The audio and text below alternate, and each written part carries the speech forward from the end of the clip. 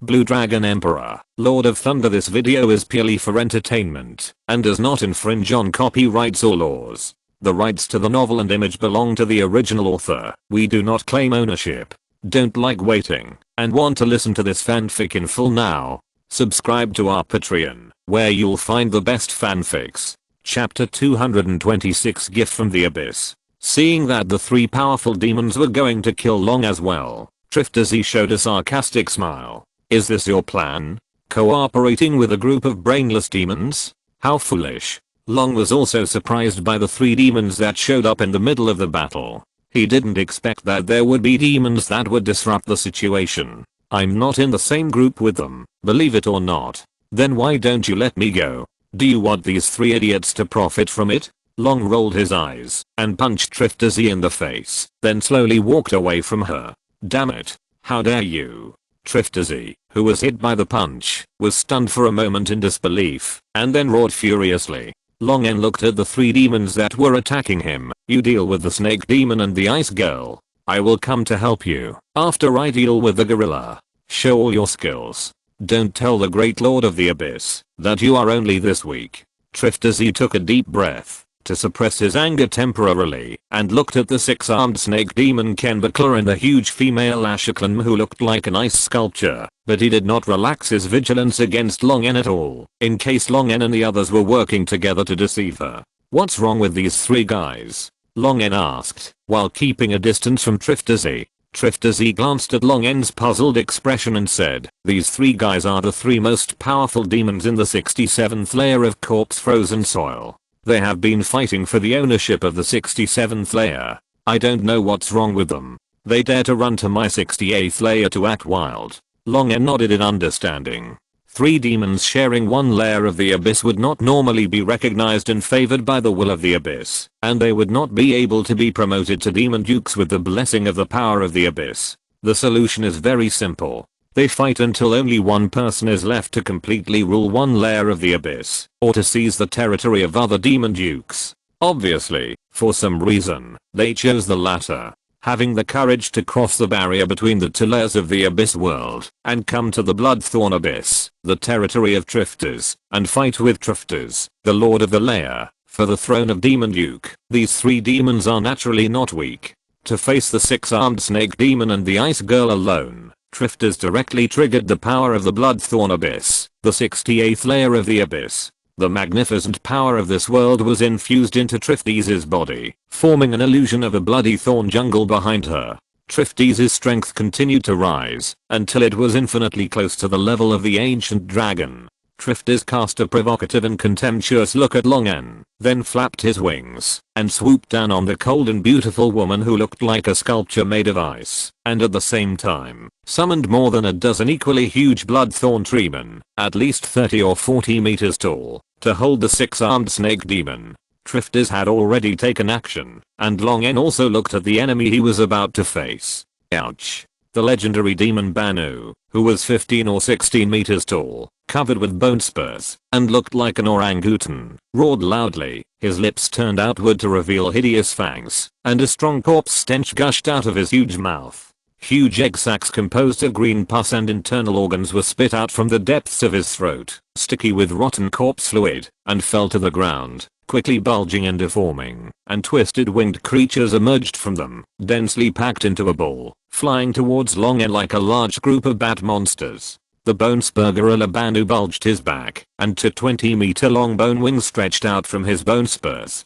Countless souls were lifted up under the bone wings, causing Banu to burst out with a terrifying speed, and pounced on Long En's neck with a ferocious mouth. Long En raised his eyebrows, and released a violent electric field, covering all creatures within a diameter of 300 meters, but was unable to kill those winged creatures that looked like weak summons. The electric current burned the twisted creatures composed of bones and organs, but it had no effect other than slowing them down. The force field distorted the space to speed up itself, avoiding the bite of the demon Banu and the subsequent bone spurs hidden in the thick corpse gas. Long En went around to the back and spewed out a condensed thunder dragon breath. The bright blue thunder dragon breath bombarded Banu's back like a beam of light, knocking Banu down from the sky, but the condensed plasma was blocked by the bone spurs on its back and could not penetrate into its body. TSK, so tough. Longen grabbed a winged creature that flew towards him with one claw and crushed it into pieces. He took the time to look at Triftides. Triftides was fighting 1 against 2, but he was suppressing the 6-armed snake demon Kenbokol and the ice girl Ashkalim. Under Triftides' call, the huge blood-colored thorns that had been growing in the bloodthorn abyss for who knows how long continuously pulled out roots from the soil and transformed into huge thorn tree people. Instead, Triftides took advantage of the number and steadily suppressed the opponent. Longen frowned. He thought these 3 demons should be stronger, but now it seems that they are just like this. They have been neighbors with Triftides for so long. Don't they know Triftides' strength at all? Not to mention that he has held back a Banu now. Even if the 3 of them come together, they can't beat Triftides. How dare they come to the Bloodthorn Abyss with such little ability? It's worthy of being a demon with maggots in its brain. Longen sighed helplessly. You said you couldn't beat them, but didn't you see I was fighting too? We can't fight 4 against 1, but you have to fight me too? Don't you have any idea whether you can beat them or not? In this situation, Longen couldn't really join hands with Triftides to deal with these 3 demons from the frozen corpse land. Triftides could gain the blessing of the power of the Abyss Plane when fighting in the Bloodthorn Abyss. This power was beyond his imagination. Once Banu, Kembakla and Ashkalim were dealt with, Triftides would definitely take advantage of the victory and attack Longen.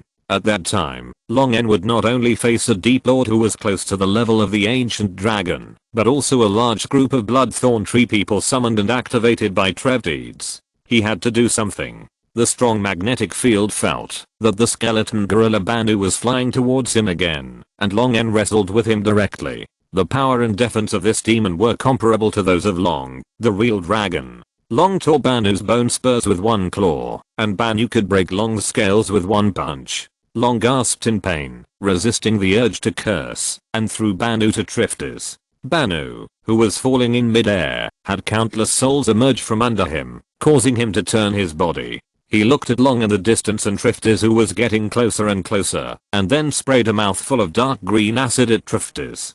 Triftides, who was concentrating on dealing with Kenbakla and Ashkalm, felt the danger, turned his head, and saw a ball of thick acid spraying, so he had to give up chasing the 6-armed snake demon and the ice girl, and dodge Banu's acid attack first. Although the green dragon itself has outstanding acid resistance, Triftides was obviously afraid of something, and did not dare to resist Banu's acid. After dodging the acid, Yowei pulled away Banu, who took the opportunity to pounce on him, but was still bitten by Banu's ferocious mouth on the dragon's tail, tearing off 2 pieces of flesh. The corrosive liquid left by Banu's fangs on the dragon's tail made the wound sizzle, and the muscles on Triftides' face twitched in pain.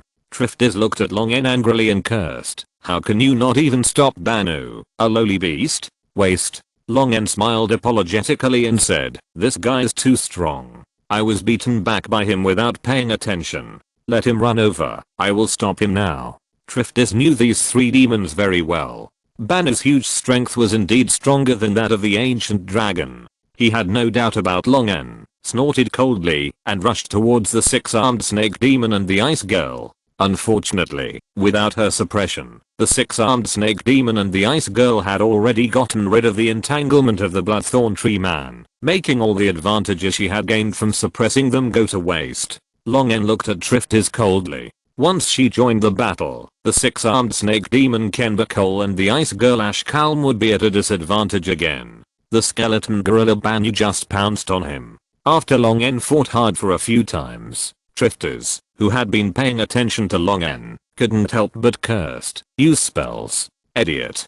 Don't you have a lot of legendary magic equipment? Use spells to hit it from a distance. Longen behind the scenes had suddenly realized, and immediately flew away from Banu, and various spells were used on the skeleton gorilla Banu in turn. Seeing that Banu was suppressed, Triftides retracted his attention, and concentrated on dealing with the 6-armed snake demon and the ice girl. Although I don't know how these 3 guys suddenly got it, as long as one of them is killed, the combination of these 3 idiots will definitely collapse.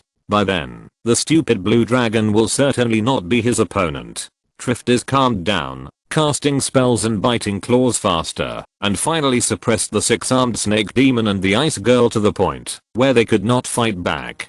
The six-armed snake demon was also entangled and tied up by the thorny vines of the bloodthorn tree man.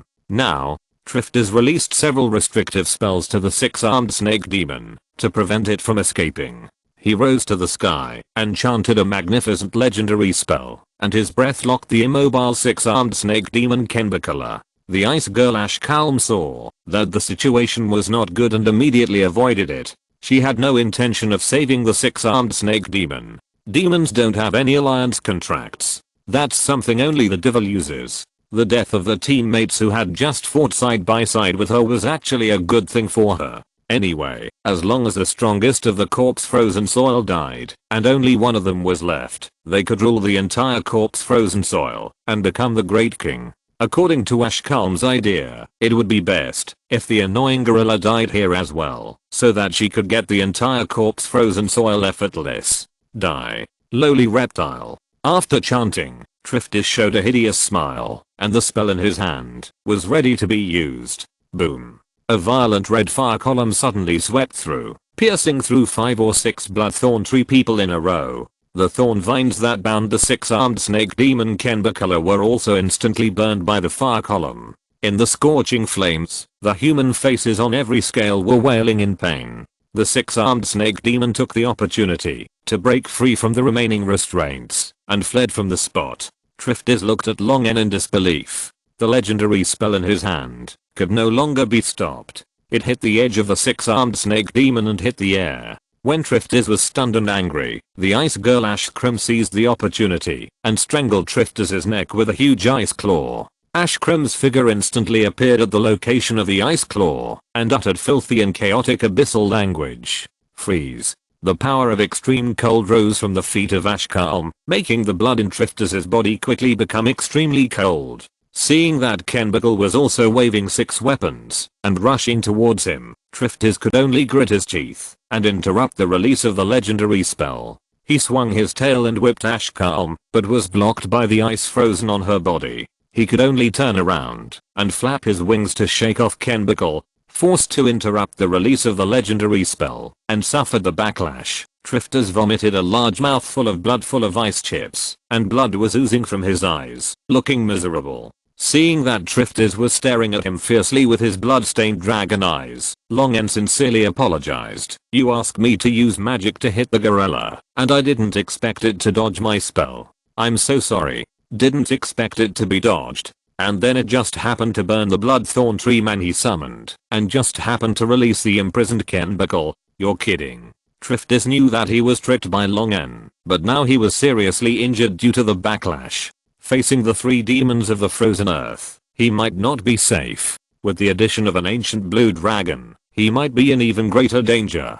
He could only temporarily join hands with the ancient blue dragon to expel the demons. At least the danger of facing an ancient blue dragon alone was within her tolerance. Triftis released several healing spells in succession, staring at Longen and said, "Help me drive these 3 guys out of the bloodthorn abyss. I swear by the will of the abyss that I will never harm you first. If you need it, I can even lend you a hand." Longen grinned and showed his ferocious fangs. "If you had said this earlier, I wouldn't have slipped." Longen's figure suddenly became so fast that only the shadow behind him could be seen clearly. In an instant, he came behind the skeleton gorilla Banu and pressed his right claw on the bone armor composed of Banu's bone spurs. The black 2-handed heavy sword with the mark of the god of death, Clan Woe, released the power to harvest life and strip death.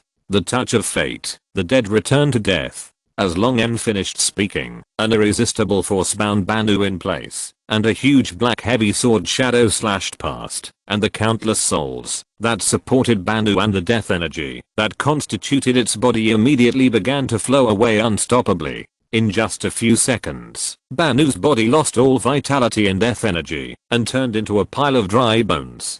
The 6-armed snake demon Kenbakala and the ice girl Ashkalim, who recovered from freezing, both showed a look of horror and fear in their eyes. They each chose a direction to escape quickly. Longen and Trevdas did not chase them. No matter which one of them was killed, the other would immediately unify the corpses and frozen soil and be promoted to the Great King. It would be better to keep the two of them to continue fighting. Retracting his gaze from the escaping demon, Long En suddenly felt an unparalleled power full of chaos, evil, depravity, and blasphemy descending on him, and his bloodthirsty and frenzied chaotic desire instantly surged. After a few seconds, the power gradually disappeared. Long En's pupils contracted, and he breathed in the acidic gas. Somehow, Long En felt that there seemed to be something extra in his body, and he had a special connection with the abyss. Is this a gift from the abyss? Chapter 227, Real Fragrance Warning. Seeing Long En's surprised face, Triftersy couldn't help but taunt him. You're pretending to be surprised. Isn't this why you came here? What? You think it's too little? Long En felt the changes in his body and ignored Triftersy's taunting. After a while, he asked, you came here for the power of the abyss? Triftersy snorted and didn't answer Long En's question. Long En felt the pure chaotic power merge into his body and gradually turned into the power that he originally possessed in his body, strengthening his own power. A hint of enlightenment arose in his heart, and then he frowned deeply again. When the chaotic power decomposed into the energy that he originally possessed in his body, all kinds of negative emotions immediately merged into the depths of Long En's soul, giving him the desire to kill, madness and cruelty. He held his breath and concentrated to suppress this desire. This seems to be the negative effect caused by absorbing the power bestowed by the will of the abyss. It can be predicted that, if he continues to gain power from the abyss, Long En's soul will be transformed by the will of the abyss, becoming more evil and chaotic, and eventually becoming a member of the demons, in charge of a certain layer of the abyss, and becoming the new demon duke. Long En looked at Trevdeeds on the side, and raised his eyebrows. Perhaps there is a way to avoid this situation. Otherwise Trevdeeds has lived in this layer of the Bloodthorn abyss for who knows how long, and should have been transformed into a demon by the abyss. But Long En can't see any shadow of stupidity and madness in her. Trevdeeds narrowed his eyes, and saw the change in Long En's expression. Suddenly, he smiled, and his head covered with olive green scales grinned and revealed his fangs. Have you tasted the sweetness of the abyss? Are you worried about the poison hidden in it? I can tell you the solution, as long as... No need. Long En shook his head and interrupted Triftersy's temptation. I'm not interested in your proposal. Triftersy's face darkened, watching Long En fall to the ground, thinking for 2 seconds, and then following him. When Long En was fighting with Trifters just now, the soldiers of the Kingdom of Dylan were still fighting with the demons under Triftersy's command. But after the arrival of the 3 demons from the frozen corpse, the aftermath of the battle made both sides choose to temporarily cease fire. Only some completely chaotic demons remained outside the line of Dylan, and they were all annihilated by the soldiers of the Kingdom of Dylan. Long En intentionally pulled the battlefield far away, and some slight aftermath could not break through the protective barrier of the position, and the subsequent battle did not cause any damage to the soldiers of the kingdom.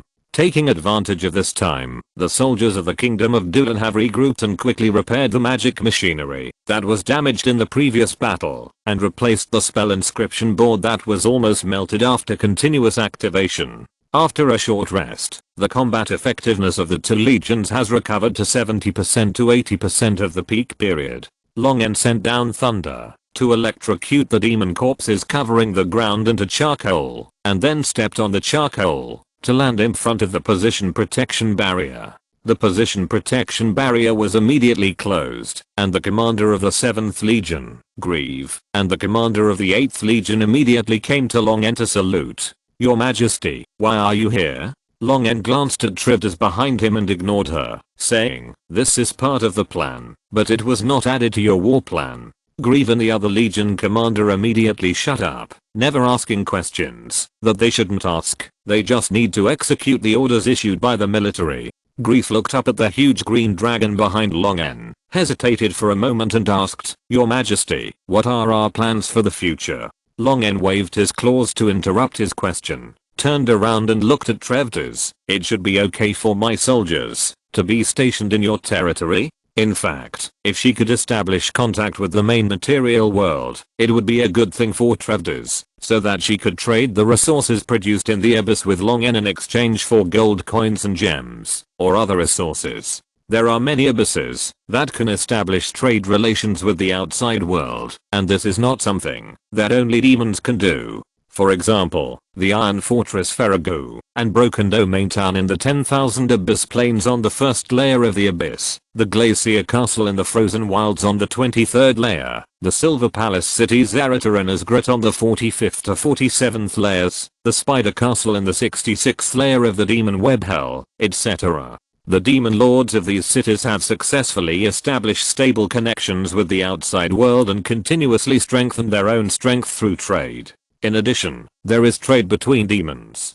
Demon towns of all sizes are scattered throughout the layers of the abyss. Except for the different currencies and some rules, those towns seem to be no different from human towns in the main material world. In addition to the gold coins and gems that are common in all worlds, the currency commonly used by demons is the souls that fall into the abyss. Triftides and Long N are now barely in a harmonious alliance. It can be said that letting Long N's army stationed here is the best of both worlds and beneficial to both parties. However, Triftides said, "It's not impossible, but you have to give me a copy of the weapons used by your family.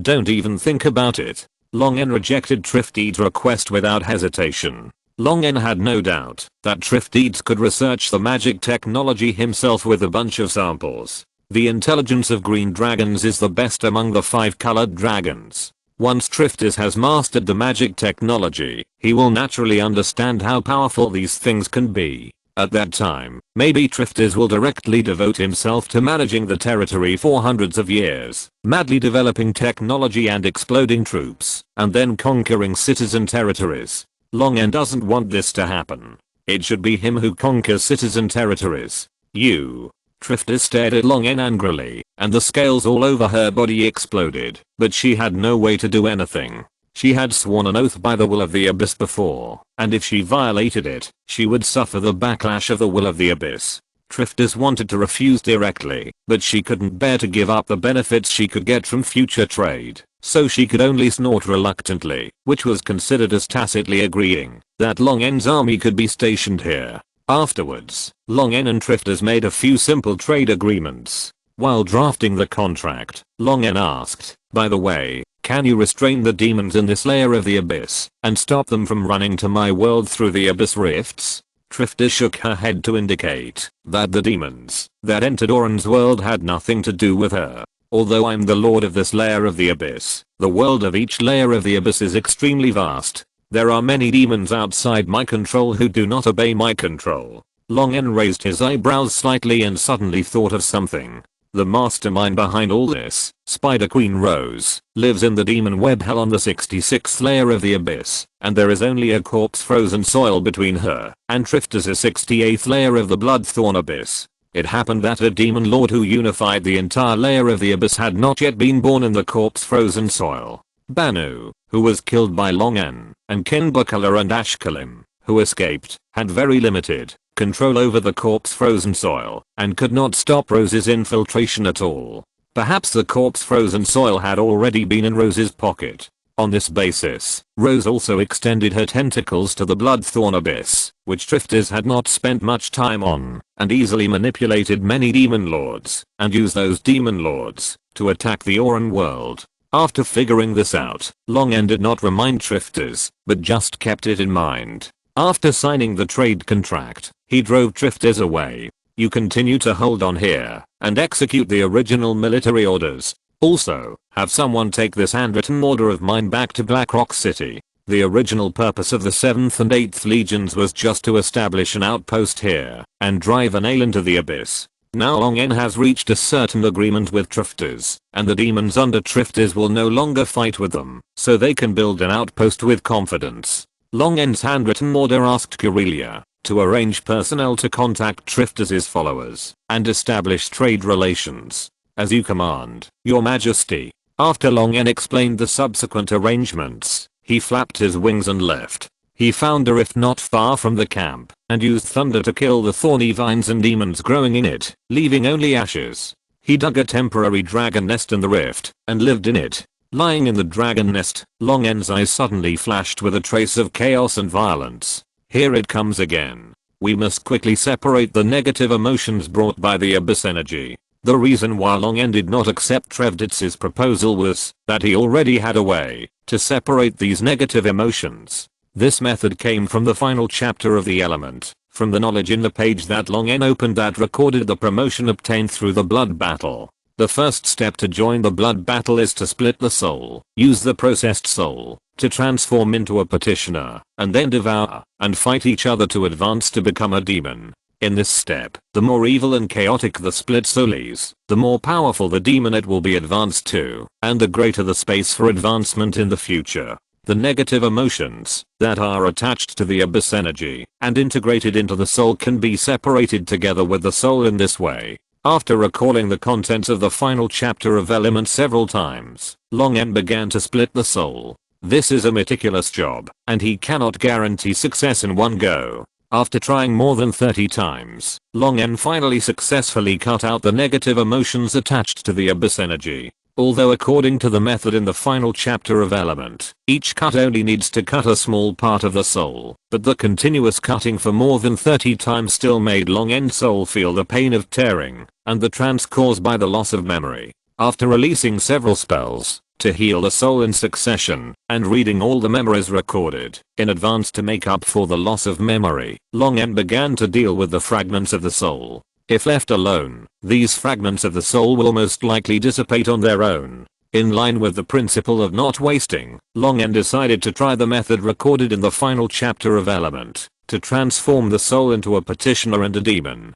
Long N wrapped more than 30 soul fragments in a spell light ball that warmed the soul, to prevent the soul fragments from escaping, and then injected spiritual power into each soul fragment to make it stronger, and then used a special method to construct a structure similar to the spell model in the soul fragments. After spending a lot of effort, the more than 30 soul fragments in front of Long N gradually condensed into a human face, each of which was 70% similar to Long N's previous life. The souls condensed from these soul fragments came from Long N. Even if they were just fragments, the soul strength was much stronger than that of ordinary human souls. Soon, consciousness was born, but it was still very ignorant. Long N continued to add a little catalyst to the light ball, introducing the breath of the abyss into it, gradually infiltrating into the newly born soul bodies. The soul bodies that slowly absorbed the energy of the abyss wandered around in the light ball in a daze. After a long time, a soul body with more negative emotions, when it was separated from Long N's soul, tried to devour the soul next to it. The tranquility in the light ball was instantly broken, and more than 30 soul bodies all went crazy, and fought and devoured each other. The weak ones were torn into pieces in an instant, and the strong ones grew rapidly. What surprised Long N was that the last soul body that survived the fight was not the one with the most negative emotions, but a soul body with more negative emotions than the earliest batch of consciousness. This usually means that the soul has a higher level of intelligence. Long N checked the last remaining soul in the light ball, and confirmed that he could establish a connection with this soul using the method recorded in the final chapter of Element, and control this soul through this connection, before releasing it from the light ball. Under Long N's control, this soul began to frantically absorb the power of the abyss. As the chaotic, evil and corrupted abyss energy poured in, this soul gradually condensed into a physical entity. After being born in the soul body, white, tender, and smooth maggots with human faces fell to the ground and soon piled up into a pile of wriggling maggots, and then repeated the process of fighting and devouring. In this process, the maggots that devoured their own kind gradually mutated. Some grew limbs, some evolved scales, some grew horns and wings, and some simply transformed into a large group or a long strip. The mutated maggots continued to fight, and the stronger the individual, the stronger the degree of mutation gradually deepened. Finally, a strange demon that looked like a snake dragon or an emperor dragon, but had a hideous and evil human face on its head and 7 or 8 pairs of arms as gastropods on both sides of its slender body, crushed another demon covered with spikes, like a winged hedgehog, and won the final victory. The human-faced dragon-shaped demon couldn't wait to devour the flesh and blood of the hedgehog demon. At this moment, a powerful force familiar to Long N descended on the human-faced dragon-shaped demon, causing its body to grow rapidly. This is a gift from the abyss, a killing of chaos and madness by the abyss, and a reward for the strong. At the same time, Long N could feel a trace of pure power feeding back into his body through the connection between him and the human-faced dragon-shaped demon, without any negative emotions or any other hidden dangers attached to the energy of the abyss. After a moment of silence, Long N, who had not thought of getting involved in the bloody battle, suddenly felt a little moved as he felt the power he got from the will of the abyss for free. Although it was weak, it did increase his strength a little. Anyway, the demon incarnations were all ready, and it would be a waste if they were not used. Even if something went wrong, the only one who died was just an incarnation that lost a little soul. Long N stroked his chin and looked at the monster demon he had raised. Since we are here, why not give it a try? Chapter 228 Devil Incarnate. Long N was lying in the temporary dragon nest with his eyes closed and pretending to sleep, but his consciousness was controlling the demon incarnation. Originally, when Long N heard from Trilaksu that the demon duke of the abyss who had established a connection with the Auran world was an ancient green dragon, he wanted to cross the abyss rift and come here to try to directly solve the problem of the abyss invasion. Even if he could not kill the ancient green dragon or reach an agreement with the ancient green dragon to stop the invasion, he had to keep the bridgehead of the kingdom of Duelan into the abyss and provide a stable channel for the subsequent influx of military forces. But the change in the situation forced Long N to change his goal.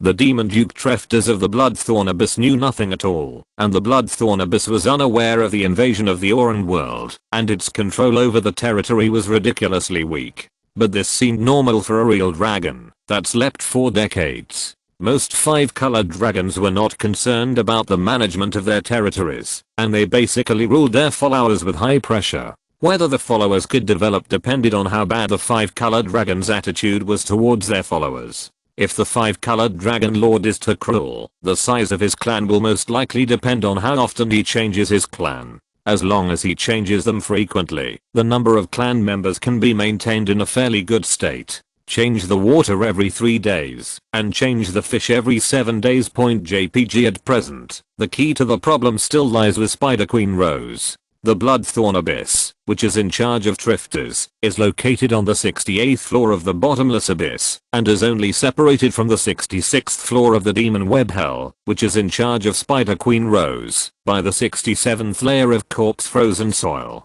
The Spider Queen crossed the corpse frozen soil and reached into the Bloodthorn Abyss. She used some method to establish a connection between the Auran world and the Bloodthorn Abyss, causing the two worlds to gradually overlap. If the Spider Queen was only seeking promotion, she should choose to manipulate her own demon web hell to occupy and assimilate the Auran world. Only in this way can the abyss level under her control expand and be rewarded by the will of the abyss. Unless her purpose is more than that.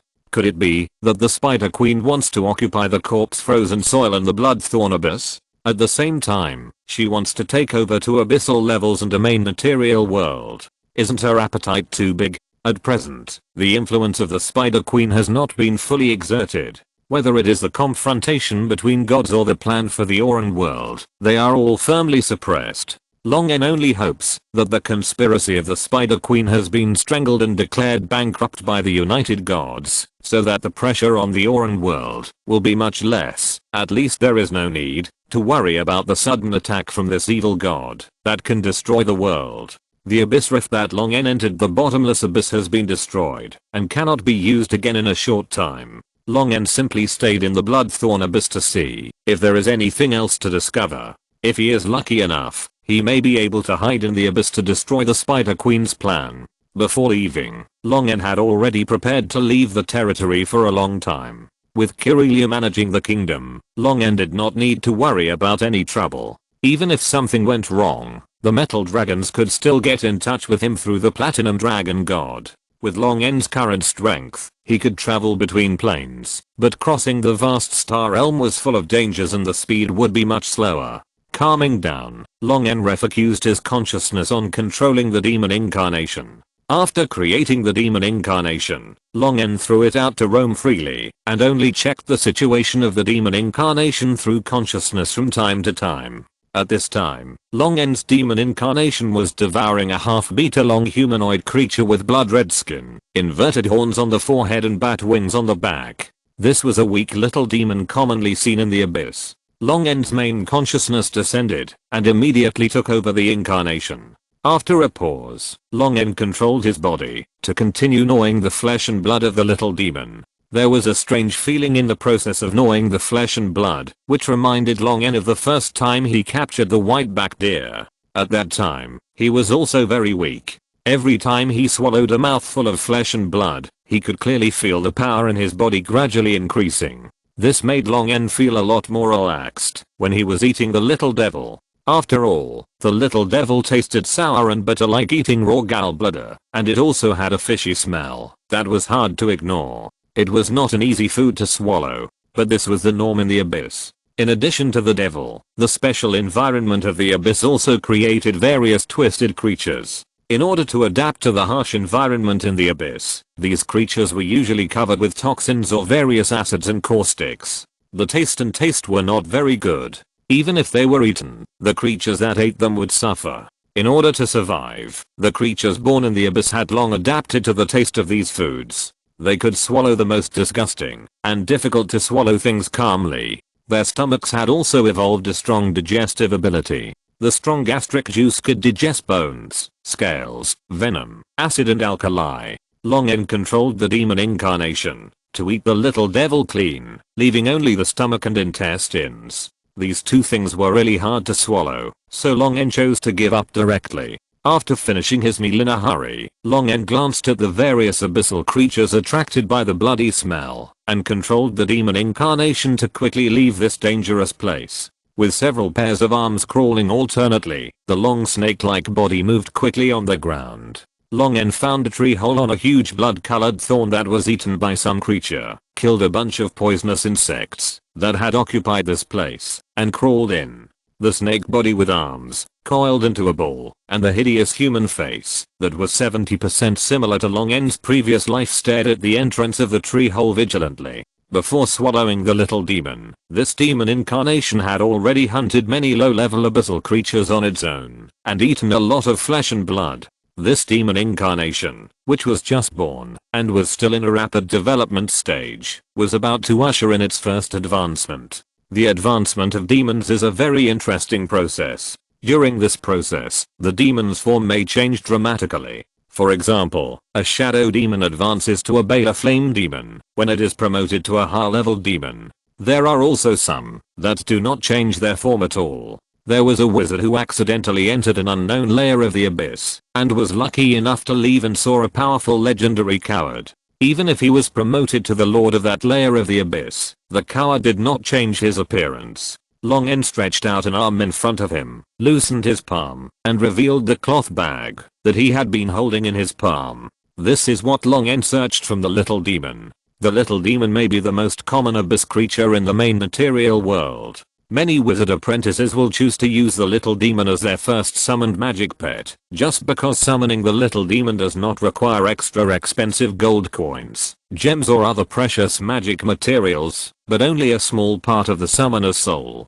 And those summoned little demons usually find ways to kill their masters outside the contract, and then return to the abyss with the souls of these unlucky wizard apprentices. Most demons collect souls, which are the hard currency in the abyss, for trading or devouring to seek advancement. This little demon had already accumulated a lot of souls, and was not far from the souls needed for advancement, but unfortunately ran into Long N. Long N opened the bag, and poured out a pile of souls, that were frozen into wailing round coins. Most of these souls were human, but there were also a few humanoid intelligent races, and even 2 elves. It was unknown where this little demon got them from. Long N directly controlled the demon incarnation to swallow these soul coins into his stomach, giving these unfortunate souls relief. After swallowing enough flesh and blood, and having so many souls, Long N's demon incarnation immediately became agitated, and the flesh and blood swelled and twisted. The ubiquitous chaotic aura in the abyss gathered and merged with the twisted flesh and blood on the demon incarnation, further catalyzing the twisted growth of the flesh and blood. It didn't take long for the demon incarnation to be wrapped in the proliferating flesh and blood, forming a giant cocoon of flesh and blood covered with beating blood vessels, almost filling the tree hole. Long N's consciousness attached to the demon incarnation also temporarily lost the ability to control the incarnation, and only a vague blood red could be seen wrapped in the giant cocoon of flesh and blood. Seeing that the flesh and blood cocoon would not hatch in a short time, Long N directly withdrew his will to descend. Long N, who was lying in the temporary dragon's nest, opened his eyes, and after thinking for a moment, he gave up the idea of protecting the demon incarnation. If he wanted to participate in the bloody battle, Long N's demon incarnation must be clean enough, so clean that it had no connection with his original body, so that many powerful beings such as gods, devils, and demons who also participated in the bloody battle could not know whether Long N's demon incarnation was a powerful demon born naturally in the abyss, or a chess piece secretly buried by a certain existence. Only in this way will he not be deliberately targeted by powerful beings who are hostile to Long N, and will not be implicated and endangered by the actions of the incarnation. Long N lay dormant in the temporary dragon's nest, only descending consciousness from time to time to check the status of the demon incarnation. There is no sun or moon in the Bloodthorn abyss. Long N counted on his pocket watch until more than 4 days had passed. Suddenly, a bulge appeared on the surface of the flesh cocoon that the demon incarnation had transformed into. A hideous face appeared on the flesh bulge, as if some monster was breaking out of the cocoon. With a snap, the tough flesh cocoon was pierced and torn by the claws, and muddy yellow mucus mixed with blood flowed out of the cocoon. A strong claw stepped on the mucus and drilled out of the cocoon, showing the current appearance of Long N's demon incarnation. After this advancement, the demon incarnation changed from a weird and creepy human-faced dragon with arms to a demon similar to the Dragonborn, but much taller than the Dragonborn and without wings. Among the demons, there is a kind of dragon-like species called dragon demons, which are black dragon demons, green dragon demons, and red dragon demons in order from low to high. But Long N's appearance is completely different from those dragon demons that are more like gargoyles than dragons. Long N's demon incarnation has a dragon head and a human body with blood red eyes, bulging muscles all over his body, covered with a layer of yellow-green skin, and dragging a thick tail. Long N's descending consciousness took a look at the incarnation's current appearance, and felt a little familiar. Isn't this the Fire Demon Lord? The only thing missing is a pair of shorts. Long N still didn't really get a pair of shorts to wear, which was too strange for a demon. After the advancement, his strength barely entered the level of mid-level demon, about level 4. The next step is to gather some subordinates. If you want to gain benefits in the bloody battle, you must first have your own army. Except for those devil and demon dukes who will not easily go out in person, and the gods who cannot step into the 9 layers of hell and the bottomless abyss, the power of any individual in the bloody battle is extremely limited. In such a bloody and cruel meat-crushing battlefield, even legends cannot ensure their absolute safety. There will always be existences that can threaten legends among the endless devils and demons. And not everyone can join the bloody battle. To get the qualification to enter the bloody battle, in addition to being forced to serve as cannon fodder and become part of the broken flesh and blood in the bloody meat grinder, you must be strong enough and have enough troops. Strength and troops are the stepping stones to actively enter the bloody battlefield. In the following time, Long N has been controlling the demon incarnation to hunt prey everywhere and select some of them that are easy to control as subordinates. Building a demon army is completely different from recruiting followers. Followers can be conquered through interests and their loyalty can be cultivated, but for demons, all you can do is beat them into fear. Due to the fear of death, some demons will always choose to surrender. But even if you take demons as subordinates, the demons will always keep an eye on your back. Once you show any weakness or fatigue, they will rush up and kill you without hesitation to share. Demons have no loyalty at all. In their world, there is only killing, chaos and becoming stronger, and then creating more killing and more chaos. Raw. Long N controlled the demon incarnation to crush the body of a beholder with 1 foot, crush the huge main eye, and looked down at the remaining dozens of demons in front of him. The demons behind him looked at these fellows with crazy bloodthirsty eyes. Under great pressure, these troops that originally belonged to a beholder were successfully received by Long N. Long N waved his hand and gave orders, and the demons around him suddenly became excited and frantically shared the bodies of the dead demons on the ground. completely ignoring that they were comrades fighting side by side a few minutes ago. Even some demons who were not dead, but had lost some limbs were surrounded and eaten by other demons. Being injured means becoming weak, and becoming weak means losing value. Losing value means becoming food. Grabbing the body of the beholder and chewing it, Long En looked around. Killing people, setting fires, and getting a gold belt. It turns out that it's faster to just snatch people from other demon lords. It took Long En more than a month to gather hundreds of demon subordinates and become the lowest level demon lord.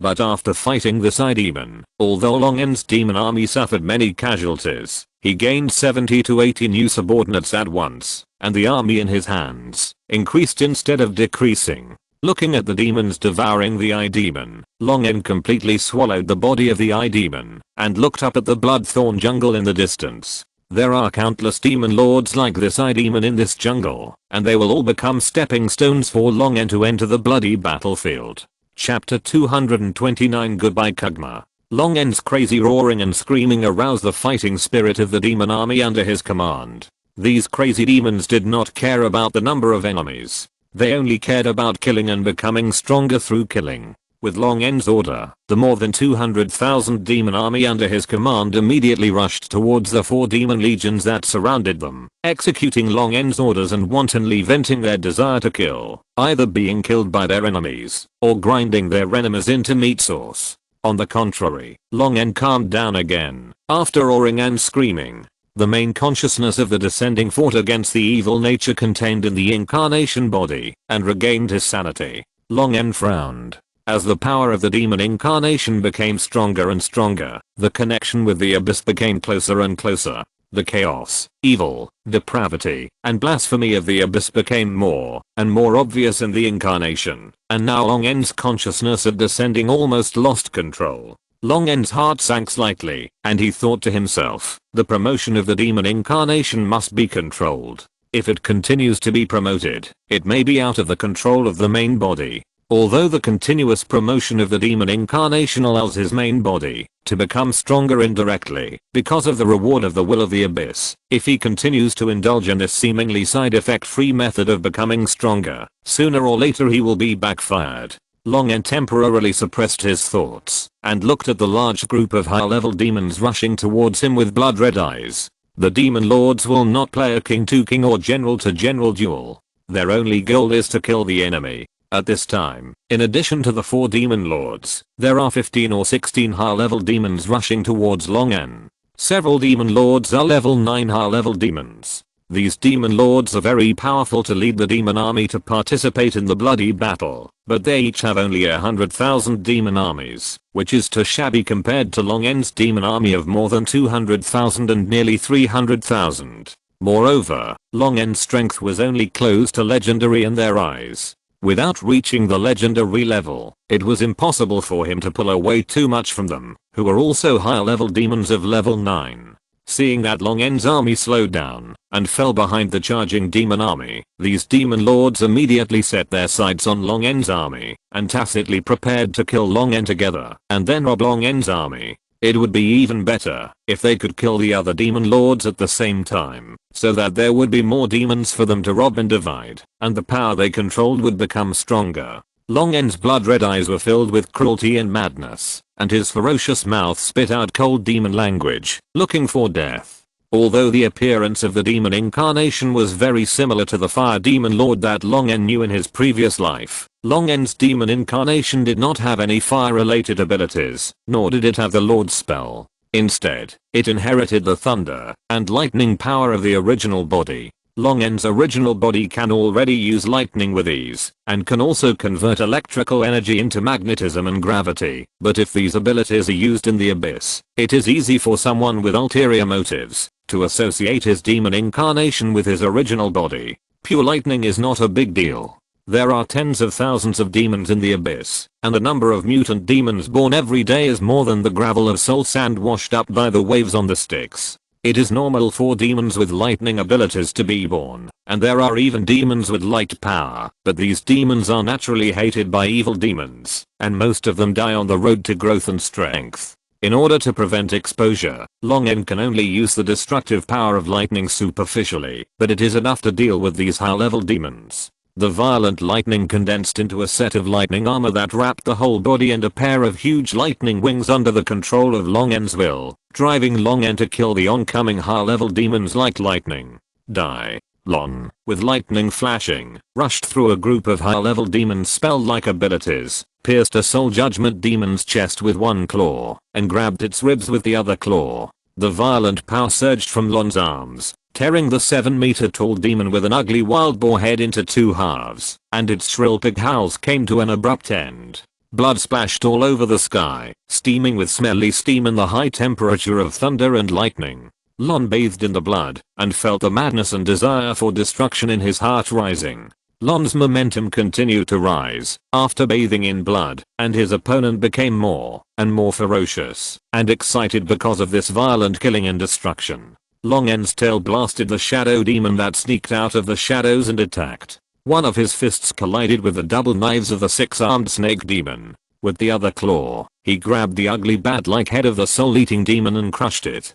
He roared and stirred thunder to force the nearby demons to retreat, but he was still stabbed in the ribs by a dagger burning with black flames held by the forearms of the 4-armed bat demon. The dagger slashed along the gap between the ribs to Long N's spine amid the 4-armed bat demon's hideous laughter. The severe pain of the torn internal organs and muscles made Long N's demon incarnation's brutal instincts continue to rise. His scalded eyes seemed to be burning with the flames of destruction and brewing a raging sea of blood. Boom. Hundreds of thunders descended with Long N as the center, turning the area within 100 meters in diameter into a forest of thunder and lightning. The surging murderous intent came from the center of the forest of thunder and lightning. The demon lords who besieged Long N retreated one after another, temporarily avoiding these violent thunders. The thunder gradually died down, and Long N's tall demon incarnation flew out from the lightning and thunder. 4 huge wounds were cut on his right ribs, and the heart under the ribs and chest was faintly visible. In his claws was a bat demon that had been roasted by lightning, as if it had 4 arms. The big mouth of the 4-armed bat demon had been violently torn apart, leaving only the upper jaw and the head on the neck.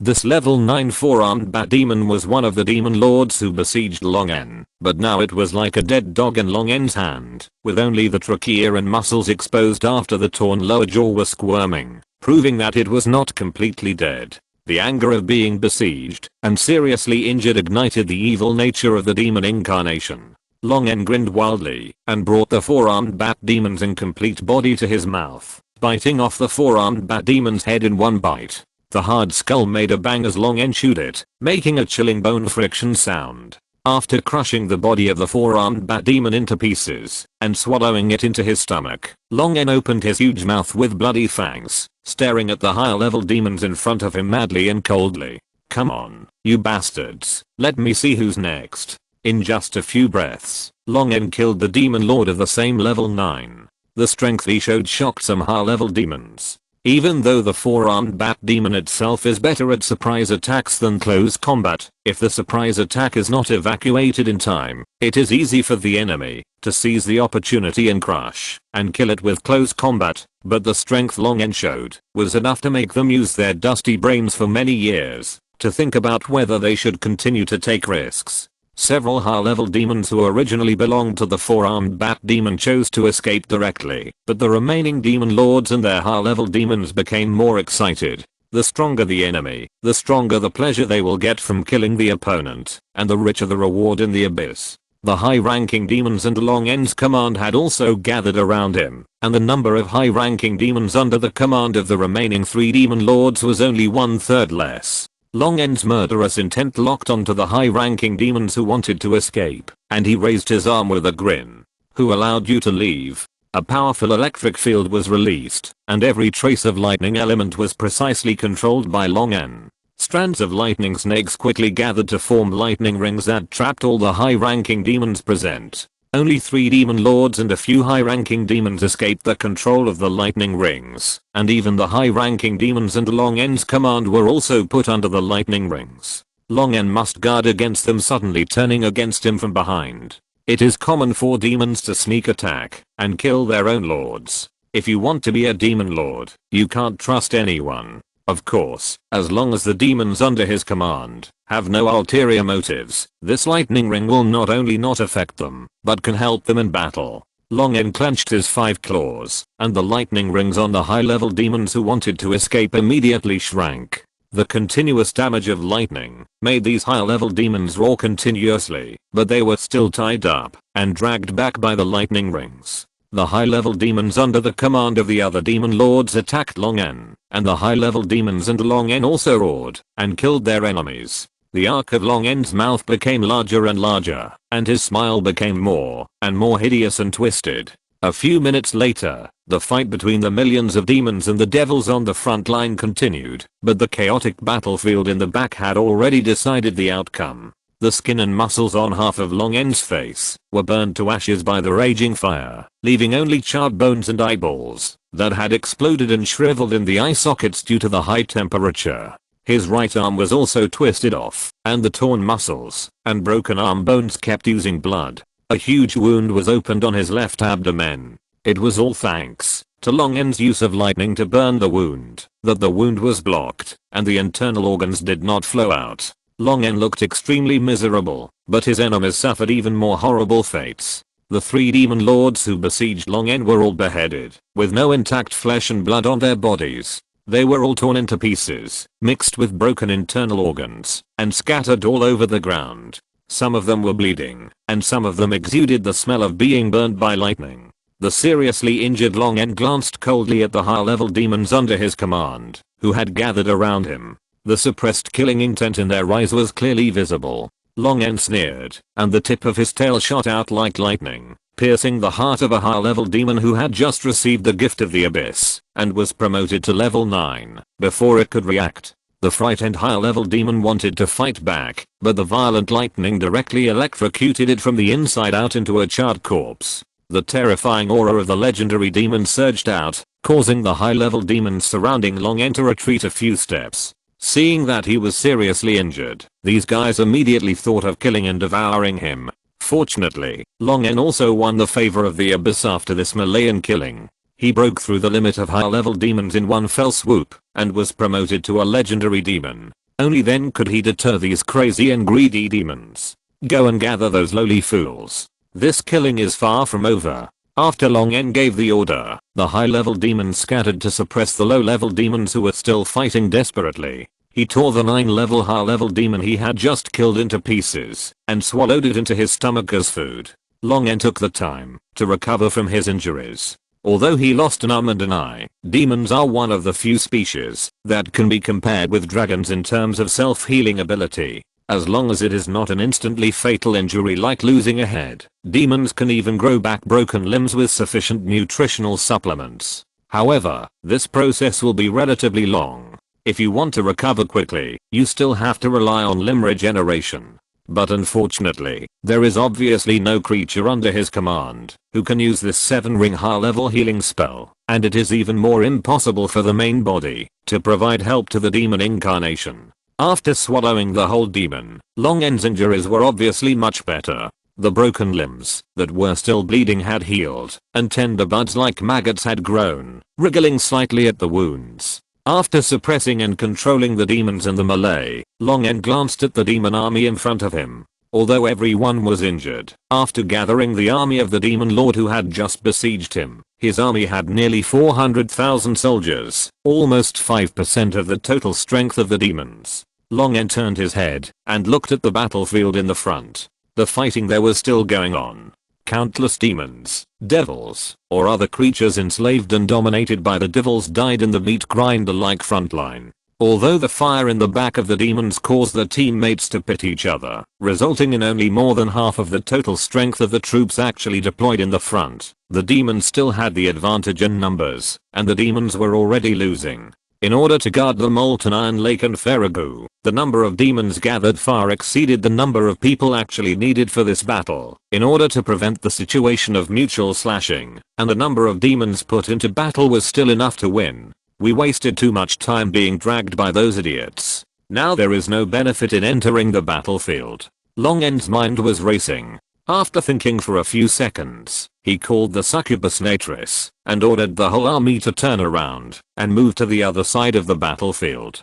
Going around to the side of the battlefield, Longen sat on the sedan chair and stared at the long river rushing in front of him. This is an important strategic location in the bloody battle. It runs through the sticks, connecting the lower plains and flowing through all the lower plains. Continuing forward along the banks of the sticks, Longen finally showed a ferocious smile. In front of him, a large group of demons were boarding large ships, and it seemed that they were preparing to run away in advance. As Longen expected, these cunning demons really prepared a backup plan for evacuation. The demons are also not monolithic. Their conflicts of interest are much more serious than those of the demons. When the war is not going well, the struggle for interests between the demons will quickly intensify. At this time, the battlefield is losing, and there will inevitably be demons who will take the opportunity to slip away in order to gain more benefits. The fastest way to return to the demons' territory is to take a boat down the sticks. Attack. Kill all these barbarians. Barbarians are a derogatory term for demons, but Izu demons, by demons, tannery demons. The sudden appearance of the demon army surprised the demons who were boarding the ship. Obviously, they did not expect that the demons who had always been brainless would ambush them by the sticks. A humanoid demon that looked like a huge gargoyle covered with red scales flew out of a ship, and flames flowed through its scales. Put up the sampan immediately, raise the anchor and set sail. Longen looked up at the creature flying above the sticks. The other party's breath made him feel vaguely familiar. After thinking about it, the memory of Blackrock Town came to his mind. Deep Hell Refiner, Kugma, Chapter 230, Occupation of Styx Castle.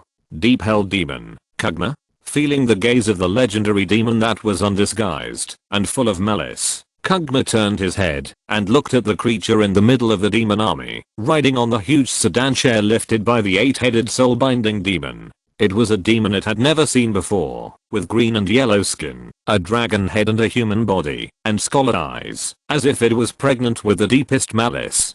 Kugma narrowed his eyes. It had consumed a lot of strength in the previous battle on the front battlefield, but it was always cunning and cautious, and did not suffer any damage. The demon staring at him with malice seemed to have just experienced a war, missing an arm and an eye, and it seemed to be a legend that had just been blessed by the will of the abyss and promoted. Sure enough, a brainless fool. He dared to come out and intercept with such a serious injury. It was necessary to be as concealed as possible when running away from the battlefield in advance.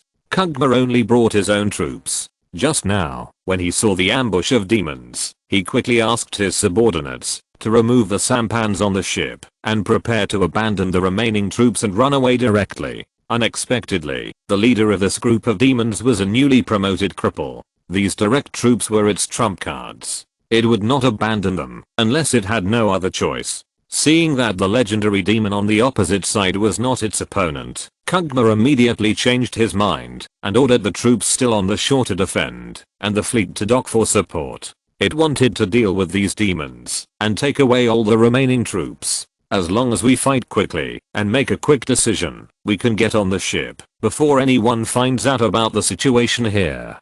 Kugma calculated the time it would take to deal with this crippled demon in his mind, and immediately waved his wings, and burned with red flames all over his body, smashing into the center of the demon army like a meteorite. Those low and medium level demons could not cause much damage to it, and it was not worried about being surrounded by those demons. It still had some reservations on a large battlefield, fearing being targeted by a legendary spellcaster that appeared out of nowhere. But if it was just facing this group of stupid and weak demons, it had full confidence. This confidence came from its powerful strength that had been promoted to a legend more than 100 years ago. The gap between legends can be greater than that between high ranking and legendary, especially when compared with a legend like it, which was obviously just promoted from its aura. Not only did they have more than 100 years of accumulated power, but they also had a difference in the cognition and control of their own power.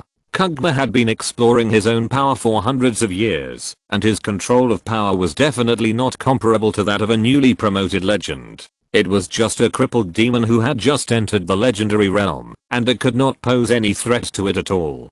Kugma fell confidently, and while in the air he had already thought about how to chase the demon lord after he escaped and dodged. But to its surprise, the soul-binding demon that lifted the sedan and the surrounding demons were terrified, but did not dare to move, and the dragon-headed human demon on the sedan did not seem to be trying to dodge. Kugma felt something was wrong. Only when he got closer could he see the destruction and madness brewing in the scarlet eyes of the legendary demon in extreme calmness. This look made Kugma feel as if he was facing the big men of Beta Hell, and he unconsciously looked away. The deep hell demon wrapped in red flames was getting closer and closer like a meteorite falling from the sky. Longen controlled the electrical energy in his body to transform it into a magnetic field to strengthen his body. The only remaining giant claw swung out a fierce and domineering punch, confronting Kugma head-on. The arm strengthened by the magnetic field collided with the claw that was falling with a downward momentum. The sound of the collision between flesh and flesh was stirred up together with the airwave. After a punch, Kugma waved his wings and quickly pulled them apart. The flames on his huge body were shaken and swayed by the airwave, and the shock and anger in his heart made the red flames surge in the wind. Damn it. How can this guy's body be so hard? Kugma's right claw trembled slightly as he fought against Longen. He thought he could break the last arm of the crippled demon with all his strength, but he didn't expect that his arm would be slightly broken and slightly injured due to excessive force. Is this the body of a demon who has just been promoted to legend? What kind of monster is this? Longen looked at the flames on Kugma's body rising due to anger and slowly stood up from the sedan chair. Although he could gain the upper hand in the melee with Kugma by relying on his electromagnetically enhanced body, the demons under his command could not withstand the aftermath of his battle with Kugma. Longen was fine after taking Kugma's attack on the sedan chair just now, but the 8 soul-binding demons carrying the sedan chair almost had their shoulder bones shattered. Kugma took the initiative to come to Long's demon army to fight him, partly for the purpose of causing damage to Long's demon army. Long could only take the initiative to attack and move the battlefield between him and Kugma to another place. Thunder and lightning gathered behind him into a pair of thunder wings, weaving bones and muscles at the missing arm bones. Long waved the limbs formed by the thunder and lightning, and the thunder wings flapped violently. Long's demon incarnation's huge body directly pounced on Kugma, and the giant claws condensed by thunder swung out. Kugma raised his arms to resist, but was pushed by Long's huge force. The two drew a trajectory of fire and thunder in the air, and hit the river beach of the Styx in the distance, plowing a deep gully in the soul sand. Long's demon incarnation was larger than the deep hell demon Kugma, who was only more than 5 meters tall. With more powerful strength, Long rode on Kugma, grinning and revealing ferocious fangs. We meet again. Kugma was confused for a moment. What does meet again mean? Bang! The huge fist swung down and hit Kugma's hard scales, making a dull sound. The scales of the hell demons are as hard as armor, and the edges of the scales are as sharp as blades, which can resist most fatal injuries. But under the fist of the demon in front of him, Kugma only felt the muscles under the scales in great pain, and even the stronger bones were aching. You are a lowly thing that only grows muscles but not brains. Kugma gritted his teeth and cursed secretly, and the flames on his body became higher and higher, burning the skin of the demon in front of him. The mouth with 2 huge fangs suddenly opened, and the explosive and scorching hellfire breath spewed out, bombarding Longen's head.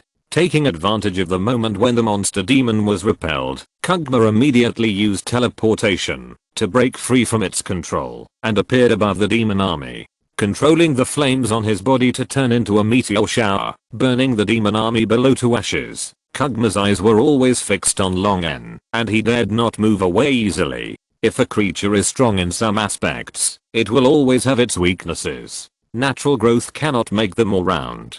This damn demon has such abnormal power, so it is likely that it will no longer master any spell-like abilities. It can use spells to kill this guy remotely. The Hell Fiends are promoted from the most powerful, tough and intelligent elite horned demons or ice demons. Although they look like giant monsters that can only use brute force, they have amazing wisdom that does not match their appearance. Out of the infinite desire and pursuit of power, every Hell Fiend has been pursuing more powerful power throughout his life. In Hell, if you want to be promoted, you must make enough contributions to your superiors, those powerful dukes of Hell, to gain their appreciation, and then you can get their promotion.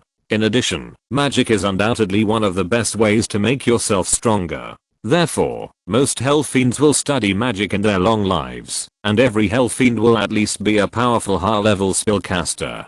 Kugma's mouth with two huge fangs began to chant a spell, and at the same time, he used his innate spell-like ability to create several indistinguishable phantoms around him, and summoned to level 8 horned demons. The two horned demons, covered with spikes, with curved horns on their foreheads and wings on their backs, flew towards Long En with their hooks in their hands. Under Kugma's command, they held Long En back and bought time for Kugma to cast spells. Most high-level demons have the innate spell-like ability to cast fireballs. Before the horned demons flew close, more than a dozen huge hell fireballs flew towards Long En first. Long En did not dodge, and with the demon's own strong fire resistance, he took more than a dozen fireballs. He rushed out of the flames produced by the explosion, and approached a horned demon at a very fast speed. His arms condensed with lightning strangled its throat and directly electrocuted its head into charcoal. The other horned demon quickly avoided the tail tip that Long En had stabbed out, and teleported to a position far away from Long En, trying to use a spell to attack him from a distance, but Long En ignored its movements and directly pounced on Kugma, who was casting a spell in the distance.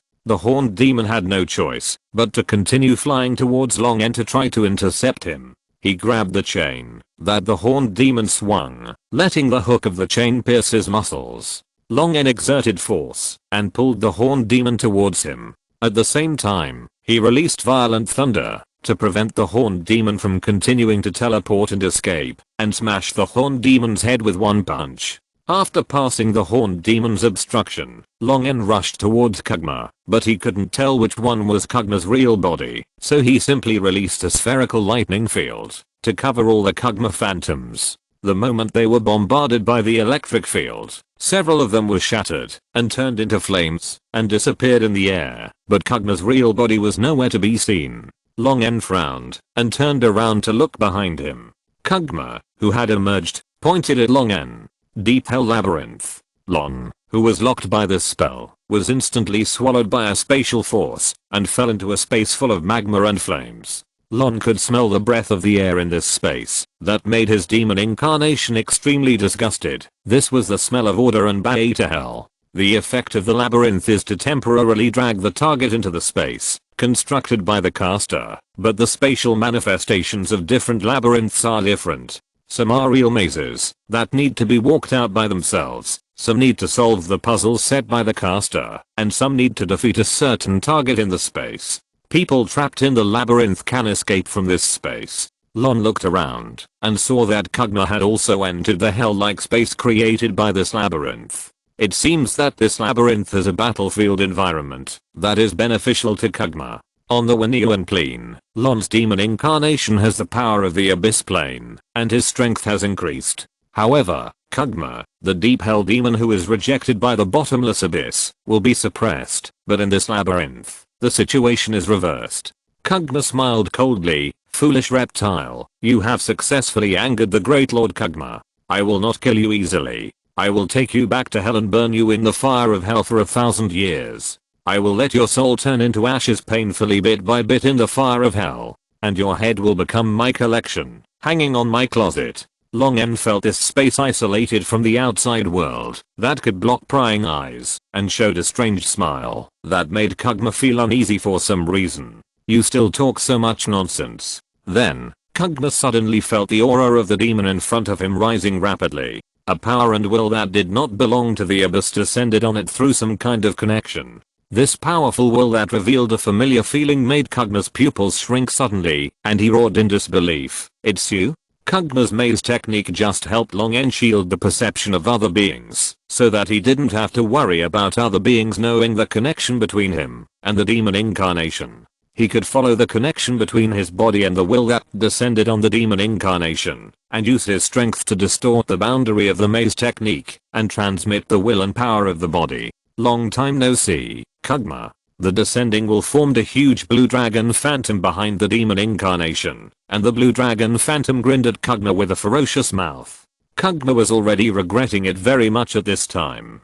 Although he didn't know how this blue dragon cub grew to this point in a few decades, it was just a demon incarnation that was so powerful, and his body was definitely not something he could contend with. Kugma threw several spells to interfere with Long N and was about to use advanced teleportation to escape, but Long N pointed at him and manipulated the force field to distort and block the space, making the teleportation ineffective. The spirit of the legendary spellcaster impacted Kugma's soul, making it struggle to resist. Long N had not been idle during this period. He had been studying spells to improve his strength. He built several legendary spells in his soul that he had obtained from Lasapana in exchange for a large number of gold coins and gems. Long N's will locked Kugma, and the powerful force field imprisoned Kugma like a bug trapped in amber. After spitting out a long spell, Long N stared into Kugma's eyes, and the distorted soul fluctuations drilled into Kugma's mind. The legendary soul distortion of Stvenis.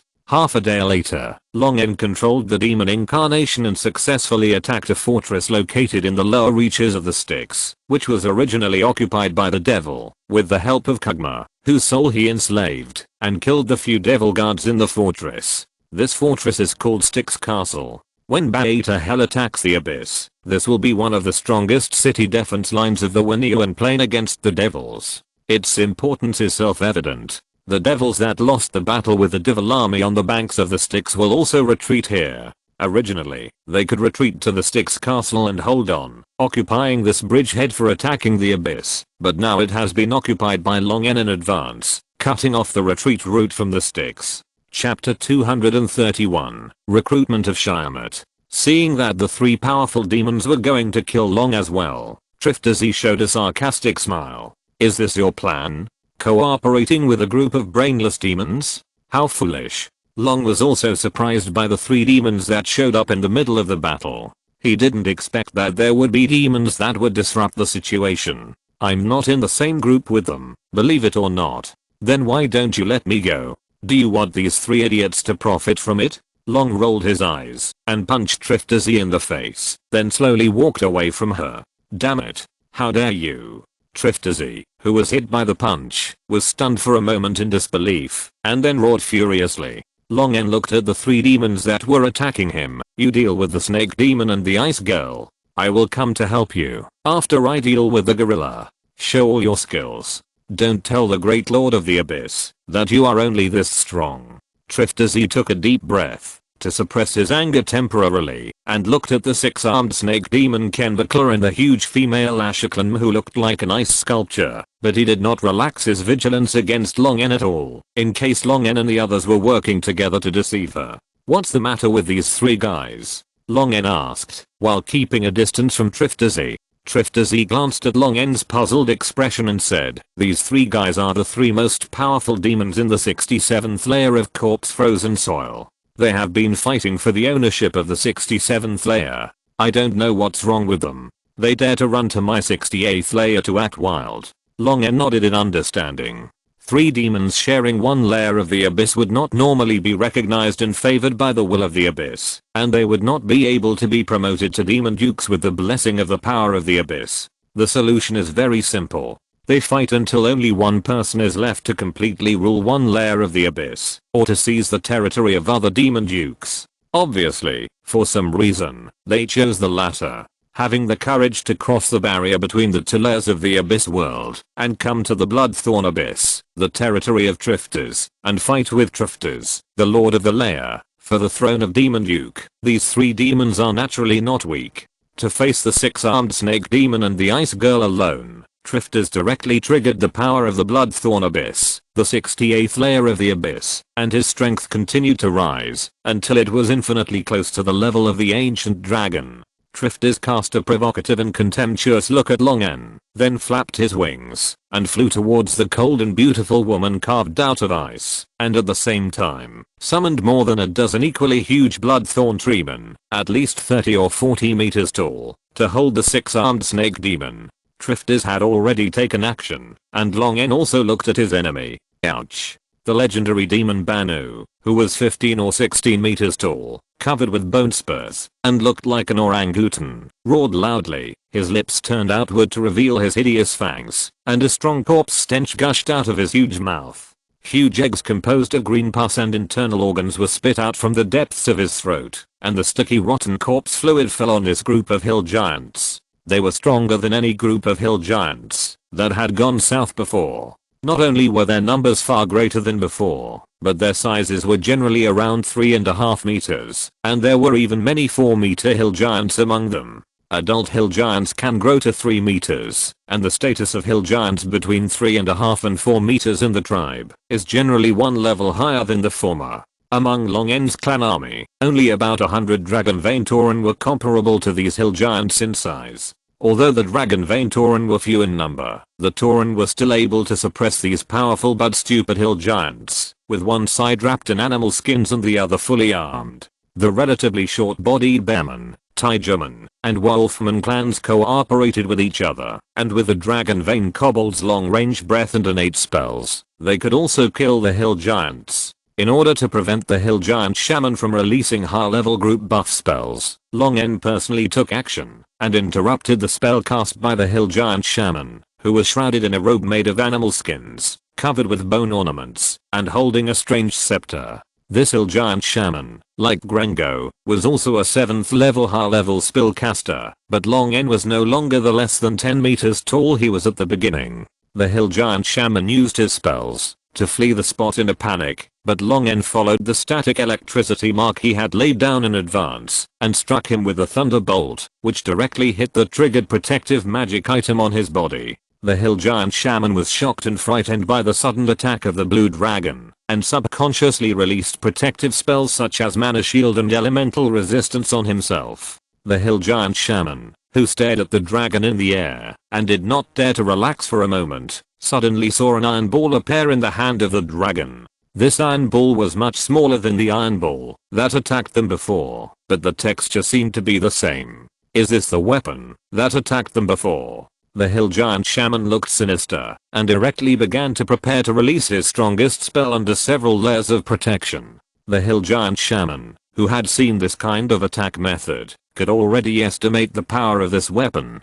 The previous large iron balls could never penetrate the protective spell it was casting now, not to mention this smaller iron ball. In its view, this attack was no different from throwing stones, except that the stones were replaced with iron balls. How much more powerful could it be? Just as it was concentrating on chanting the twisted and difficult syllables, taking out strange spell materials one by one, and the magic aura around it quickly became stronger, it suddenly saw that the blue dragon threw the small iron ball, then stretched out a finger, and the electric snakes on its body gathered, flashing violent lightning at the fingertips. The hill giant shaman, who was wary of the blue dragon's lightning blinding, had already cast a spell to resist blinding himself in advance, and was not affected by the lightning. It focused on Long N's movements and the iron ball in his hand, but after a flash of lightning, it became confused. Where is the iron ball?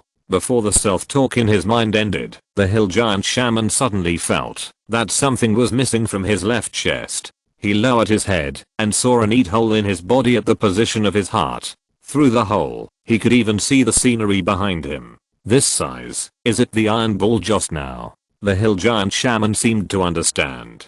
The next second, blood spurted out from the blood vessels connected to the heart, pouring out from both sides of the hole. The backlash caused by the breaking of the protective spell and the interruption of the high-level spell being cast made its soul feel like a knife, and it could not immediately release the healing spell to save its life. The hill giant shaman fell down with his eyes wide open, and his heart was full of doubts before he died. Is this a spell? Why is there no spell aura? Why can this iron ball be so fast? Why can an ordinary iron ball cause so much damage to it? But these questions may not be answered by anyone after it falls into the hell of Beta and becomes ding dang in the devil's bags. The speed of the electromagnetic gun is really terrifying, faster than when it was tested underwater. Perhaps the seawater has an impact on the acceleration of the projectile during the charging acceleration stage. Long N, who killed the high-level hill giant shaman in one shot, thought expressionlessly about the changes that occurred during the release of the electromagnetic gun. Air also has resistance. If a vacuum chamber is preset in advance during the acceleration phase of the projectile, will the speed of the electromagnetic gun be faster? with a casual finger or thunderbolt was triggered, which electrified the head of a hill giant roaring at him. Long N, who was dazed on the battlefield, finally came to his senses. Long N glanced at the hill giant shaman lying on the ground and the wolf next to the hill giant shaman's body. The ferocious and bloodthirsty evil wolf actually lay on the ground with its tail between its legs in fear, looking at Long N with a submissive look. Long N took out the high-level soul staff and released the 6-ring spell engraved on the hill giant shaman's body, whose eyes were wide open, but not completely lost their spirit. Advanced soul confinement. An illusory and transparent spirit was extracted from the hill giant shaman's brain by an invisible force, rubbed a white ball, and fell into Long N's claws. A vicious and ferocious face appeared on the white sphere, exactly like the dead hill giant shaman. The imprisoned soul is not an object, and cannot be put into the storage ring. Without a specific magic prop for storing souls, Long N could only hold the soul ball in his claws first. But fortunately, this imprisoned state can last for several hours. Long N can first solve the current problems, and then slowly deal with the soul of the hill giant shaman. Seeing the current strength of the clan army, Long N was very satisfied. Without the existence of high-level spellcaster shamans, the clan army can completely rely on its own strength to destroy this group of hill giants, but there is no need to have more unnecessary casualties.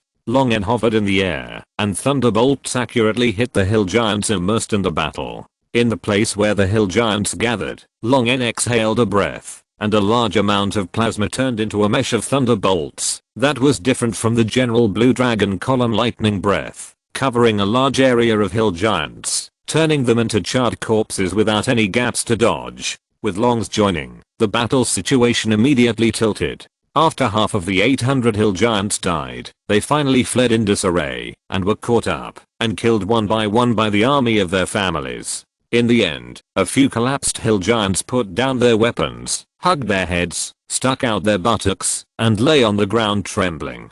With the demonstration, the rest of the hill giants also gave up running and chose to surrender. In this battle, many of Long's family members died, mostly jackals and kobolds. They reproduced quickly, so Long didn't feel bad about some casualties. However, 2 dragon vein minotaurs were seriously injured and died, which made Long a little depressed. There were only 100 or so minotaurs transformed with their own blood, and losing one was a huge loss. Long looked at the nearly 200 hill giant slaves who were lined up and escorted to the territory, which barely saved his blood. The dragon claws were raised, looking at the ferocious face that was still roaring silently in the white soul ball. Long N could only hope to dig out some good things from the brain of this hill giant shaman. The content of the meeting was nothing more than to appease the emotions of the nobles and formulate a defense and counterattack plan after arriving in the southern border in advance. The poor results of the meeting were expected by Vinaya, but all he could do now was to encourage people.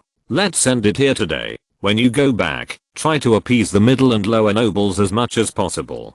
Such days will not last too long. The rebels will definitely. Your Majesty. The knight who rushed in interrupted Vinaya's speech and said, a large number of roaming eastern rebels were found ahead. The atmosphere in the carriage was suffocated, and it was so quiet that only the bumpy sound of the carriage was left.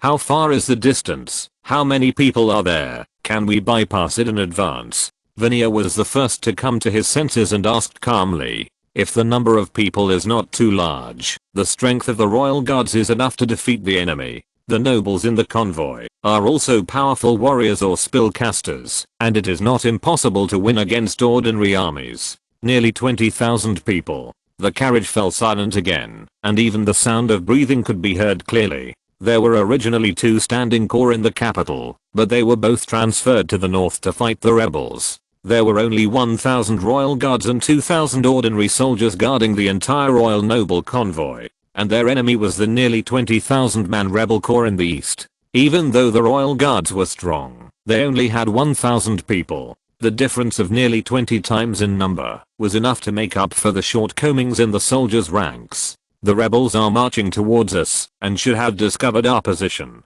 Vinaya's face was gloomy, and his eyes flashed with determination and decisiveness. He maintained his calmness on the surface and said, notify all departments and prepare for battle. Respected True Dragon, thank you for your help in times of crisis. The Principality of Balin is grateful for your kindness. I, Vinir Gog, the current Grand Duke of Balin, pay you the highest respects. Vinir took off the crown, held it in front of his chest with his right hand, and bowed deeply to Longen. Such etiquette is usually only used by the Grand Dukes and Kings of vassal states when facing the Emperor of the Suzerain Empire. The Principality of Boron is an independent principality that is not attached to any country. Vinir Gog's salute is purely to lower his status to elevate Long's status. Long was still a little happy in his heart that a human Grand Duke paid such a great courtesy to him. Looking at the blood and wounds on the new Grand Duke's body, as well as his tired, but calm and resolute eyes, Long had a good impression of him. At least he looked much better than the last candidate for the Grand Duke of Boron who asked him for help, Miss F. Gog, who had melted into a pool of black slurry. The red and white real dragons flew from not far away, and landed on both sides of Long. Like guards guarding the throne, they bowed their heads in or in front of Long. Maintaining the salute posture, Vinir bent his waist a little more. Longen said happily, "You can get up now, human. I'm very satisfied with your attitude. I can reduce your payment a little bit when you pay me next time." Reducing the payment, even if it is just a little bit, is enough to surprise people when it comes from a real dragon. Thank you for your kindness and generosity. Chapter 232, The Drow's Big Move. Seeing Longen's surprised face, Triftersy couldn't help but taunt him. "You're pretending to be surprised. Isn't this why you came here? What? You think it's too little?" Longen felt the changes in his body and ignored Triftersy's taunting. After a while, he asked, "You came here for the power of the abyss?" Triftersy snorted and didn't answer Longen's question. Longen felt the pure chaotic power merge into his body and gradually turned into the power that he originally possessed in his body, strengthening his own power. A hint of enlightenment arose in his heart, and then he frowned deeply again. When the chaotic power decomposed into the energy that he originally possessed in his body, all kinds of negative emotions immediately merged into the depths of Longen's soul, giving him the desire to kill, madness and cruelty. He held his breath and concentrated to suppress this desire. This seems to be the negative effect caused by absorbing the power bestowed by the will of the abyss. It can be predicted that, if he continues to gain power from the abyss, Longen's soul will be transformed by the will of the abyss, becoming more evil and chaotic, and eventually becoming a member of the demons, in charge of a certain layer of the abyss, and becoming the new demon duke. Longen looked at Trevdides on the side, and raised his eyebrows. Perhaps there is a way to avoid this situation. Otherwise Trevdides has lived in this layer of the Bloodthorn abyss for who knows how long, and should have been transformed into a demon by the abyss. But Longen can't see any shadow of stupidity and madness in her. Trevdides narrowed his eyes, and saw the change in Longen's expression. Suddenly, he smiled, and his head covered with olive green scales grinned and revealed his fangs. "Have you tasted the sweetness of the abyss? Are you worried about the poison hidden in it? I can tell you the solution, as long as..." "No need." Longen shook his head and interrupted Triftersy's temptation. "I'm not interested in your proposal." Triftersy's face darkened, watching Longen fall to the ground, thinking for 2 seconds, and then following him. Just now, when Longen was fighting with Trifters, the soldiers of the Kingdom of Dulan were still fighting with the demons under Triftersy's command. But after the arrival of the 3 demons from the frozen corpse, the aftermath of the battle made both sides choose to temporarily cease fire. Only some completely chaotic demons remained outside the line of Dulan, and they were all annihilated by the soldiers of the Kingdom of Dulan. Longen deliberately pulled the battlefield far away, and some minor aftermath could not break through the protective barrier of the position, and the subsequent battle did not cause any damage to the soldiers of the kingdom. Taking advantage of this time, the soldiers of the Kingdom of Dulan have regrouped and quickly repaired the magic machinery damaged in the previous battle, and replaced the spell inscription board that was almost melted after continuous activation due to overload. After a short rest, the combat effectiveness of the 2 legions has recovered to 70% to 80% of its peak period. Longen sent down thunder to electrocute the demon corpses covering the ground into charcoal, and then stepped on the charcoal to land in front of the position protection barrier. The position protection barrier was immediately closed, and the commander of the 7th Legion, Grieve, and the commander of the 8th Legion immediately came to Longen to salute. "Your Majesty, why are you here?" Long N glanced at Trevor Dizzy behind him and ignored her, saying, "This is part of the plan, but it has not been added to your war plan." Grieve and the other Legion commander immediately shut up, never asking questions that they shouldn't ask. They just need to execute the orders issued by the military. Grief looked up at the huge green dragon behind Long N, hesitated for a moment and asked, "Your Majesty, what are our plans for the future?" Long N waved his claws to interrupt his question, turned around and looked at Trevders. "It should be okay for my soldiers to be stationed in your territory. In fact, if she could establish contact with the main material world, it would be a good thing for Trevders, so that she could trade the resources produced in the abyss with Long N in exchange for gold coins and gems, or other resources. There are many abysses that can establish trade relations with the outside world, and this is not something that only demons can do. For example, the Iron Fortress Ferragu and Broken Domain Town in the 10,000 Abyss Plains on the first layer of the Abyss, the Glacier Castle in the Frozen Wilds on the 23rd layer, the Silver Palace City Zarata and Asgret on the 45th to 47th layers, the Spider Castle in the 66th layer of the Demon Web Hell, etc. The demon lords of these cities have successfully established stable connections with the outside world and continuously strengthened their own strength through trade. In addition, there is trade between demons. Demon towns of all sizes are scattered throughout the layers of the abyss. Except for the different currencies and some rules, those towns seem to be no different from human towns in the main material world. In addition to the gold coins and gems that are common in all worlds, the currency commonly used by demons is the souls that fall into the abyss. Triftides and Long N are now barely in a harmonious alliance. It can be said that letting Long N's army stationed here is the best of both worlds and beneficial to both parties. However, Triftides said, "It's not impossible, but you have to give me a copy of the weapons used by your family. Don't even think about it." Long N rejected Triftides' request without hesitation. Long N had no doubt that Triftides could research the magic technology himself with a bunch of samples. The intelligence of green dragons is the best among the 5-colored dragons. Once Triftides has mastered the magic technology, he will naturally understand how powerful these things can be. At that time, maybe Triftides will directly devote himself to managing the territory for hundreds of years, madly developing technology and exploding troops, and then conquering cities and territories. Long N doesn't want this to happen. It should be him who conquers cities and territories. Triftides stared at Long N angrily, and the scales all over her body exploded, but she had no way to do anything. She had sworn an oath by the will of the abyss before, and if she violated it, she would suffer the backlash of the will of the abyss. Triftides wanted to refuse directly, but she couldn't bear to give up the benefits she could get from future trade, so she could only snort reluctantly, which was considered as tacitly agreeing that Long N's army could be stationed here. Afterwards, Long N and Triftides made a few simple trade agreements. While drafting the contract, Long N asked, "By the way, can you restrain the demons in this layer of the abyss and stop them from running to my world through the abyss rifts?" Triftides shook her head to indicate that the demons that entered Oren's world had nothing to do with her. "Although I'm the lord of this layer of the abyss, the world of each layer of the abyss is extremely vast. There are many demons outside my control who do not obey my control." Long N raised his eyebrows slightly and suddenly thought of something.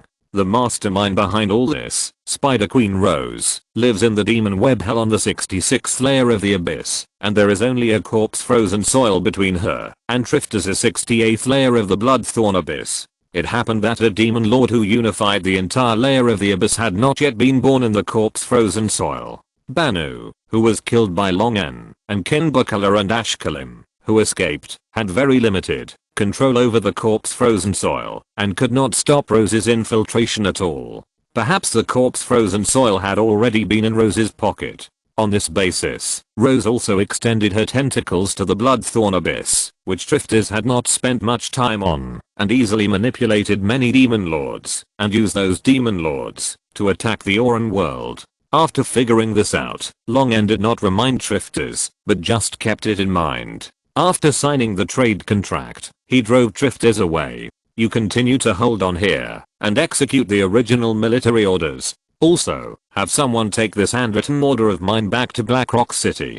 The original purpose of the 7th and 8th legions was just to establish an outpost here and drive a nail into the abyss. Now Long N has reached a certain agreement with Trifters, and the demons under Trifters will no longer fight with them, so they can build an outpost with confidence. Long N's handwritten order asked Corellia to arrange personnel to contact Trifters' followers and establish trade relations. As you command, Your Majesty. After Long N explained the subsequent arrangements, he flapped his wings and left. He found a rift not far from the camp and used thunder to kill the thorny vines and demons growing in it, leaving only ashes. He dug a temporary dragon nest in the rift and lived in it. Lying in the dragon nest, Long N's eyes suddenly flashed with a trace of chaos and violence. Here it comes again. We must quickly separate the negative emotions brought by the abyss energy. The reason why Long N did not accept Trevditz's proposal was that he already had a way to separate these negative emotions. This method came from the final chapter of the element, from the knowledge in the page that Long N opened that recorded the promotion obtained through the blood battle. The first step to join the blood battle is to split the soul, use the processed soul to transform into a petitioner, and then devour and fight each other to advance to become a demon. In this step, the more evil and chaotic the split soul is, the more powerful the demon it will be advanced to, and the greater the space for advancement in the future. The negative emotions that are attached to the abyss energy and integrated into the soul can be separated together with the soul in this way. After recalling the contents of the final chapter of Element several times, Long N began to split the soul. This is a delicate job, and he cannot guarantee success in one go. After trying more than 30 times, Long N finally successfully cut out the negative emotions attached to the abyss energy. Although according to the method in the final chapter of Element, only a small part of the soul needs to be cut each time, the continuous cutting for more than 30 times still made Long N's soul feel the pain of tearing and the trance caused by losing memory. The two of them can save more than 20 gold coins in a year, and it will only take more than 2 years to completely own their own house. In the eyes of the refugees, Long N's behavior is simply the kindness of the Lord, and they have to be grateful for the kindness of the Lord. Long N doesn't care how much money he can make from the small bungalows that he intends to give to the refugees for free. His purpose is just to recover funds, maintain capital flow, and prevent his temporary government's capital chain from breaking. When Blackstone Town becomes Blackstone City in the future, these small bungalows will inevitably be demolished and rebuilt into 4 or 5-story tube buildings. Long N only needs to pay a reasonable amount of demolition fees and arrange a new house for the civilians, and then he can easily make more profits from it. No matter which world it is, real estate is a very profitable industry. After listening to Long N's words, Glengo couldn't understand why his master had to pay salaries to those civilians and then find a way to make the civilians spend the copper coins in their hands. He didn't quite understand Long N's intention, but he vaguely understood something. Long N didn't intend to explain it to Glengo. After all, it was a bit troublesome for a hill giant to explain things like capital circulation, monetary economy, and real estate. Glengo could only rely on himself to understand it in the process of executing Long N's orders. Yes, Master. As Glengo issued the decree issued by Long N, the human administrators recruited loudly announced the content of the decree in the square, and the onlookers were all amazed. The houses that were built for the refugees to live in for free have always made the refugees feel uneasy. Although the real Dragon Lord was not vicious, and the monsters living in the town were not as cruel as the bard said, a house that did not ask for any compensation was completely beyond their cognition. In the worldview they had built since childhood, no matter how kind the Lord was, it was impossible for him to give them a house for free. Long N's decree made them feel relieved, and many people knelt on the spot to praise Long N's kindness. On the same day, a large number of people who had already moved into the newly built houses flocked to the office of the Lord's Hall in Blackstone Town, scrambling to ask the administrative staff to handle the housing installment payment mentioned in the Lord's decree. Within a few days, the staff who kept copying the house installment contract documents were so tired that they changed several batches, and the number of civilians who came to handle it gradually decreased. Long N smiled and shook his head when he heard the news. The leader opened his mouth and the people below ran their legs off. He was such a social animal in his previous life. To those poor staff, Long N just wanted to say keep working hard. But this efficiency is indeed a bit low. If there is a printer, the printer cannot be made yet, but paper making and printing can be used first. Long N took out the territorial gift contract signed with Vanir and the token that could represent the royal family of Boran from the storage ring, and threw them to Glengo. Take these two things and notify all human nobles within the scope specified in the contract that this is now my territory. They can either leave or surrender to me. Glengo stood up and took the contract and token and said respectfully, "Yes, great master." Long N said again, "Count the grain in the hands of the nobles who are willing to surrender. The part of the reserve that exceeds enough for them to use for 2 years will be purchased at the pre-war market price. Arrange for refugees and civilians willing to migrate to transport the grain to Blackstone Town." Long N is preparing to completely shift the focus of the construction of the territory to Blackstone Town. Prisoners of war, refugees, and civilians who are exploited to the point of difficulty in making a living in the nobles' territory will all gather in Blackstone Town. If you're listening to this novel on a channel other than Fanfic World, it means they downloaded and uploaded it without effort. We cordially invite you to visit our channel, Mundo Fanfic Novelos. There you'll find the original version of this story and you can explore many other novels of various genres. We're waiting for you to immerse yourself in a world of incredible novels. Chapter 233 Spider Transformed Elf Goddess. Long N was lying in the temporary dragon nest with his eyes closed and pretending to sleep, but his consciousness was controlling the demon incarnation. Originally, when Long N heard from Tlilaxu that the demon Duke of the Abyss who had established a connection with the Oran world was an ancient green dragon, he wanted to cross the Abyss Rift and come here to try to directly solve the problem of the Abyss invasion. Even if he could not kill the ancient green dragon or reach an agreement with the ancient green dragon to stop the invasion, he had to keep the bridgehead of the kingdom of Dualan into the Abyss and provide a stable channel for the subsequent influx of military forces. But the change in the situation forced Long N to change his goal. The demon Duke Treftas of the Bloodthorn Abyss knew nothing at all, and the Bloodthorn Abyss was unaware of the invasion of the Oran world, and its control over the territory was ridiculously weak. But this seemed normal for a real dragon that slept for decades. Most 5-colored dragons were not concerned about the management of their territories, and they basically ruled their followers with high pressure. Whether the followers could develop depended on how bad the 5-colored dragon's attitude was towards their followers. If the 5-colored dragon lord is too cruel, the size of his clan will most likely depend on how often he changes his clan. As long as he changes them frequently, the number of clan members can be maintained in a fairly good state. Change the water every 3 days, and change the fish every 7 days. JPG at present, the key to the problem still lies with Spider Queen Rose. The Bloodthorn Abyss, which is in charge of Trifters, is located on the 68th floor of the Bottomless Abyss, and is only separated from the 66th floor of the Demon Web Hell, which is in charge of Spider Queen Rose, by the 67th layer of corpse frozen soil. The Spider Queen crossed the corpse frozen soil, and reached into the Bloodthorn Abyss. She used some method to establish a connection between the Oran world and the Bloodthorn Abyss, causing the two worlds to gradually overlap. If the Spider Queen was only seeking promotion, she should choose to manipulate her own demon web hell to occupy and assimilate the Oran world. Only in this way can the Abyss level under her control expand and be rewarded by the will of the Abyss. Unless her purpose is more than that. Could it be that the Spider Queen wants to occupy the corpse frozen soil in the Bloodthorn Abyss? At the same time, she wants to take over to abyssal levels and a main material world.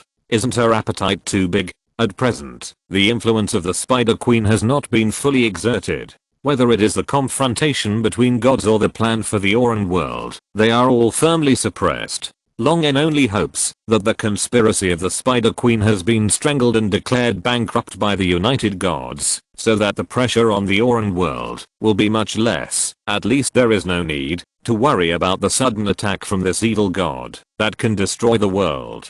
The Abyss Rift that Long N entered the Bottomless Abyss has been destroyed and cannot be used again in a short time. Long N simply stayed in the Bloodthorn Abyss to see if there is anything else to discover. If he is lucky enough, he may be able to hide in the Abyss to destroy the Spider Queen's plan. Before leaving, Long N had already prepared to leave the territory for a long time. With Kiryu managing the kingdom, Long N did not need to worry about any trouble. Even if something went wrong, the metal dragons could still get in touch with him through the platinum dragon god. With Long N's current strength, he could travel between planes, but crossing the vast star realm was full of dangers and the speed would be much slower. Calming down, Long N refocused his consciousness on controlling the demon incarnation. After creating the demon incarnation, Long N threw it out to roam freely and only checked the situation of the demon incarnation through consciousness from time to time. At this time, Long N's demon incarnation was devouring a half-meter-long humanoid creature with blood-red skin, inverted horns on the forehead and bat wings on the back. This was a weak little demon commonly seen in the abyss. Long N's main consciousness descended and immediately took over the incarnation. After a pause, Long N controlled his body to continue gnawing the flesh and blood of the little demon. There was a strange feeling in the process of gnawing the flesh and blood, which reminded Long N of the first time he captured the white-backed deer. At that time, he was also very weak. Every time he swallowed a mouthful of flesh and blood, he could clearly feel the power in his body gradually increasing. This made Long N feel a lot more relaxed when he was eating the little devil. After all, the little devil tasted sour and bitter like eating raw gallbladder, and it also had a fishy smell that was hard to ignore. It was not an easy food to swallow, but this was the norm in the abyss. In addition to the devil, the special environment of the abyss also created various twisted creatures. In order to adapt to the harsh environment in the abyss, these creatures were usually covered with toxins or various acids and caustics. The taste were not very good. Even if they were eaten, the creatures that ate them would suffer. In order to survive, the creatures born in the abyss had long adapted to the taste of these foods. They could swallow the most disgusting and difficult to swallow things calmly. Their stomachs had also evolved a strong digestive ability. The strong gastric juice could digest bones, scales, venom, acid and alkali. Long N controlled the demon incarnation to eat the little devil clean, leaving only the stomach and intestines. These two things were really hard to swallow, so Long N chose to give up directly. After finishing his meal in a hurry, Long N glanced at the various abyssal creatures attracted by the bloody smell, and controlled the demon incarnation to quickly leave this dangerous place. With several pairs of arms crawling alternately, the long snake-like body moved quickly on the ground. Long N found a tree hole on a huge blood-colored thorn that was eaten by some creature, killed a bunch of poisonous insects that had occupied this place, and crawled in.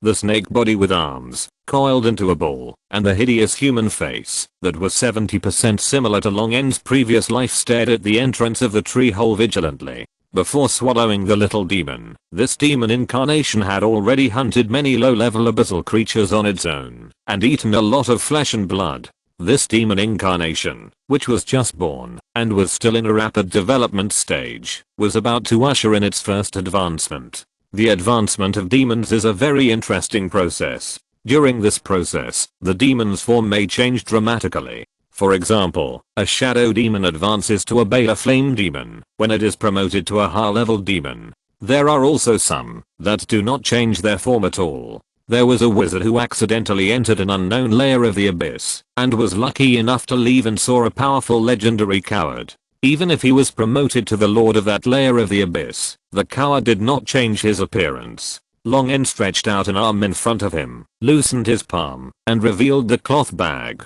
that he had been holding in his palm. This is what Long N searched from the little demon. The little demon may be the most common abyss creature in the main material world. Many wizard apprentices will choose to use the little demon as their first summoned magic pet, just because summoning the little demon does not require extra expensive gold coins, gems or other precious magic materials, but only a small part of the summoner's soul. And those summoned little demons usually find ways to kill their masters outside the contract, and then return to the abyss with the souls of these unlucky wizard apprentices. Most demons collect souls, which are the hard currency in the abyss, for trading or devouring to seek advancement. This little demon has accumulated a lot of souls, and is not far from the souls needed for advancement. As a result, he ran into Long N unlucky. There is no pure white beach, nor coconut trees. Long N flew to the coast, and all he could see were strange black reefs. Landing on a reef, Long N looked around.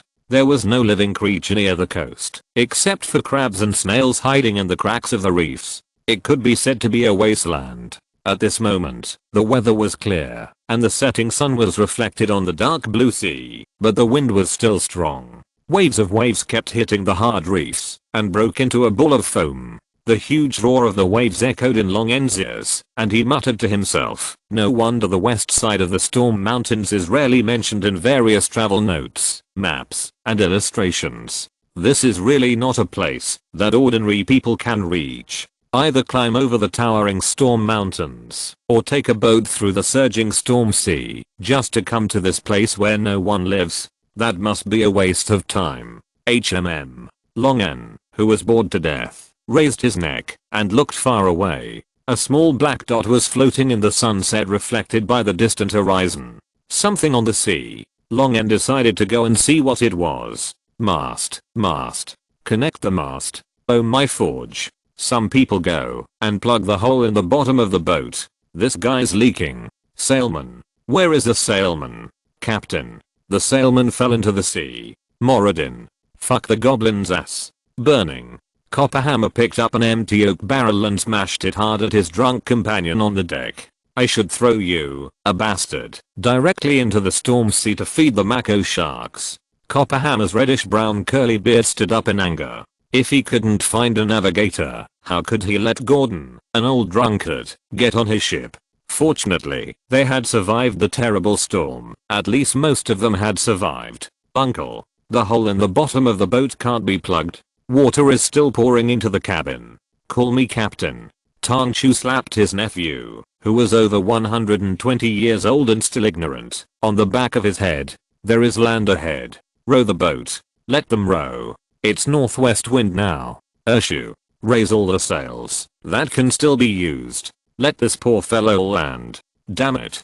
Go. Tang Chu was so angry that his blood rushed up, and his brown skin turned the same reddish brown as his beard. He took the opportunity to kick the drunken old Gordon on the ground, who was still snoring loudly. He was so drunk that he didn't fall into the sea in that storm. This damn guy was really lucky. 2 rows of oars stretched out on both sides of the shabby hull, and the young men who were still alive in the cabin shouted and rowed the oars. Tang Chu looked in the direction of the land. Thanks to the damn wind, they should be able to land before the boat sank. Pa. A slippery tentacle as thick as a bucket rested on the edge of the boat, making a sound of suction cup tightening.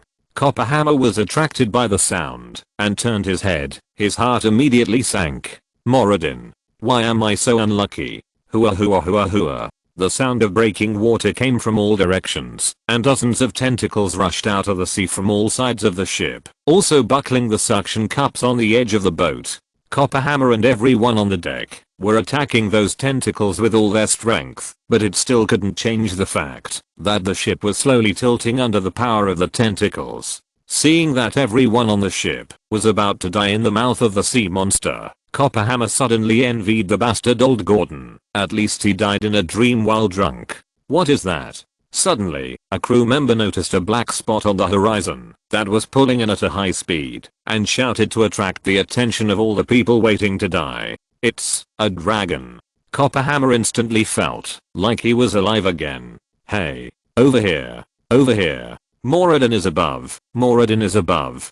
Ha ha ha ha. Long N looked at the group of little guys standing on the tilted deck and cheering towards him, and couldn't help but raise his eyebrows. They were generally 1.3 meters tall, sturdy brown skin, iconic beards, horned helmets on their heads, and iron axes and hammers in their hands. Dwarves? Why did they come here? As far as Long N knew, there was only one dwarf kingdom on the continent of Onia, and it was at the southernmost tip of the continent. Don't just watch. Big guy. Help us. Drive that guy down there away. Long N glanced at the dwarf with a reddish brown beard and shouting loudly, and felt helpless in his heart. What language is this again? He just wished he could make Ryan into a translator and carry it with him. Regardless of this for the time being, Long N folded his dragon wings and plunged into the water. As soon as he entered the water, a sense of comfort and excitement engraved in his genes instantly surged into Long N's heart, just like a fish returning to the water. He stretched out the membrane flippers that he usually folded between his fingers and swam easily in the water. According to records, blue dragons are usually seen in deserts, but they can also be found on plateaus and coastal islands. Moreover, blue dragons living in clans are usually more likely to live on the coast or on islands. Only the ocean with rich resources can provide enough food for the blue dragons of an entire clan.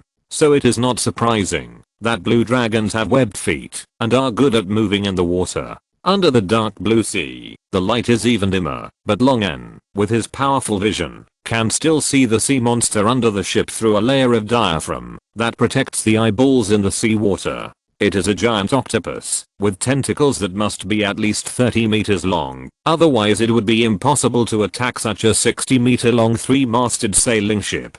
Seeing Long N approaching, the octopus sea monster waved its tentacles threateningly, but seeing that it was useless, several tentacles rushed towards Long N, trying to wrap around Long N's wings and limbs. Long N's wings flapped flexibly, and the propulsion from the water made him change direction quickly. Several tentacles missed and turned to Long N, but Long N easily dodged them. The octopus sea monster is much smarter than ordinary sea beasts, but that's all. It is still just a sea monster, not an intelligent creature. It's a good time to try my hand. Long N suddenly stopped dodging and grabbed the tentacles with one claw, directly breaking 2/3 of the tentacle as thick as a bucket, leaving only a piece of flesh barely connected.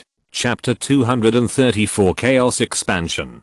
The clan armies in the territory were mobilized on a large scale. This made the gnolls, tigers and other clans eager to fight, who could only rely on military physical training to vent their violent desires after the end of the Bolan Civil War 3 years ago, extremely excited. Now they are all armed with excellent standard fine steel armor and fine steel weapons, and they are also enchanted with simplified versions of bull strength, cat grace, arrow deflection and other spells. These simplified spell enchantments are not as powerful as second ring spells, but they are much stronger than first ring spells. In order to arm these magical equipment that can arm thousands of people, the Lord's Hall of Blackstone City has invested a lot of gold coins. These natural warriors are looking forward to using a war to test the power they can exert when armed with these equipment. Under Long N's gaze, the clan army phalanxes raised their heads and walked in front of him in an orderly manner, showing their best posture to their lords. Long N looked at the clans and nodded slightly with satisfaction.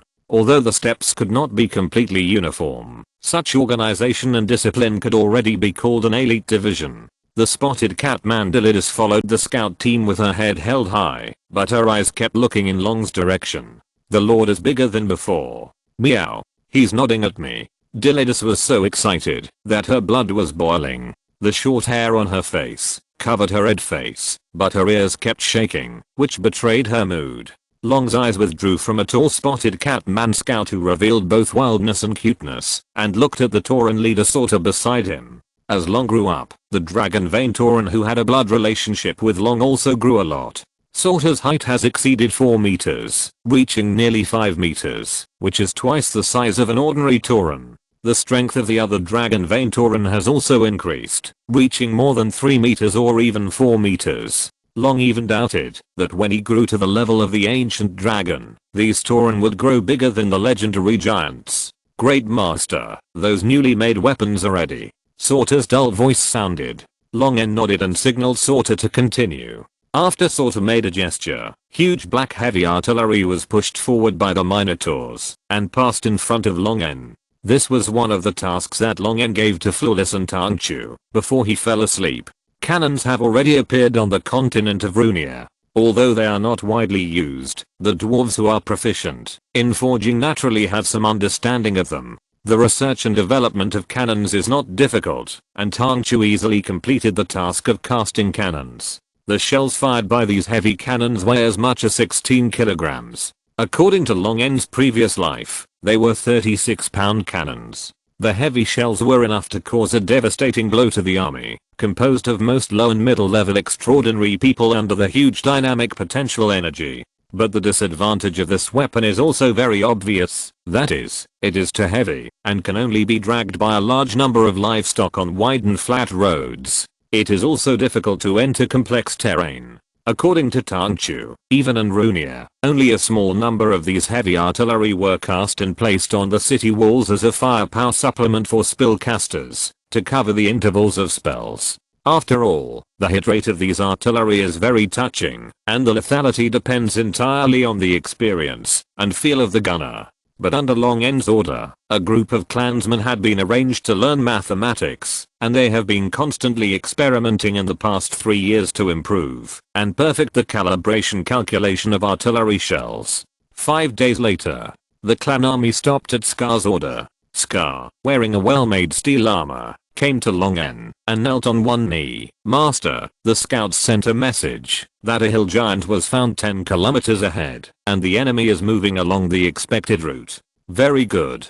Long N nodded and said, "Continue to do what you should do." "Yes." After Scar gave the order, the Dragon Vein Minotaur carrying the heavy artillery parts unloaded the parts from their bodies, and a group of Dragon Vein Dogheads quickly worked together to assemble 40 heavy artillery. Scar glanced at the scout's report and ordered the Dragon Vein Kobolds who were manning the artillery to adjust the elevation angle and reload. "The enemy has entered the range. 7 degrees and 12 minutes east of due north. 4 kilometers away. Wind direction, southwest wind, force 3. Listening to the shouts of the herald, Long N watched the rows of dark and silent heavy artillery slightly adjust and move. The deep muzzle seemed like the gaze of the god of death. "Let me see how much power the artillery can still exert in this world." Boom. A round of volleys exploded like thunder. The more than 800 hill giants who were marching suddenly heard a thunder in the distance ahead. Then, one by one, the pitch black iron balls flew over with a sharp whistle. More than half of the iron balls fell outside their team, and the other half hit their team. An extremely fast iron ball hit the calf of a hill giant with a sharp whistle that broke through the air, and its leg bone was torn apart in an instant. The stunned hill giant lost his balance and fell to the side, hitting the ground heavily. He felt the severe pain and started to scream.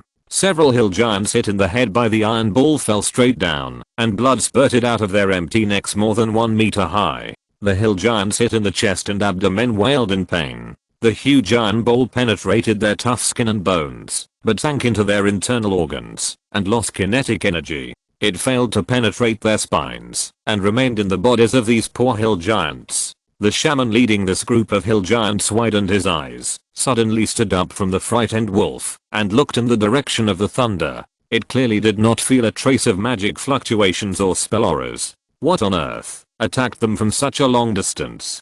Question mark? The hill giant shaman waved his scepter, making the skin of the hill giants tougher and condensing a thick stone skin on their bodies. Under its command, the hill giants quickly gathered together for defense, but they had no idea how to fight back. Reload and adjust. Prepare for the second round. Boom. Another thunderous sound. Dozens of iron balls fell into the hill giants again. The solid stone skin has enhanced the hill giant's protection ability, but it is still vulnerable to these whistling iron balls. At most, these iron balls cannot kill the hill giants instantly, and they will scream and struggle in pain for a while. Faced with these iron balls brought by thunder, the hill giants began to panic, but under the shaman's order, they could only stay where they were. The casualties caused by the 2 rounds of artillery fire were not large, and only more than 30 hill giants were actually killed. But the attack of this invisible enemy is really frightening and chilling. Reload.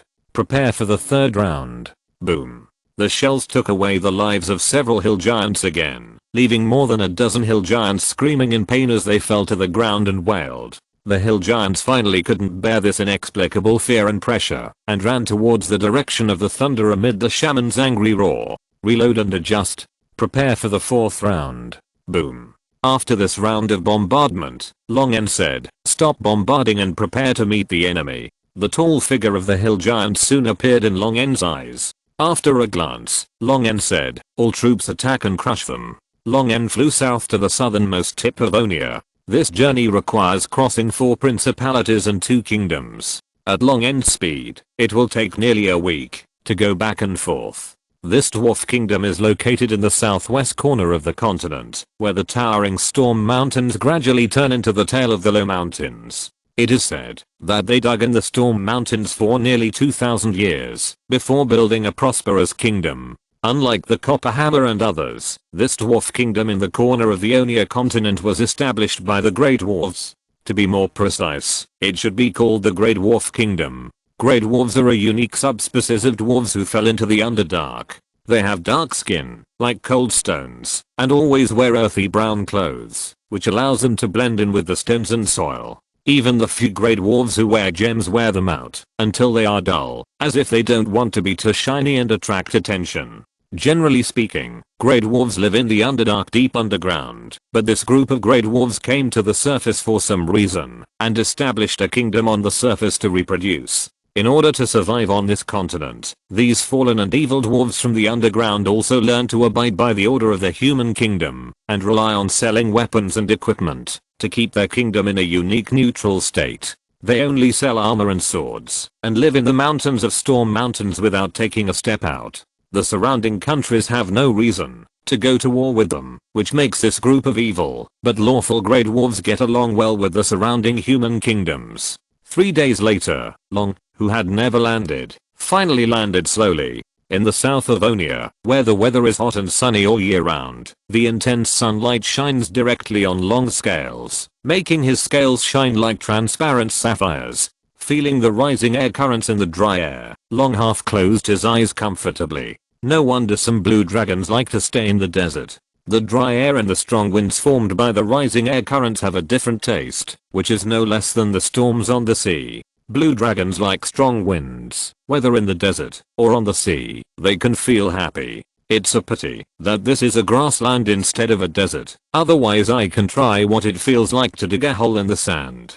Blue dragons are also very talented in digging. Their powerful limbs, sharp claws, and thick and tough webbed fingers between their claws can facilitate their digging in the sand. The place where Long chose to land was a town built by the Grey Dwarf Kingdom at the foot of the Storm Mountains. This is the border of the Grey Dwarf Kingdom. From the outside, their kingdom's territory is not much, only a small piece of flat land between this city and the Storm Mountains not far away. But in fact, inside the Storm Mountains, their underground kingdom is very large, but few other creatures can enter it. Long N's undisguised descent from the sky caused a commotion in the city. Many people watched Long N's next move from afar. A large number of guards also appeared on the wall of the Grey Dwarfs, looking gloomily and nervously at the blue real dragon that suddenly appeared. "Let your leader come out to see me." Long N spoke lightly and stopped talking. Soon, the city gate that was closed in an emergency suddenly opened again.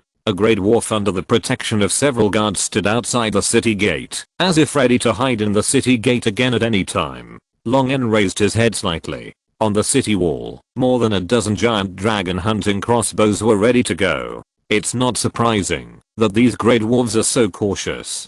After all, the reputation of the five-colored dragon has always been bad, so it's understandable that they are on guard. Long N deliberately showed an angry and dissatisfied expression, his body flashing with lightning, and his ferocious fangs exposed, saying, "Is this how the Grey Dwarves treat traders who come from afar? Is this how they treat a noble real dragon? You have offended the dignity of the real dragon." The Grey Dwarf in the lead had an extremely grey complexion, and his face was blurred, and his expression could not be seen clearly. After hearing that, the blue real dragon said that he was here to trade. The Grey Dwarf said, "Elgil welcomes every trader, and also welcomes the great real dragon to come as a guest. In order to make up for our mistakes, you will get a 10% discount on whatever you buy." Long N said unhappily, "The dignity of the real dragon is worth 10%? 15%? Long N nodded, and in the dwarf's invitation, he performed the transformation spell,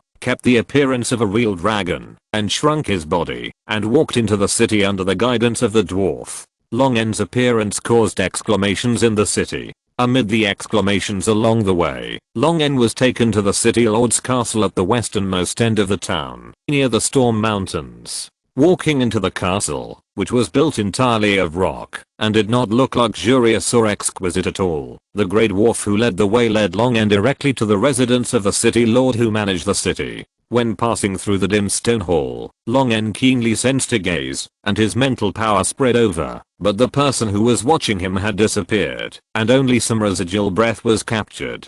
The disgust hidden in the blood of the true dragon made Long N immediately identify the race to which this breath belonged. elf. Coupled with the meaning of depravity, there is no doubt that the one who was spying on Longend just now was a drow elf. This creature, which also lives in the Underdark, has a close relationship with the Grey Dwarves. They often trade or fight together. There have been several incidents in history where the drow elves and the Grey Dwarves jointly attacked the dwarf or elven city-states. But the hearts of the drow elves are full of suspicion and caution. Betrayal is the main theme of their country, so they cannot always maintain a close cooperative relationship with the Grey Dwarves. This also means that when the drow elves and the Grey Dwarves are together, and they are not for trade, then there is a high probability that they are going to cause trouble. Longend was secretly a little alert, but he didn't care too much. As long as these shady guys didn't provoke him, Longend didn't want to pay attention to them. Chapter 235 Above the Star Elm. One after another, giant portals opened above Fidassaran, and rarely seen golden dragons, silver dragons, copper dragons, brass dragons, and bronze dragons lined up and filed out of the portals. Dragons danced wildly in the sky, and the hurricanes created by the vibration of hundreds of pairs of dragon wings roared in the forest of elves. Countless giant trees fell and broke in the strong winds. The wind pressure generated by the flight of dragons alone created a natural disaster seemed like a storm passing through. Countless fireballs, lightning spears, ice blades, and light spears were released by the dragons, falling from the sky and flying towards the spider elf goddess who was still crawling forward. Various magic lights exploded on her body, like gorgeous fireworks. The spider elf goddess looked up at the sky, and her 8 chaotic and evil spider compound eyes stared at the ancient silver dragon Messiah hovering in the air. She opened her mouth and let out a sharp and terrifying howl with the most beautiful voice in the world. The invisible mental attack penetrated into the brains of the dragons along with the sound waves, making their brains chaotic, and they could only move away from the spider elf goddess with difficulty. Messiah, who was locked by the spider elf goddess, had a solemn expression, and endless silver light flashed in his eyes. The powerful mental power of the ancient silver dragon was condensed and compressed at one point, and collided head-on with the mental attack of the spider elf goddess. Silent collision and destruction broke out between the spider elf goddess and Messiah. Although Messiah's mental power was strong, it was still far from enough compared to a god. Even if he was facing a god who was not good at fighting, in a strange state, and suppressed by the rules of the world, Messiah's compressed mental power failed to break the mental attack of the spider elf goddess, but was crushed by the surging mental attack, causing his brain to tingle, and the strong blood vessels in his head burst, and blood flowed from his eyes, his mouth, and nose. Messiah's eyes were bloodshot, but his experience of more than 1,000 years made him not panic at all. He immediately gathered his soul power again, and prepared to deal with the subsequent mental attacks. At the same time, he climbed to high altitudes, to try to distance himself from the spider elf goddess. Just when the spider elf goddess's mental attack was about to hit Messiah, a huge portal opened in front of him. A giant golden dragon with a body of 40 meters opened its fangs, and roared with a terrifying majesty before it completely flew out of the portal. Roar. The roar containing the golden dragon's mental power finally broke through the remaining mental attacks. The remaining mental power washed past the ancient golden dragon Mercedes and the ancient silver dragon Messiah. These disintegrating mental shocks were still powerful, but they could no longer cause harm to the powerful ancient golden dragons and ancient silver dragons. Are you okay, old man? Can you still hold on? The ancient golden dragon Mercedes protected Messiah behind him, and asked without looking back at the spider elf goddess below. Messiah's huge body flashed with the light of healing spells, and he laughed. You won't die for the time being. Messiah's voice fell, and huge portals opened one after another beside them, and ancient dragons of the metal dragon clan flew out of the portals. The spider-like elf goddess's slow brain reacted for 2 seconds, and released a vast divine power from her body. The divine power that permeated the air intertwined with certain rules and forces in the main material world, and a huge puzzle was quickly formed in an instant, imprisoning the space and causing the portal in the air to close unstoppably. Messiah, Mercedes and the other 3 metal ancient dragons looked at each other and saw the solemnity in each other's eyes. The spider-like elf goddess is also the god of the elves. The elves have powerful magic and the ability to create puzzles. This goddess is not inferior in these aspects. Constructing puzzles is the specialty of the elf gods. Now this space has been covered by the maze of the spider goddess. The advanced teleportation spells released by the ancient dragons cannot break through the blockade of the maze. Only 5 ancient dragons have come to the battlefield of Fidassaran. The rest of the ancient dragons can only teleport to the vicinity of this maze and then fly directly here with their powerful bodies. It's just that they don't know how big the range of this maze built by the gods is.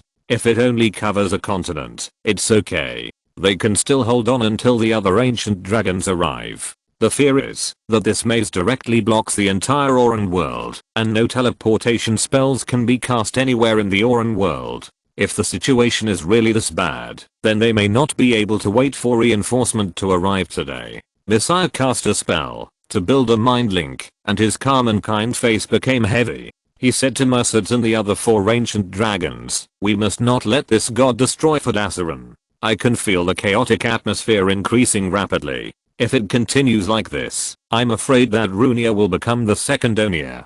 Perhaps the abyss connected to Runia is the Spider Queen's demonic web hell. Under the Spider Queen's secret manipulation, the abyss overlapping with the Onia continent was attracted by the chaotic atmosphere and rules, and did not organize a large-scale abyss invasion. Fortunately for the Auran world, without the organization and leadership of the Abyss Lord, the intruders of the Auran world are always some small groups of demons dominated by the desire for killing and destruction, and some ambitious demon lords who want to destroy the main material world to get promoted. This scale of demon army is still within the tolerance range of the Auran world. But if the Spider Queen's own demonic web hell is connected to the Auran world may be inevitably destroyed by the Spider Queen's drowned demon army and swallowed by the abyss. HMPH, the Spider Queen has made such a big move. The gods in the Star Realm will not just sit there and watch. The gods will join forces with the Spider Queen, and she will not be in a good situation either. As long as we drag it out until the gods are free, the outcome is still uncertain. After saying this, an ancient bronze dragon folded his wings and crashed into the spider goddess like a shuttle shell. Bicles. Boom. The ancient bronze dragon Bicles spewed lightning and crashed into one of the spider goddess's limbs. The violent water element, wind element and lightning element merged into a dark cloud and thunderstorm, and violent lightning kept striking the spider goddess back. The spider goddess howled in pain, and it was obvious that Bicles' attack was not completely ineffective against her. Bicles' strong body burst out with great power, and he tightly grasped the body of the spider goddess, allowing the spells released by the spider goddess to act on him. He relied on the ancient dragon's powerful spell resistance to resist these spell attacks, and he exerted the power of his body to the extreme, with claws and fangs, and specifically attacked the weak parts of the spider goddess's limbs. The spider goddess is a god, but her body is difficult to compare with these naturally strong creatures. Although the body of the spider elf is also tough enough, and it is protected by the power of the gods, a huge wound was torn at the joints of the limbs under Bicles' attack. The limbs were injured, and the spider goddess wailed in pain. The powerful mental shock hit Bicles' brain heavily, causing his huge bronze body to fall from the spider goddess. The chaotic spider eyes were full of violent hatred. The spider goddess raised her blade-like limbs and stabbed at the falling Bicles, but an ancient dragon knocked Bicles away and avoided the hateful blow. Messiah, Mercedes and another ancient dragon also crashed into the body of the spider goddess without caring, forcibly dragging the spider goddess into a melee that he was not good at, delaying the spider goddess's steps. In the elven capital of Fidassaran, 3 ancient trees with golden leaves over 30 meters long finally rose from the ground, moved their roots that gathered into feet, and knocked open the towering walls of Fidassaran, and walked towards the spider goddess who was being held by the metal dragons. Each of these 3 golden oak trees has survived for thousands of years, older than several ancient dragons of the metal dragons, and their power is only stronger than that of several ancient dragons. Every step the golden oak took, the ground was deeply shaken. The spider goddess felt the danger approaching, and the 8 spider compound eyes immediately turned to a golden oak. The power of the gods was released, and the twisted divine power made the old face on the golden oak trunk show a painful look. The golden oak leaves on the tree quickly withered, and quickly bloomed and bore fruit, but the acorns were hideous and terrifying, as if they were pregnant with terrible monsters. The golden oak attacked by the spider goddess stopped in pain and silence, rooted in the same place, and turned into a static ancient tree, to dispel the influence of the spider goddess on it. While the spider goddess focused on the golden oak, the 5 ancient dragons of Messiah immediately accelerated their offensive. The spider goddess was instantly scarred, and let out a painful and piercing wail. With 2 golden oaks joining the battlefield, the metal dragons were immediately relieved. The golden oak had thick skin and flesh, and it only peeled off a few layers of bark when it resisted the attack of the spider goddess, giving the metal dragons sufficient output space. But when the spider goddess released the power of the gods desperately, the situation immediately reversed. The rules of the Auran world were completely unable to restrain the power of the gods. After the spider goddess released all her power, each blow was enough to make the Auran world tremble. The rules of the main material world can suppress creatures that exceed the upper limit of the power that the rules of the world can bear, but if this creature already has the power to break the rules of the world, then the suppression of the main material world will become a joke. The power of the gods is enough to break the world, but it is limited by the rules tacitly agreed by the gods. No gods will come to the world to destroy the entire world with divine power, which will stand on the opposite side of all gods. But these rules are obviously meaningless to a god who has gone crazy.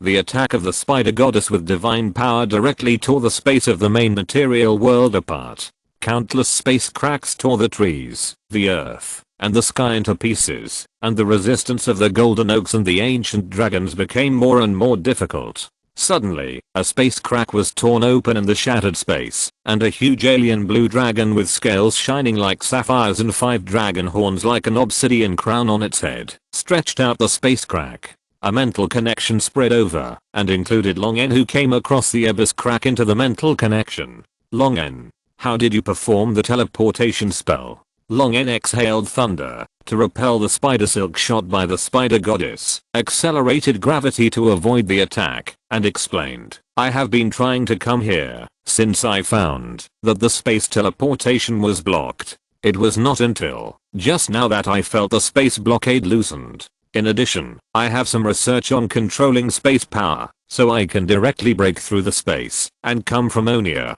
Messiah said, it seems that the power of this god broke the blockade of the main material world while breaking its own blockade, but I still can't teleport.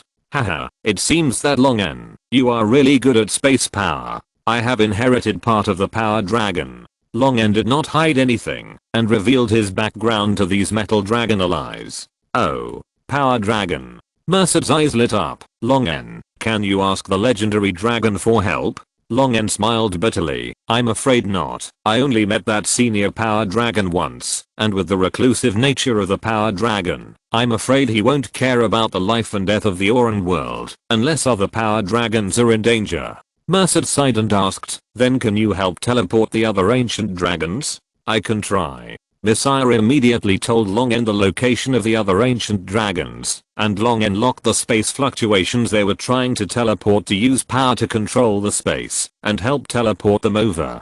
After a while, 6 space cracks tore and expanded in mid-air, and several ancient dragons appeared on the battlefield. Luthronis nodded to Long N and immediately joined the ranks of delaying the spider elf goddess. After an unknown amount of time, all the ancient dragons of the Metal Dragon clan had hideous wounds on their bodies. Even Long N was accidentally pierced through the body by the attack of the spider elf goddess. It was only by the magnetic field strengthening that his body was temporarily kept intact. Finally, Long N felt a familiar breath of death. The black sword-shaped mark of the god's favor on his right claw was moved by the divine power that descended. A terrifying power that did not belong to Long N himself descended from an infinite height and infused into Long N's body. Don't move. Lend me your body. Kalan Wo's voice sounded in Long N's mind. Long N immediately breathed a sigh of relief and let Kalan Wo control his body. Long N's body stood up, spread out his claws, and looked at it, muttering, it's the first time I use a dragon's body. I'm really not used to it. Kalan Wo's divine breath was also noticed by the other ancient dragons of the Metal Dragon clan. They all stepped back to make room for this powerful god of death. Kalan Wo controlled Long N to raise his right claw, as if endless death energy gathered on his right claw, condensing into a pitch black heavy sword. The blue dragon held the several meter long pitch black heavy sword upside down and flew towards the twisted and terrifying spider elf goddess. All the attacks of the spider elf goddess instantly collapsed in this powerful death power, and it was just a futile struggle. Swinging the sword and stabbing it into the chest of the spider elf goddess, Kalan Wo controlled Long En and uttered cold words. Fate, sentence you to fall. Chapter 236 The Terrible Ignored Vulnerability. Long En's crazy roaring and screaming aroused the fighting spirit of the demon army under his command. These crazy demons did not care about the number of enemies. They only cared about killing and becoming stronger through killing. With Long En's order, the more than 200,000 demon army under his command immediately rushed towards the 4 demon legions that surrounded them, executing Long En's orders and wantonly venting their desire to kill, either being killed by their enemies or grinding their enemies into meat sauce. On the contrary, Long En calmed down again after roaring and screaming. The main consciousness of the descending fought against the evil nature contained in the incarnation body and regained his sanity. Long En frowned. As the power of the demon incarnation became stronger and stronger, the connection with the abyss became closer and closer. The chaos, evil, depravity, and blasphemy of the abyss became more and more obvious in the incarnation, and now Long En's consciousness of descending almost lost control. Long En's heart sank slightly, and he thought to himself, the promotion of the demon incarnation must be controlled. If it continues to be promoted, it may be out of the control of the main body. Although the continuous promotion of the demon incarnation allows his main body to become stronger indirectly because of the reward of the will of the abyss, if he continues to indulge in this seemingly side effect free method of becoming stronger, sooner or later he will be backfired. Long En temporarily suppressed his thoughts and looked at the large group of high-level demons rushing towards him with blood-red eyes. The demon lords will not play a king-to-king or general-to-general duel. Their only goal is to kill the enemy. At this time, in addition to the 4 demon lords, there are 15 or 16 high-level demons rushing towards Long En. Several demon lords are level 9 high-level demons. These demon lords are very powerful to lead the demon army to participate in the bloody battle, but they each have only 100,000 demon armies, which is too shabby compared to Long En's demon army of more than 200,000 and nearly 300,000. Moreover, Long En's strength was only close to legendary in their eyes. Without reaching the legendary level, it was impossible for him to pull away too much from them, who were also high-level demons of level 9. Seeing that Long En's army slowed down and fell behind the charging demon army, these demon lords immediately set their sights on Long En's army and tacitly prepared to kill Long En together and then rob Long En's army. It would be even better if they could kill the other demon lords at the same time, so that there would be more demons for them to rob and divide, and the power they controlled would become stronger. Long En's blood-red eyes were filled with cruelty and madness, and his ferocious mouth spit out cold demon language, looking for death.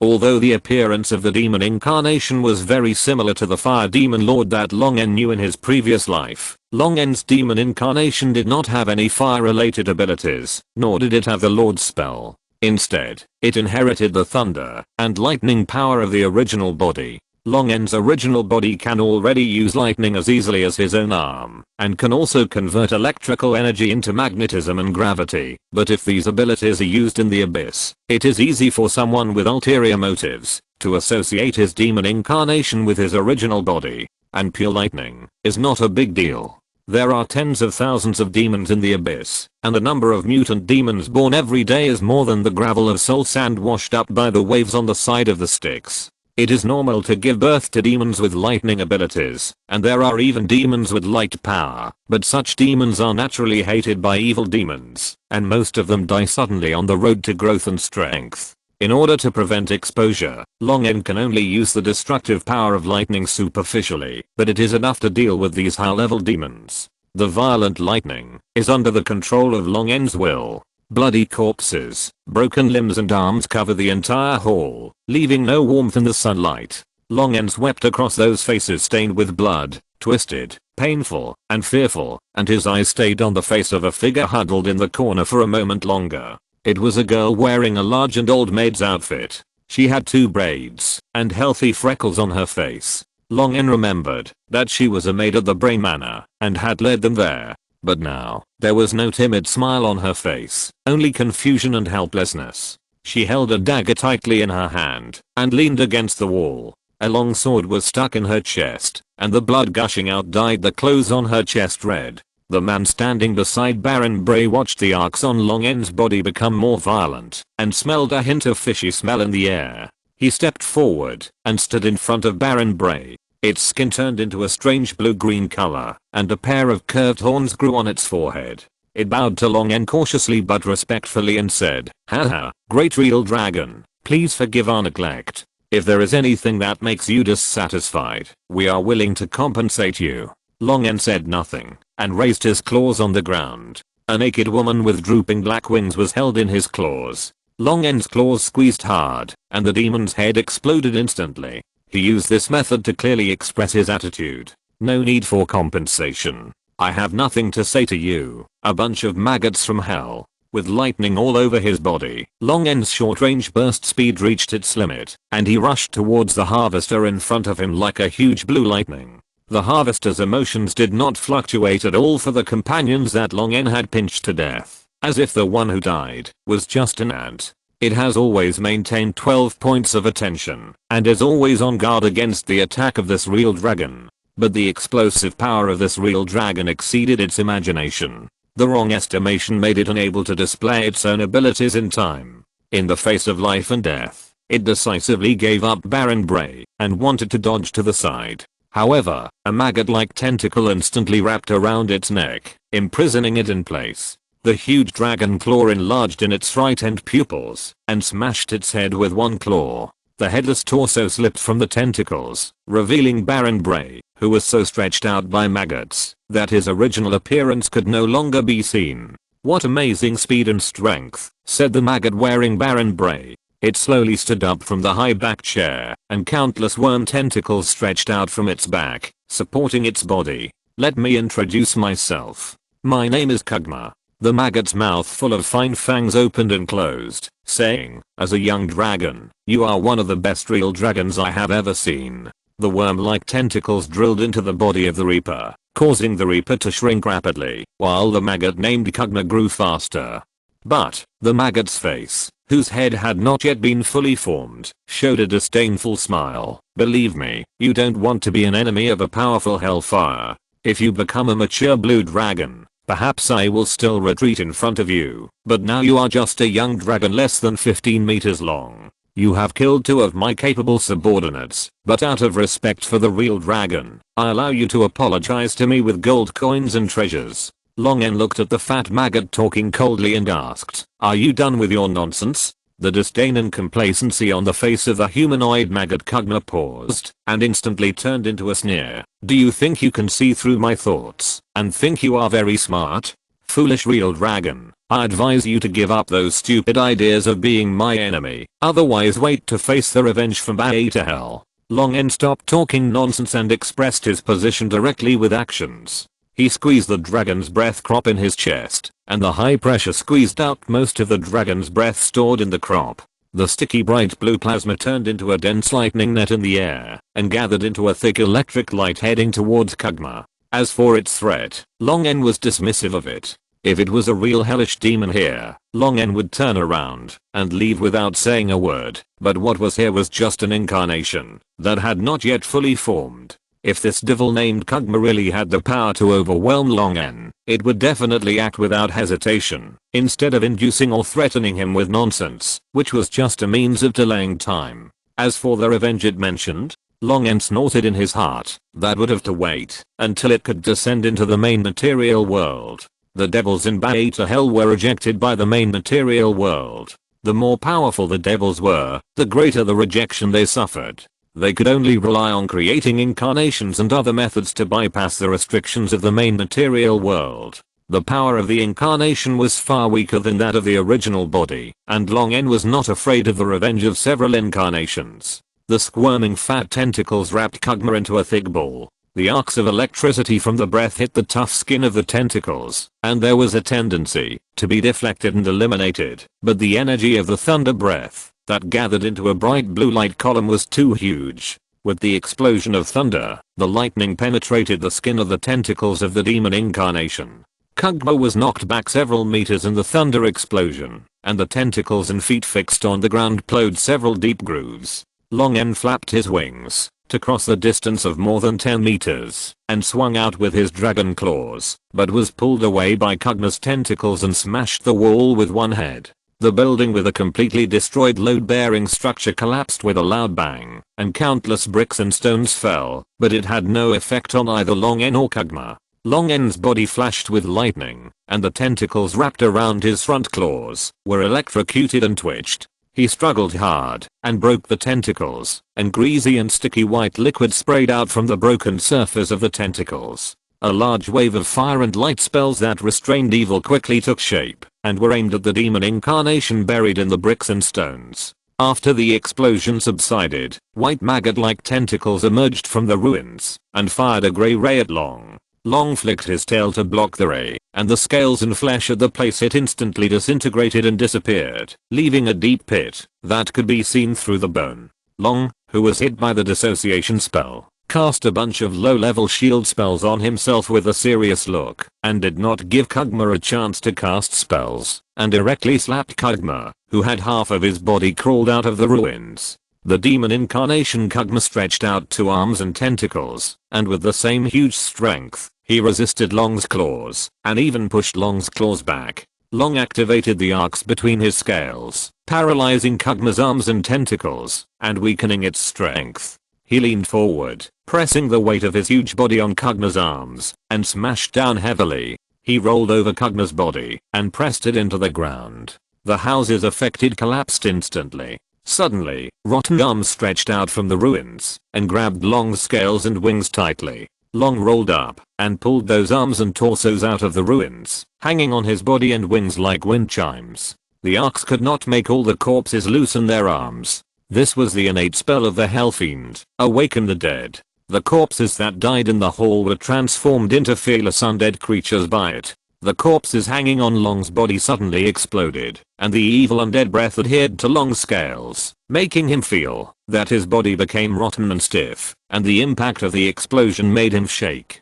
Kugma's disgusting incarnation crawled out of the ruins with the support of its tentacles. It stretched out a finger with a sneer, and aimed at Long's head. It was just that Kirelia had just returned home, so Long asked her and Videlpin to stay for a while longer, just as a paid vacation for them. After being sent out of the Silver Castle by the dragons, Long flapped his wings and flew into the sky. A torn gap had been opened in advance, and he could see the magnificent sea outside. Long rushed out of the gap at an accelerated speed, and the snowflakes on his scales quickly melted in the sunlight shining directly on the sea surface. Long looked back at the place where he had just flown out, but found nothing. He sighed again that the secondary element space was convenient. Long thought of the elemental end in his hand, and his heart was suddenly hot. As long as he could open this book, he would have the opportunity to have such a secret base camp.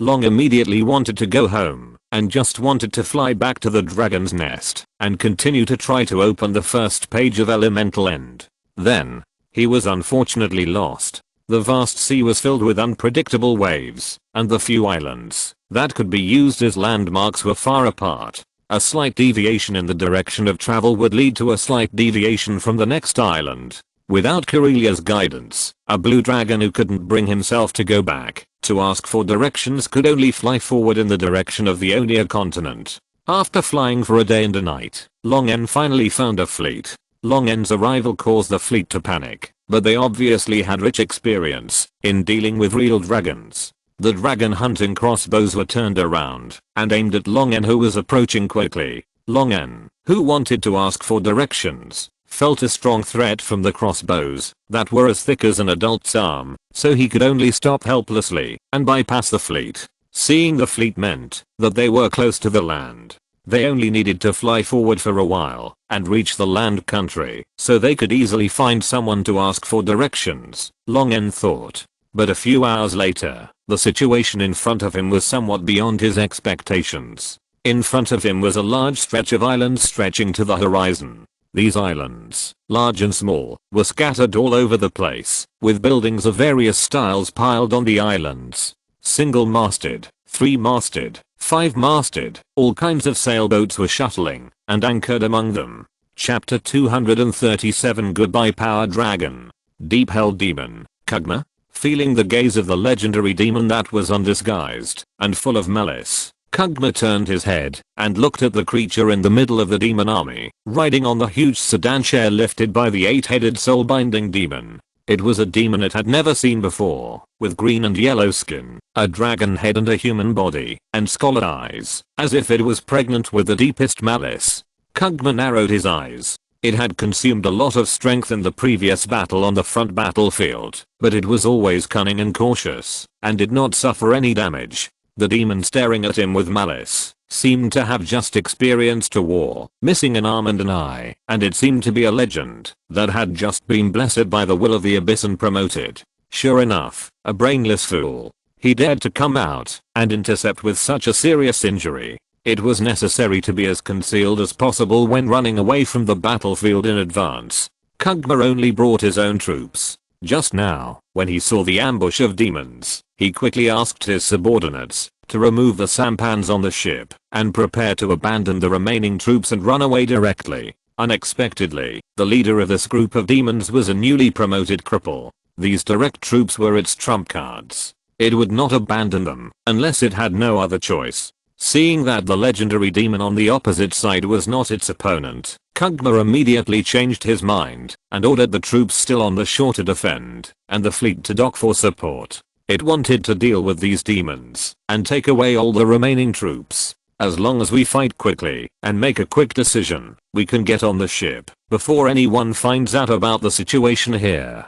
Kugma calculated the time it would take to deal with this crippled demon in his mind, and immediately waved his wings, and burned with red flames all over his body, smashing into the center of the demon army like a meteorite. Those low and medium level demons could not cause much damage to it, and it was not worried about being surrounded by those demons. It still had some reservations on a large battlefield, fearing being targeted by a legendary spellcaster that appeared out of nowhere. But if it was just facing this group of stupid and weak demons, it had full confidence. This confidence came from its powerful strength that had been promoted to a legend more than 100 years ago. The gap between legends can be greater than that between high ranking and legendary, especially when compared with a legend like it, which was obviously just promoted from its aura. Not only did they have more than 100 years of accumulated power, but they also had a difference in the cognition and control of their own power. Kugma had been exploring his own power for hundreds of years, and his control of power was definitely not comparable to that of a newly promoted legend. It was just a crippled demon who had just entered the legendary realm, and it could not pose any threat to it at all. Kugma fell confidently, and while in the air he had already thought about how to chase the demon lord after he escaped and dodged. But to its surprise, the soul-binding demon that lifted the sedan and the surrounding demons were terrified, but did not dare to move, and the dragon-headed human demon on the sedan did not seem to be trying to dodge. Kugma felt something was wrong. Only when he got closer could he see the destruction and madness brewing in the scarlet eyes of the legendary demon in extreme calmness. This look made Kugma feel as if he was facing the big men of Beta Hell, and he unconsciously looked away. The deep hell demon wrapped in red flames was getting closer and closer like a meteorite falling from the sky. Longen controlled the electrical energy in his body to transform it into a magnetic field to strengthen his body. The only remaining giant claw swung out a fierce and domineering punch, confronting Kugma head on. The arm strengthened by the magnetic field collided with the claw that was falling with a downward momentum. The sound of the collision between flesh and flesh was stirred up together with the airwave. After a punch, Kugma waved his wings and quickly pulled them apart. The flames on his huge body were shaken and swayed by the airwave, and the shock and anger in his heart made the red flames surge in the wind. Damn it. How can this guy's body be so hard? Kugma's right claw trembled slightly as he fought against Longen. He thought he could break the last arm of the crippled demon with all his strength, but he didn't expect that his arm would be slightly broken and slightly injured due to excessive force. Is this the body of a demon who has just been promoted to legend? What kind of monster is this? Longen looked at the flames on Kugma's body rising due to anger and slowly stood up from the sedan chair. Although he could gain the upper hand in the melee with Kugma, By relying on his electromagnetically enhanced body, the demons under his command could not withstand the aftermath of his battle with Kugma. Long N was fine after taking Kugma's attack on the sedan chair just now, but the 8 soul-binding demons carrying the sedan chair almost had their shoulder bones shattered. Kugma took the initiative to come to the middle of Long's demon army to fight him, partly for the purpose of causing damage to Long's demon army. Long could only take the initiative to attack and move the battlefield between him and Kugma to another place. Thunder and lightning gathered behind him into a pair of thunder wings, weaving bones and muscles at the missing arm bones. Long waved the limbs formed by the thunder and lightning, and the thunder wings flapped violently. Long's demon incarnation's huge body directly pounced on Kugma, and the giant claws condensed by thunder swung out. Kugma raised his arms to resist, but was pushed by Long's huge force. The two drew a trajectory of fire and thunder in the air, and hit the river bank of the Styx in the distance, plowing a deep gully in the soul sand. Kugma's fingers pointed at Long's head accumulated grey magic aura, and it was ready to kill the ignorant blue dragon in front of it with a dissociation spell. A bright silver real dragon suddenly fell from the sky and hit the round Kugma. Kugma was knocked back several meters, and the dissociation beam deflected by his fingertips hit the wings of the bright silver dragon, tearing a big hole in the wings. The knocked back Kugma climbed up from the ground with an indifferent expression, waving his tentacles to dispel the breath of the silver dragon. Being knocked back and crushed by the two weak dragons one after another, Kugma felt a little angry. If it were its true body, it would definitely refine these two dragon cubs into undead dragons. Unfortunately, it was an incarnation, and it would take a long time for this incarnation to mature and adapt to the rules of the main material world. The strength it could exert in its current state was very limited. Kugma prepared to release the dissociation again, and this time it aimed at the weaker silver dragon, aiming to kill it with one blow. Corellia stood up despite the pain, but she didn't have time to release the healing spell, and flapped her wings to escape Kugma's lock. But the last dissociation spell dissolved the main wing bone that supported her wing membrane, and the entire left wing fell to the ground helplessly. Boom. Or thunder exploded, making Kugma's heart jump. He looked in the direction of Long, but he didn't see Long. The sky above Blackrock Town was covered with dark clouds, and it turned from day to night in an instant. The moist breath came from the wind, and faint thunder sounded in the dark clouds. Kugma felt a little uneasy from this abnormal thunderstorm. In the dark leaden clouds, a nimble blue dragon was faintly visible. Long flapped his wings and hovered under the leaden clouds, allowing the lightning to strike his body. 3 staffs that seemed unusually small compared to him were held in a transparent dragon claw, surrounding him. This leaden cloud with thunder came from the 7-ring high-level spell Thunderstorm engraved on the lightning staff. This is a pure destructive spell with a large coverage area and long duration. Each strike of lightning has the power of a lightning spell above the 5th ring. After the amplitude of the staff, the power is even close to the 6th ring. However, this powerful spell requires a long preparation time. Long N thought, and the earth staff obtained from Glengo activated the 7th ring high-level spell Earthquake. The ground where Kugma stood immediately roared, rocks collapsed, land turned over, and houses collapsed. In such an environment, it could not continue to release disintegration, and could only try its best to avoid the cracks in the earth that kept opening and closing. If it was a real body, it would only need to fly up, or cast a teleportation spell to easily escape from this unfavorable environment. How could it be so strenuous to deal with it? Boom. The brewing thunder roared, and several lightning bolts were deliberately guided to hit Long N's body. Long N waved the soul staff embedded with soul crystals beside him, and cast the 7th ring high-level spell Soul Explosion. Kugma's heart was filled with alarm, but he was unable to dodge due to the earthquake spell. He only felt his will to descend explode, and his head was in great pain. Long N watched as the head of Kugma's humanoid maggot body suddenly exploded, splashing a ball of sticky white slurry, and his body was uncontrollably squeezed into 2 twisted pieces by the dislocated rock layer. Boom. He triggered the thunder brewing in the clouds in advance, and hundreds of powerful lightning exploded at the same time. The sudden flash of lightning illuminated the entire Blackstone town in an instant. The lightning forest like thunder connected from the clouds to Long N's body, and the strong current was absorbed by Long N's blood, muscles, and scales. The scales that absorbed the lightning and charged to the limit completely turned into a transparent bright blue, emitting a dazzling blue light. Under the backlash of the mental power of continuously releasing 3 high-level spells of the 7th ring, and the tearing feeling of the body reaching the limit of its endurance, Long-En stimulated the electrical energy stored in his body. Boom. A lightning beam that condensed hundreds of lightning energies instantly hit Kugma, who was stuck in the cracks of the rock layer. Long-En concentrated most of the power of the 7th ring range attack spell Thunderstorm into a single attack, which was even more powerful than the general 8th ring spell. Kugma's tough skin was also broken under this level of attack, and sticky white slurry flowed out from the cracks that exploded in various parts of its body, and then turned into a charred carbon color under the fierce lightning strike.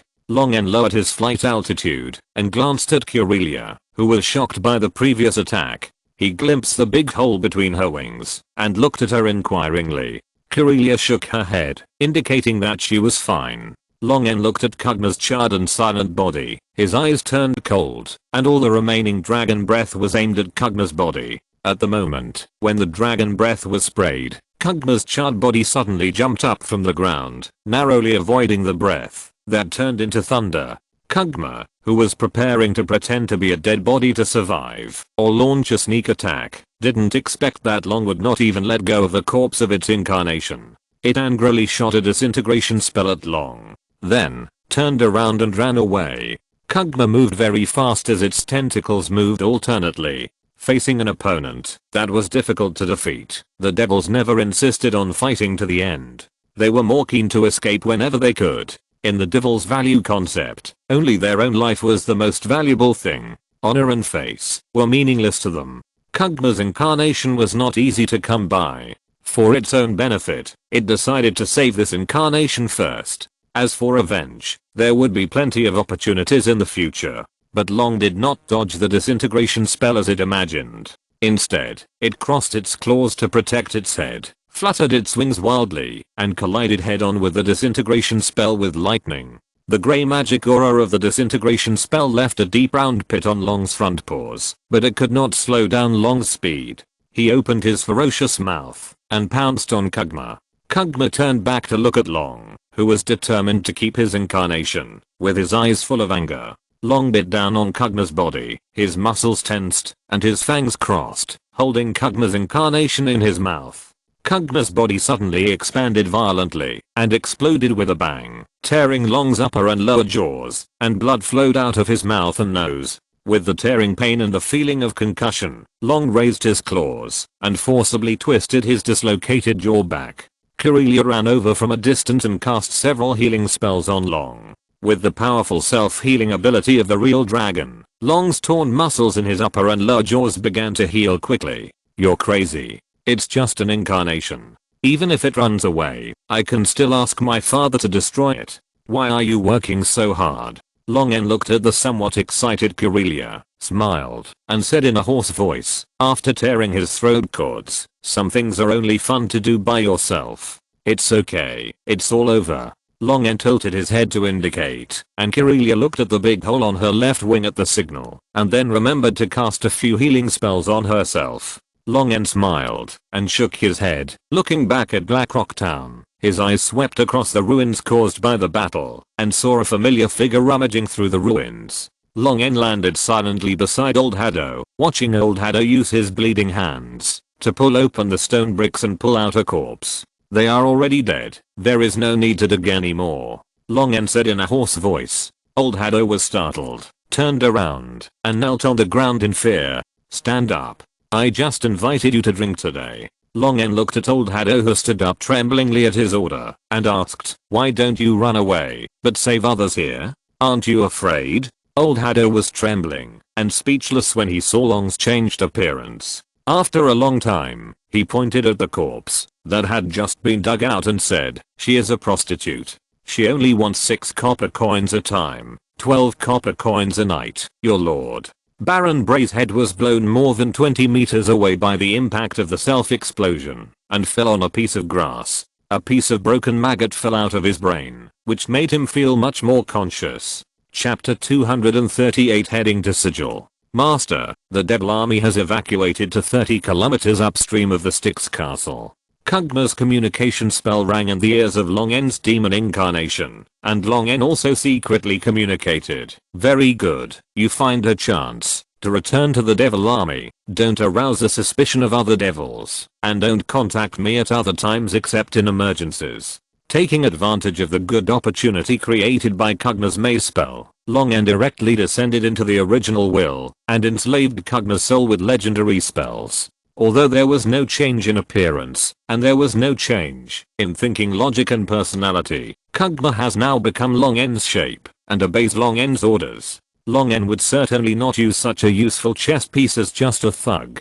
He has no shortage of legends under his command. Let Kugma hide and return to Beta Hell to create greater value. After removing the maze spell, Kugma pretended to be seriously injured and could only abandon the devil on the bank of the Styx and quickly sail downstream and escape into the Styx castle. Long led the powerful demons he had selected to board the ship that Kugma had unintentionally left behind and continued to pursue along the Styx. After a hard battle, they captured the Styx castle, which had accidentally made mistakes in its defense, but they were accidentally escaped by the highest commander of the demons in the Styx castle, the deep hell demon Kugma. Although there were many coincidences, they were all explainable. In addition to Long and Kugma, the other demons and devils participating in the battle for the Styx castle were completely unaware and fought very hard, making the play performed by Long and Kugma seem extremely real, and they could be called a group of the most dedicated extras. On the banks of the Styx, the severely damaged demon army was marching and evacuating along the Styx in an orderly manner. Although they were defeated, they were not in chaos at all, which formed a sharp contrast with the demons chasing behind them. Although the Abyss won, internal conflicts broke out constantly during the pursuit, slowing down the march, and the distance between them and the demon army was getting farther and farther. It was impossible to catch up with the demons and completely destroy them. The demons could only drive the demons to the next fortress and push the battle line back from the place near the molten iron lake and Ferrig, the fortress level military building that could allow the demons to regain their foothold was undoubtedly the Styx castle in the lower reaches of the Styx. Once the demon army entered the Styx castle, the demons could only evacuate temporarily. To capture a fortress like the Styx castle with enough demon garrisons, the required force must be at least 10 times the number of demon garrisons in the fortress. The purpose of the demon lords being summoned by the demon dukes this time was to guard the molten iron lake and Ferrig. Driving the demons to the Styx castle had already exceeded the task.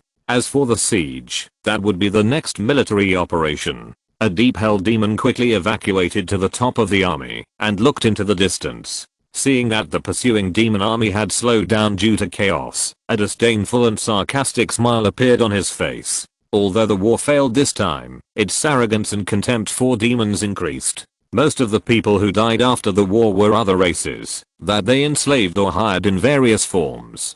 The demons themselves suffered only more than 300,000 casualties. For a brutal bloody battle involving nearly 10 million creatures, although most of them were demons, and nearly half of the demons were fighting each other, this casualty was almost negligible. Moreover, the souls of the slaves and mercenaries who died in the bloody battle were also captured by the demons. They only needed to return to Beta Hell and immerse the souls of these creatures in the water of the Styx, and countless inferior demons would be born. After the high-ranking demons continued to promote them, they could quickly recover their losses in this bloody battle. But look at those barbaric demons with low intelligence. Even though their troops were several times theirs, the number and proportion of deaths far exceeded theirs. The casualties on both sides were almost 1 to 10.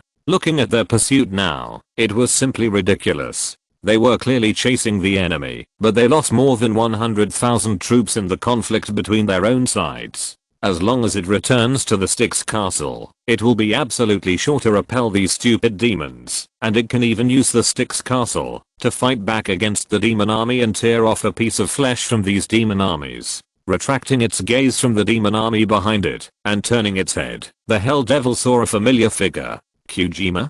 Damn it. Kugma looked extremely miserable at this time, his body bathed in blood, his hard scales cracked everywhere, revealing the flesh underneath that was beaten and eroded by heavy blows, and many of his limbs were broken and twisted beyond recognition. Seeing Kugma's current appearance and the remaining dozen or so higher level demons around him, the Hell Devil, who already knew that Kugma had escaped and returned to the Styx castle in advance, immediately guessed what had happened. "You idiot. You lost the Styx castle?" The furious Hell Devil was covered in red flames, and it seemed that he wanted to eat Kugma alive. "Didn't you bring 50,000 troops back to the Styx castle? How could you lose the Styx castle? I need an explanation." Kugma, who was seriously injured by Long N, was not afraid of being suspected by other demons. His condition was completely worthy of inspection. Kugma put on an angry and cold look. "QC, watch your attitude when talking to me. My rank is half a level higher than yours. Even if I have to be held accountable, it should be the Grand Duke himself, not you." The raging flames burning on the body of the Hell Devil Kuski suddenly extinguished, and he stared at Kugma with cold eyes, with a sarcastic smile on his mouth. "You can only be stubborn for a while. When we return to Dis, the Grand Duke will make you live a life worse than death." Kugma's face became even uglier at the right time, but he still did not bow his head. He snorted coldly and ignored the other party. The other hellish demons who led the demon army also gathered around and quickly figured out the current situation. Although they were all furious about Kugma's loss of Styx Castle, they did not have the right to punish Kugma, who was at the same level as them. At this point, the original plan to return to Styx Castle, to defend and re-establish the front line had to be abandoned. Styx Castle was a strong city with various defensive arrays inside. Since Styx Castle had been taken away and firmly controlled by a legendary demon, it would be impossible for them to recapture Styx Castle with pursuers. They would even be attacked from both sides by the demons in Styx Castle and the pursuers behind. The bridgehead to the abyss had been lost, and they could only choose to bypass Styx Castle, leave the Winiuan Plain, and withdraw to the exiled Abyss Carcerli Plain. This means that among the several demon armies that invaded the Winiuan Plain, this one has been completely driven out of the abyss, and the battle line has been pushed back to the exiled Abyss Carcerli outside the abyss. If they want to regroup and enter the Winiuan Plain again, they will have to spend a lot of time and energy again. In the dim dragon's nest, the shiny sapphire-like dragon scales, as if they had been cut and polished, reflected the swaying firelight, making the blue real dragon lying on a pile of gold coins look like a huge and exquisite sapphire sculpture. Long N raised his head and looked at Galaxus, who was dressed in blue dye, who walked into the cave. "Long N, I have completed your mission." Galaxus handed over several storage rings to Long N. Because of the contract between them, Galaxus could not hide the loot from the robbery privately. But Long N promised to give him 1/10 of the gold coins, which gave Galaxus the motivation to work. Long N's mental power swept through several storage rings, and after dividing the share for Galaxus, all the gold coins and gems, as well as a pile of messy gold and silver ornaments and handicrafts, as well as magic armor and weapons that Galaxus had robbed, fell to the ground. These gold coins were more than the rewards Long N received from Ryan and Miss F, making the pile of gold coins under Long N twice as large. Galaxus followed Long N's orders and ran to the north to plunder human nobles. The unlucky ones included 2 viscounts, 7 barons, and several knights. There were 380,000 gold coins in total, plus gems and various miscellaneous items. The total value should be around 430,000 gold coins. Long N helped Galaxus to wipe out the zeros and generously gave him 40,000 gold coins. After receiving the storage ring with a few thousand gold coins missing, Galaxus had another grudge against Long N, and then immediately shifted his attention and excitedly put the storage ring away. 40,000 gold coins were enough to cover a thin layer. For Galaxus, who had lived in the snowy mountains, where few people had been, for more than 80 years, he had never been so rich in his life. "Give it here." Long N looked at Galaxus and said. Galaxus looked like he didn't know what Long N was talking about and asked, What? What do you want to bring? Don't play dumb. My lightning staff." Galaxus smiled awkwardly, but still opened his mouth obediently, and took out the lightning staff with his tongue. Long N cast several spells on the lightning staff with disdain, cleaned the saliva on it, and then picked up the lightning staff and put it into the storage ring. "Can't you change your bad habit of putting everything into your mouth?" Waving the tip of his tail, Long N signaled Galaxus to leave. "Hurry up and wash off this paint." The nobles in the north, should be ready by now. You don't have to go out like this for a while. After Galanxis left, Longen summoned Kino, Sorter, Golden Foot, Blue Ears, Scar and Bronze Hammer. Great Master, Lord of Storm Mountain, Lord of Thunder, your servants are waiting for your orders. Long looked at Copper Hammer, who did not kneel like Blue Ears and other clansmen, and asked, can the production of armor and weapons reach the predetermined target? Copper Hammer nodded, but pulled his beard in some confusion. Respected Lord Long, dwarves always keep their promises. For your orders, our good guys work in the forge from morning to night every day, but wine, you know, dwarves without alcohol, are like shriveled eggs, always a little uninterested. Long indicated that he understood, and turned to ask, how is the thing I asked you to try? Iron tube cannon? A sample has been made, and the test firing effect is good, but there are still some problems with the formula of gunpowder. Long nodded, and said, adjust the cannon well, and the alcohol you need, will be in place soon. Blue Ears, who was kneeling on the ground, crawled forward a few steps. After the population growth in Blackrock Town and the territory, according to the food reserves in production, how long will the food last? Great Master, there are too many new people in the territory, and our food can't last until the next potato harvest. During this period, Bluehair has been in contact with Glengo to deal with the food dispatch issues in Blackrock Town and the territory. The gathered clansmen and refugees consume a lot of food.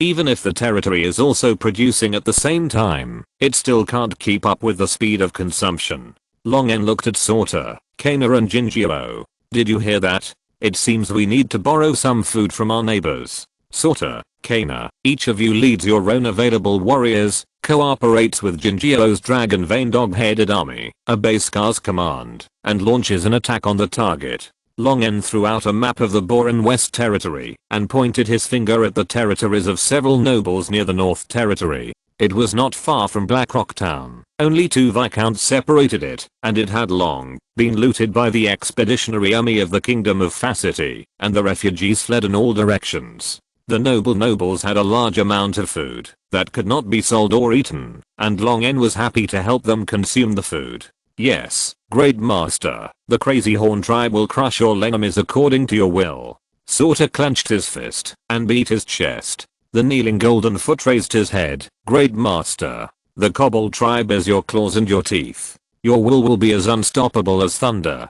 Kano, me too. 2 days later, a team of 500 kobolds, 60 dragon blood minotaur, nearly 100 mutant goblins, and 100 dragon song kobolds gathered in Blackrock Town, and marched northeast under the gaze of the people of Blackrock Town. Each of them wore a well-fitting black iron armor, holding flails, maces, and other sophisticated weapons in their hands. These equipments made by the dwarves are of high quality, which has increased the combat effectiveness of the entire army by at least twice, making it look like a well-equipped and well-trained elite division. The refugees who had just been accepted, and were still in the refugee concentration camp that had just been established in Blackrock Town, working in exchange for food according to the orders of these monsters, looked at these powerful monsters with complicated eyes as they fled in the direction they came from. Under the advanced propaganda of Glengo, all the refugees knew that the purpose of these monsters was to buy or rob the food from the nobles, who were unwilling to give arms to the civilians, and turned them into refugees.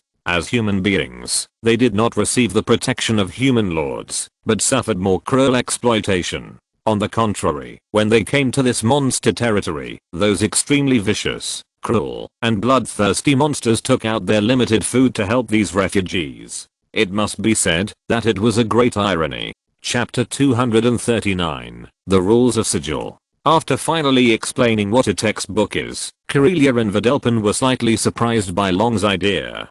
Giving knowledge to civilians for free is something that has never happened, whether in the human kingdom today, or in the more ancient times, in the dynasties established by various intelligent creatures. They couldn't imagine what a country, where everyone can write and calculate would develop into, let alone the liberation of thought and the reform of the system.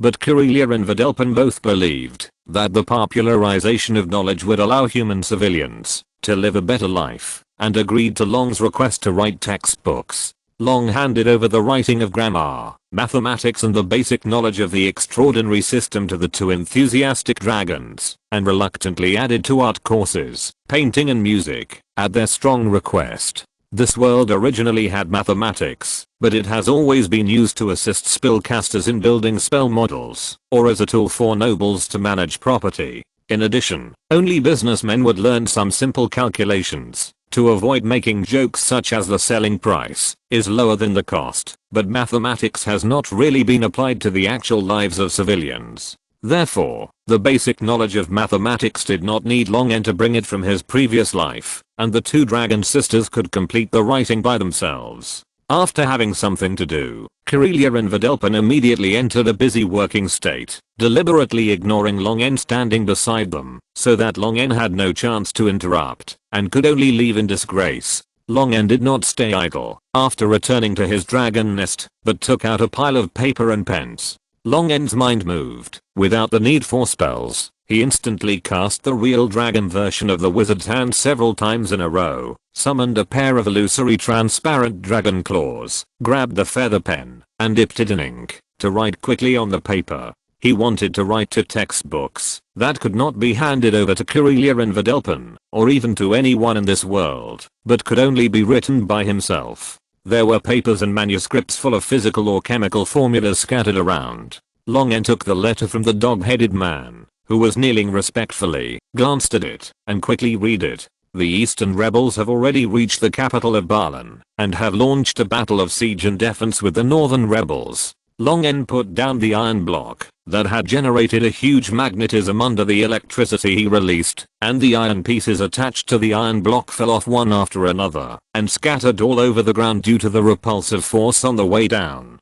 Long-N turned his head, and looked at the letter paper placed aside. In the capital of Balan, the battle between the northern and eastern rebels was fierce, and the walls of the entire Balan capital were stained with blood into a mottled dark red. The eastern rebels made a desperate move, and launched several consecutive attacks, frantically attacking the walls of the capital. The northern rebels were overwhelmed, and gradually could not hold on under the offensive of the eastern rebels. The rebel leader, Clivengog, compromised with the Kingdom of Facity and formally ceded territory in exchange for the support of the Kingdom of Facity.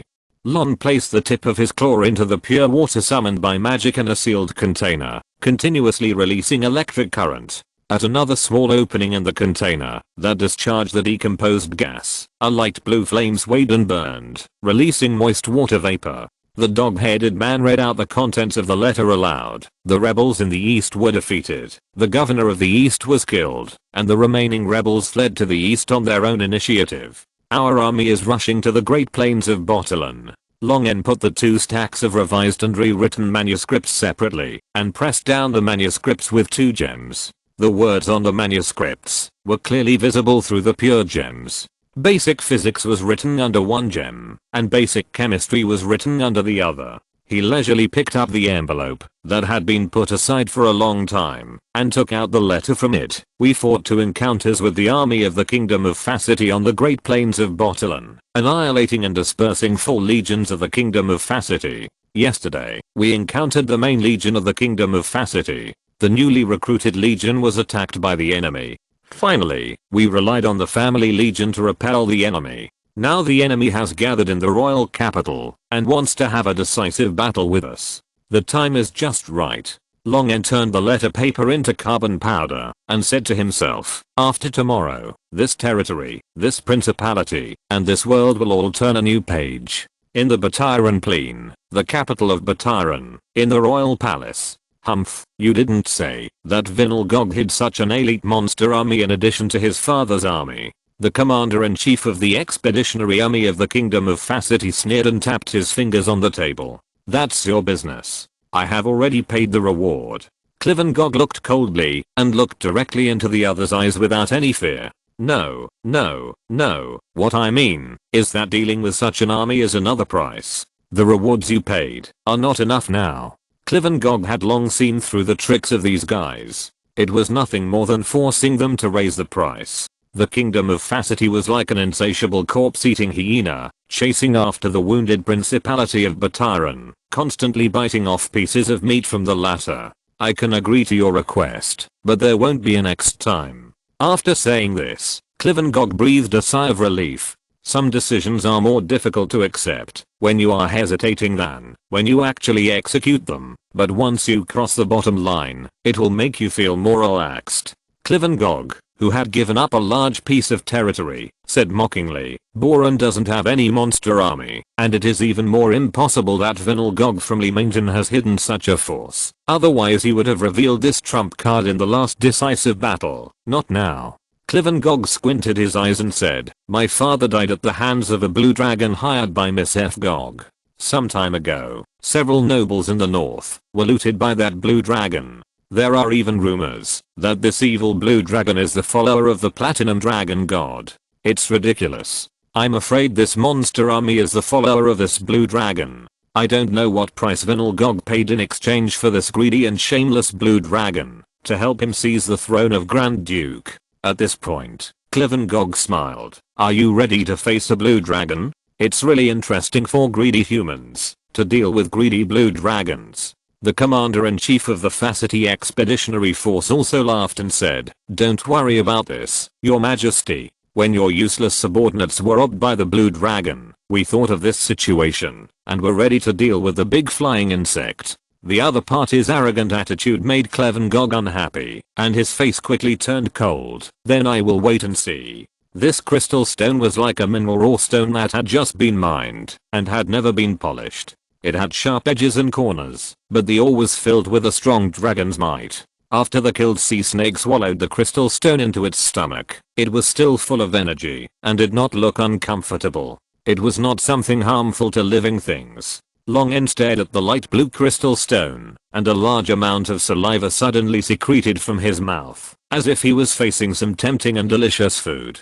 Swallowing his saliva, Longen was more certain that this was a good thing. The instinctive desire of a real dragon for food would not deceive the dragon. Corellia and the others should know. Longen decided to return to the dragon's nest immediately and show the crystal to Corellia and Vidalpin. Even if they had never seen the ore that exudes dragon power, it would most likely be mentioned in the dragon's heritage. Spreading his wings, Longen crossed the storm mountains again and returned to the territory. Falling from the clouds, Longen flew directly to Corellia's dragon's nest and stepped into it. Sensing Longen's breath, the human-shaped Corellia pushed open the wooden door and walked out of the side hall where the human form lived. Vidalpin is not here, Corellia said helplessly. She went to your territory to fight evil. Fight evil? Longen smiled and said, what's the situation? Most of the population in Longen's territory are refugees who have just become civilians, and the rest are nobles who have just been taught a lesson by him.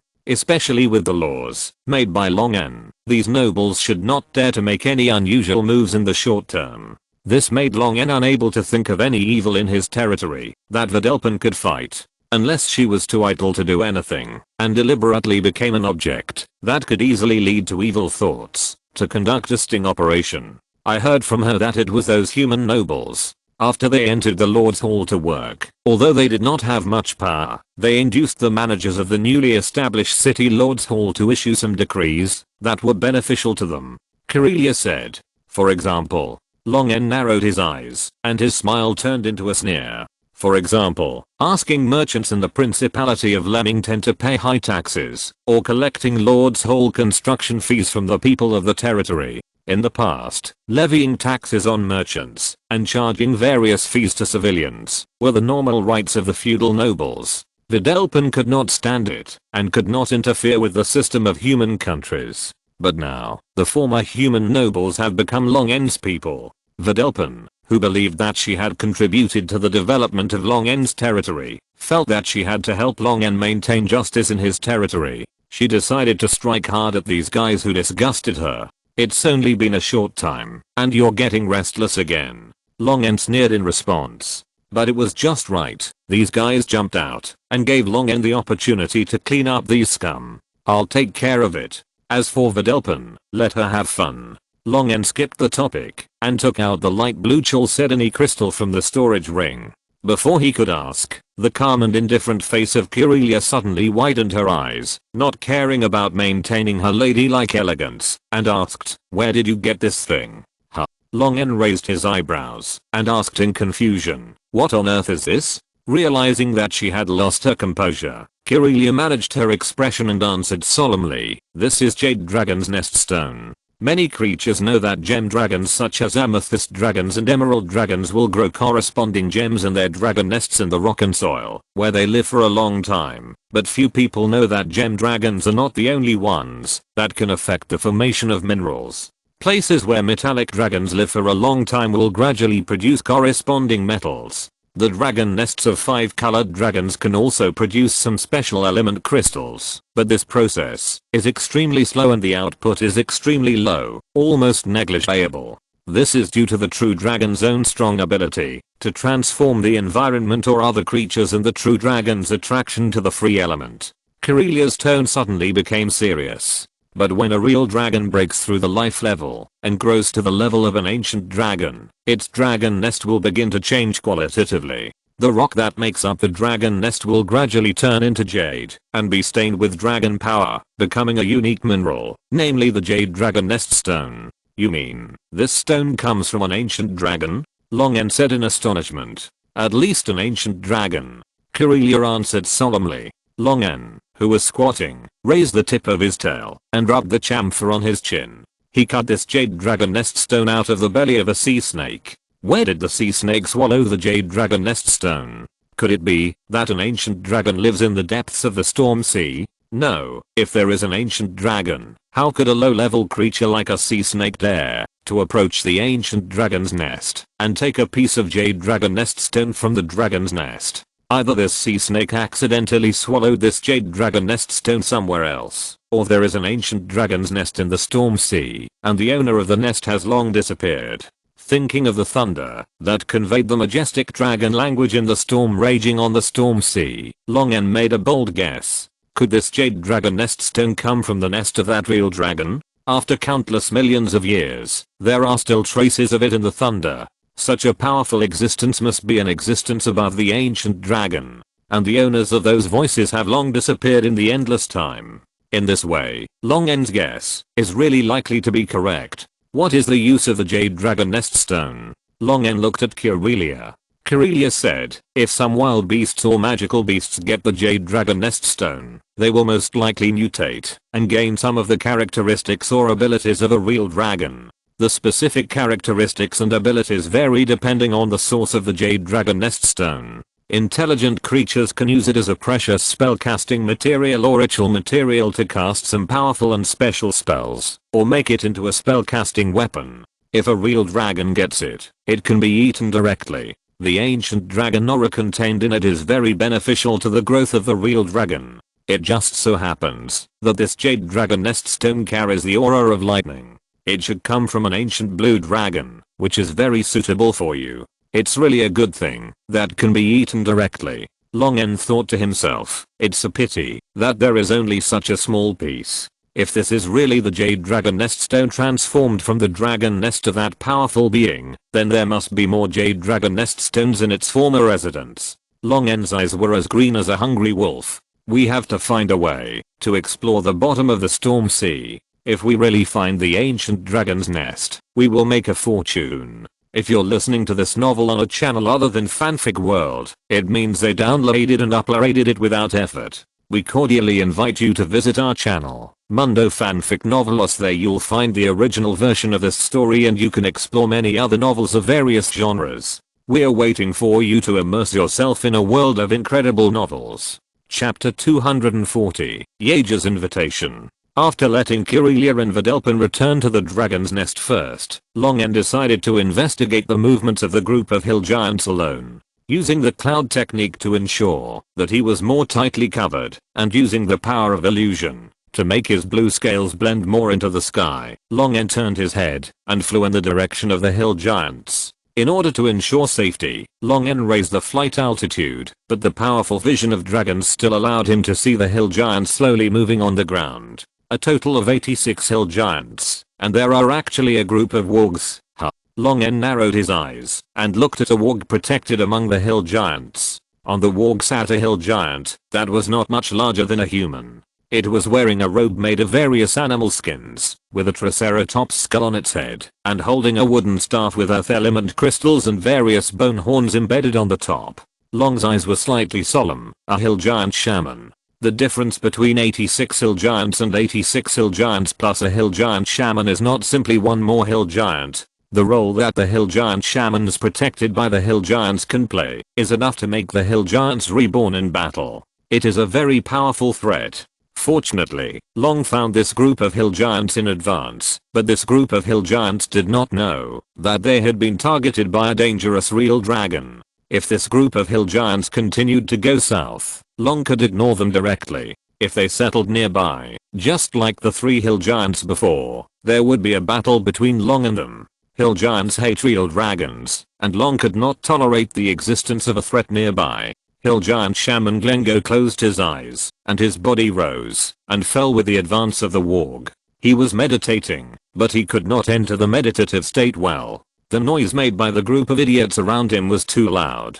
Damn it. All of you, be quiet. The frightened hill giants fell silent amid Grengo's intolerable roar. Growing up in the tribe, they dared not rebel against the shaman, their spiritual leader, even though this shaman was exiled from the tribe like them. They were taught from birth to obey the orders of the leader and the shaman. It was finally quiet, but when Grengo thought about how he was squeezed out of the tribe by other shamans, and was responsible for leading this group of young hill giants to settle in a place far away from the tribe, he was so angry that he could hardly control himself. Grengo clutched the scepter tightly in his hand, and his anger gradually subsided. Thinking positively, at least here, other hill giants must obey him, and no one will come to sneer at him. No one will laugh at his deformed body, and laugh at his weird behavior, so the situation is not too bad. As they slowly moved forward, an open grassland valley appeared before the eyes of the hill giants. Grengo examined the surrounding terrain, and found another valley at the edge of the valley.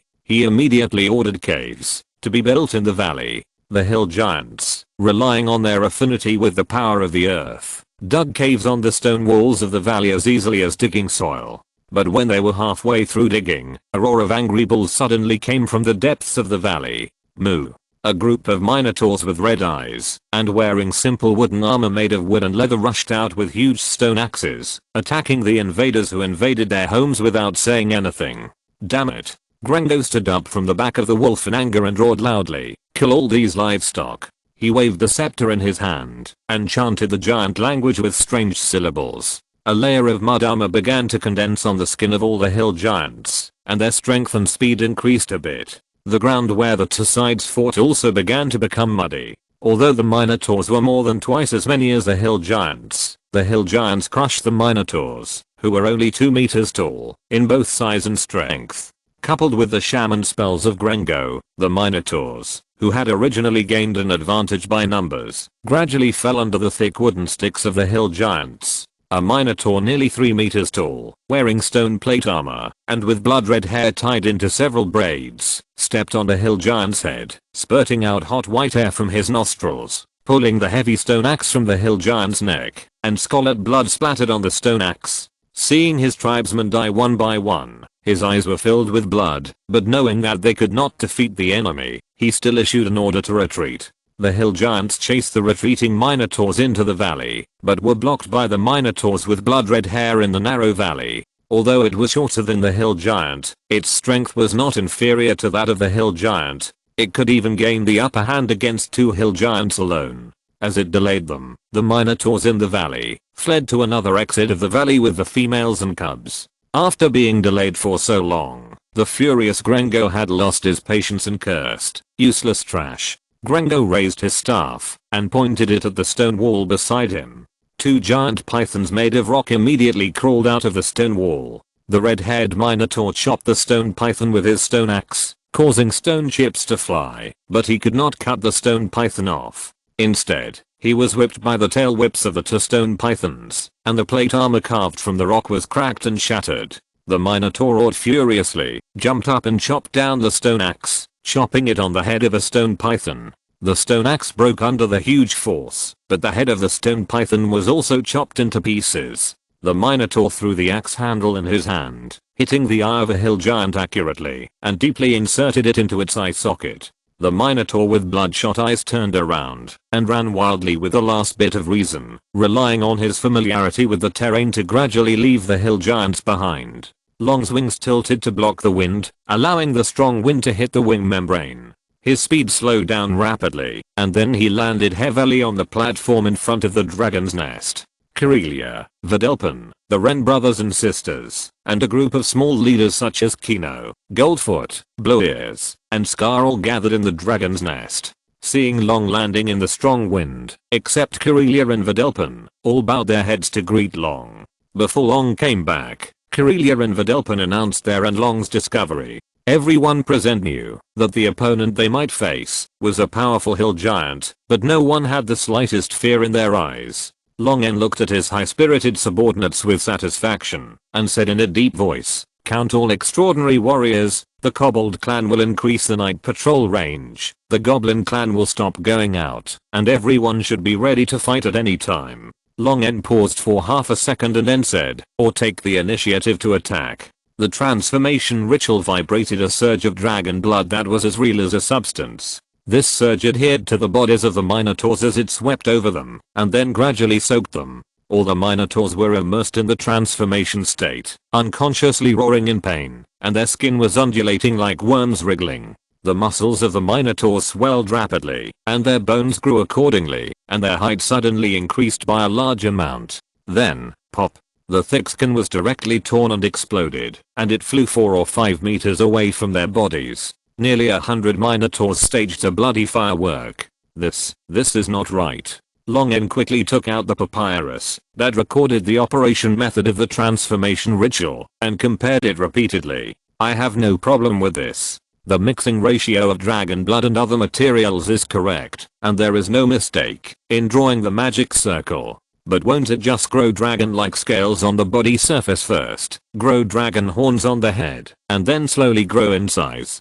The Minotaurs whose skin completely disappeared and whose muscle fibers could be seen directly were far from all normal, but fortunately their painful roars sounded full of vitality, without any signs of injury, weakness or dying. Long could only comfort himself that it might be that his dragon blood was too potent. After a while, the Minotaurs whose muscles were clearly visible began to grow a thin layer of skin again. The skin gradually thickened, and fine scales grew on the surface. Hair grew again between the cracks of the scales, quickly covering the scales. After waiting for a while, the Minotaurs in the transformation ceremony gradually woke up, recalling the pain that made them wail and roar during the transformation. The brave Minotaurs couldn't help but shudder. A Minotaur who had not yet adapted to the sudden height of his sight felt as if he was stepping on something. He looked down and found that it was a blue dog-headed man who had also completed the transformation ritual. He quickly moved his feet away and pretended to know nothing.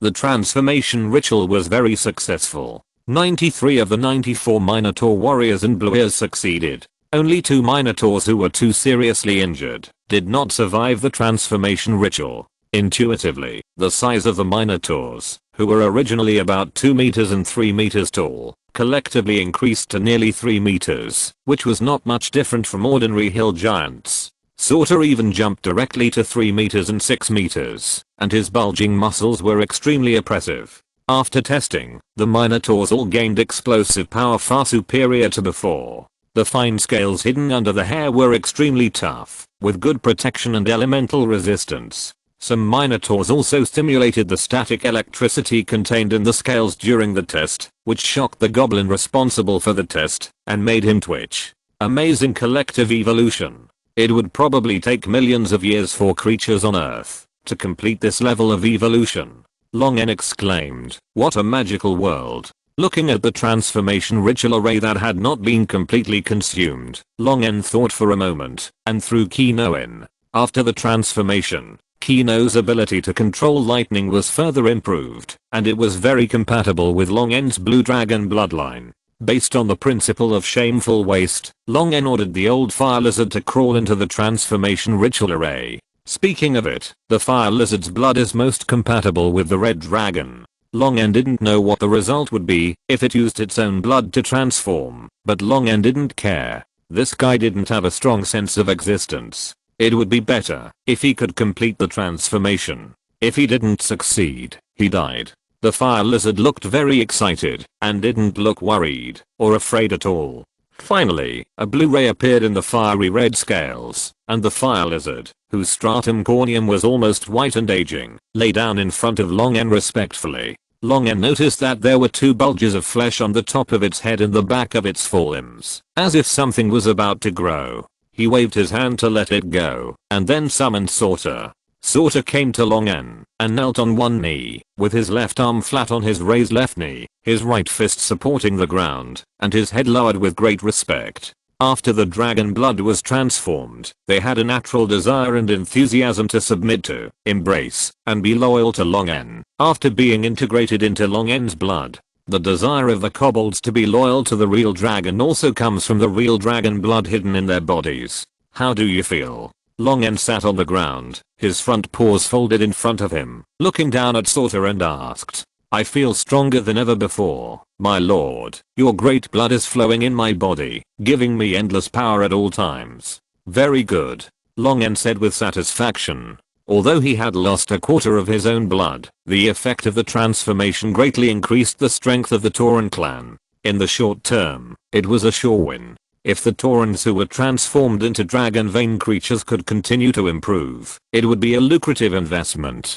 I'll give you 3 days to rest and adapt, and to make new weapons, Long N said, then follow me to take back your valley. Sorter said in a deep voice, yes, master. After Sorter left, Long N flew out of the nest, and hovered over the territory. He saw the Taurens carving stones, processing wood, and building houses, as well as the lush potato farmland and a large area of newly reclaimed land next to the farmland.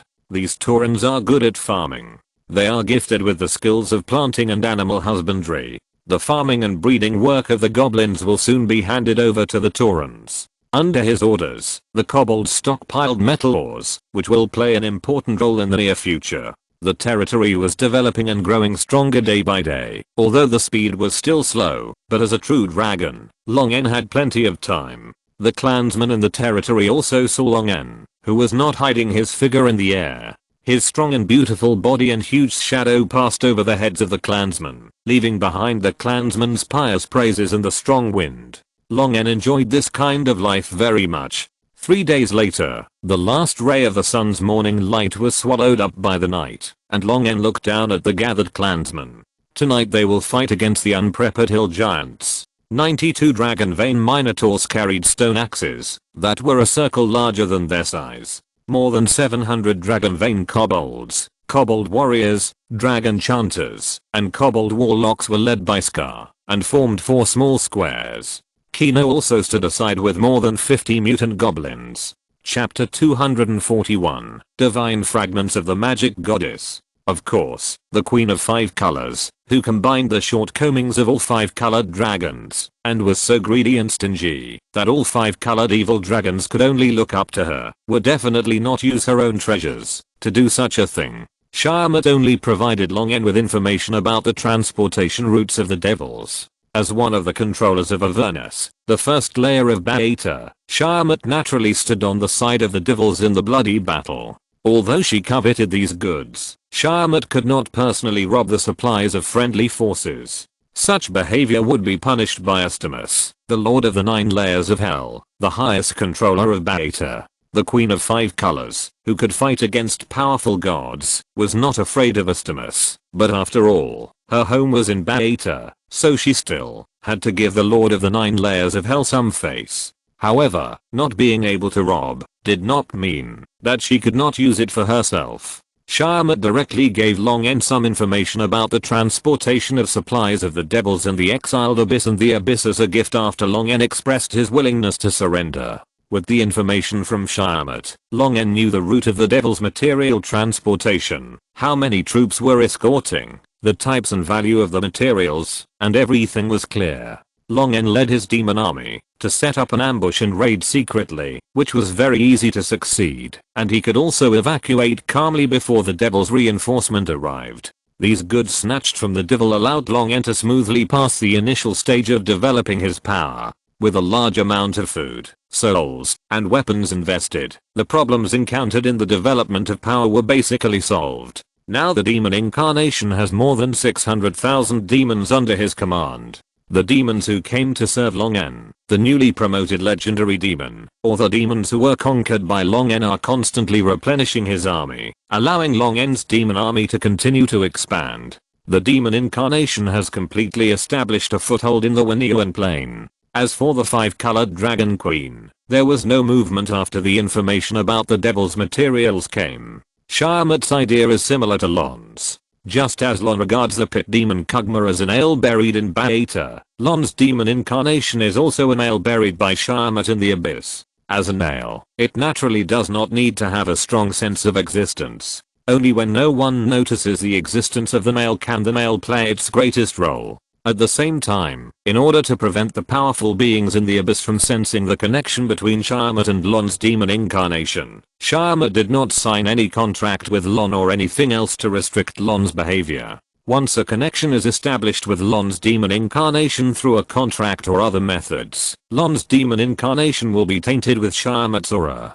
Even if Shyama personally covers up and eliminates this aura for Lon, in the eyes of powerful beings, this connection will still be as clear as a candle in the dark night. Therefore, Shyama did not choose to control Lon's demon incarnation in those ways, but used benefits to make Lon's demon incarnation loyal to him. Interest relations are unreliable for most confused demons, but Lon's demon incarnation behaves like a rare demon of the lawful camp. Lawfulness means not to act recklessly, at least not to suddenly choose to betray, when the situation is favorable to oneself. If a lawful evil creature betrays its ally, it must be that the interests are not enough. Shyama's failure to give orders was just what Long wanted, allowing him to concentrate on expanding his power. He called on his demons to transport all the goods away, and Long quickly evacuated, leaving the demons who came to protect the transported materials empty-handed again. Stepping into the portal from the exiled abyss back to the abyss, Long squinted his eyes and looked back at the demon army in the distance. Although there was still a lot of information provided by Shyama, Long decided to give up the rest of the information. After being robbed so many times in a row, the demons have reacted, and the supporting troops are coming faster and faster. If this continues, it is likely that they will be surrounded by the demons that come when looting supplies. Once they are besieged by a large number of demons, Long's demon incarnation will most likely die here. Moreover, the top brass of the Devil Front may have realized that there was a traitor who betrayed them. The transportation routes and guards have been adjusted, and the intelligence provided by Shyama is no longer so useful. Retreating to the abyss and returning to the Styx castle along the Styx, Long N's consciousness left the demon incarnation and returned to the main body. The huge blue dragon in the temporary dragon's nest shook its body and shook off the dust covering its scales. The previous abyss rift should be almost repaired. It's time to return to Auran. I don't know what the situation in the Auran world is now. Lutheronus didn't contact me with the help of the Platinum Dragon God. It seems that there should be no problem. Long N got out of the temporary dragon's nest, used magic to erase the traces of his stay here, flapped his wings, and flew through the huge blood-red thorn jungle into the sky. Long N flew over the outpost built by the Kingdom of Dulan into the Bloodthorn Abyss and looked down. After reaching a trade agreement with Trevdes, Long's decree was quickly conveyed back to Blackrock City, and the Executive Council immediately sent officials to the Bloodthorn Abyss to negotiate with Trevdes' family. The outpost has expanded from a small temporary camp to a prosperous town, with countless adventurers or mercenaries of various races shuttling between them. As the army of the Kingdom of Dulan counterattacked and entered the abyss, adventurers and mercenaries who hunted demons on the demon hunting planes also poured into the Bloodthorn Abyss. Although the Bloodthorn Abyss is more dangerous, the benefits are far greater than hunting those small groups of demons that pass through the abyss rifts on the demon hunting planes. Long could not pass through the medium-sized abyss rift of the outpost, so he flew over the outpost in hiding, and flew directly to the territory of the fjord serpent dragon Tleela in the Bloodthorn Abyss. The ferocious evil of the snake dragon species obviously frightened the demons in the abyss. Even though it had been so long since Tleelaxu left the Bloodthorn Abyss, no demon dared to approach Tleelaxu's lair, and the large abyss rift had never been discovered by other demons. Long checked the status of the large abyss rift. After the reinforcement before he left, the abyss rift finally recovered slowly, and was almost able to accommodate Long's passage again. With the experience of the last time, Long passed through the abyss rift more smoothly this time. After drilling out of the huge abyss rift and breathing a breath of fresh air from the main material world, Long quickly controlled his power to repair the broken abyss rift. This abyss rift connecting Tleilaxu's territory and the Bloodthorn Abyss and the interior of the Storm Mountains and the Auran world is very hidden, and perhaps it can play a role when needed later. Lone left the Storm Mountains and went to the Storm Sea first. He found Tleilaxu, who was in a rage, deep in the trench where the mermen who had been slaughtered into pieces and doubted whether they could be resurrected lived. It seemed that she was very tired and unbearable to slaughter these weak mermen for a long time. Lone originally wanted Tleilaxu to guard the large abyss rift to prevent accidents, but seeing her like this, he gave up the idea. It would be better to give this boring task of guarding one place to a more reliable subordinate. Sensing Lone's dragon power, Tleilaxu raised his head and tore the flesh of the prey, his eyes full of hatred and frenzy. Tleilaxu wanted to drink Lone's blood and eat Lone's flesh for this guy who restricted his freedom, but he was restricted by the contract and couldn't beat him, so Tleilaxu could only swallow his anger for the time being. Ron felt a little uncomfortable with Tleilaxu's hateful gaze and slapped Tleilaxu's head, which was still holding half of a humanoid's thigh, with his tail. Okay, you don't have to stay here. I'll take you out for a ride. Maybe I can let you go. Tleilaxu's hateful eyes lit up instantly. Really? Then let's go. I can't wait. Tleilaxu said and instantly rushed out more than 10 meters, then seemed to remember something and returned to Ron and used his tail to roll up half of the huge corpse that was swollen by the seawater. By the way, please eat meat. Ron took a look at the body that was tortured and broken and could barely see the hideous and painful head of a young sea giant. Thank you, I'm not hungry. Seeing that Ron had no appetite, Tleilaxu muttered a few words and swallowed the whole young sea giant in one gulp like a python swallowing food. Let's go. Lone took Tleilaxu to the Naga clan and asked the Emperor Naga to send a legendary Naga and a Naga army to guard the large abyss rift, then return to the Storm Mountains and return to the kingdom of Dualan. After settling Tleilaxu first, Lone returned to Kirelia's nest. Seeing that Kirelia was not in the dragon's nest, he turned around and flew to Blackstone City. Before he flew to Blackstone City, Kirelia, who had received the news, found Lone first. Seeing Kirelia's anxious face, Lone asked solemnly, "What happened? Come with me, let's find a quiet place to talk."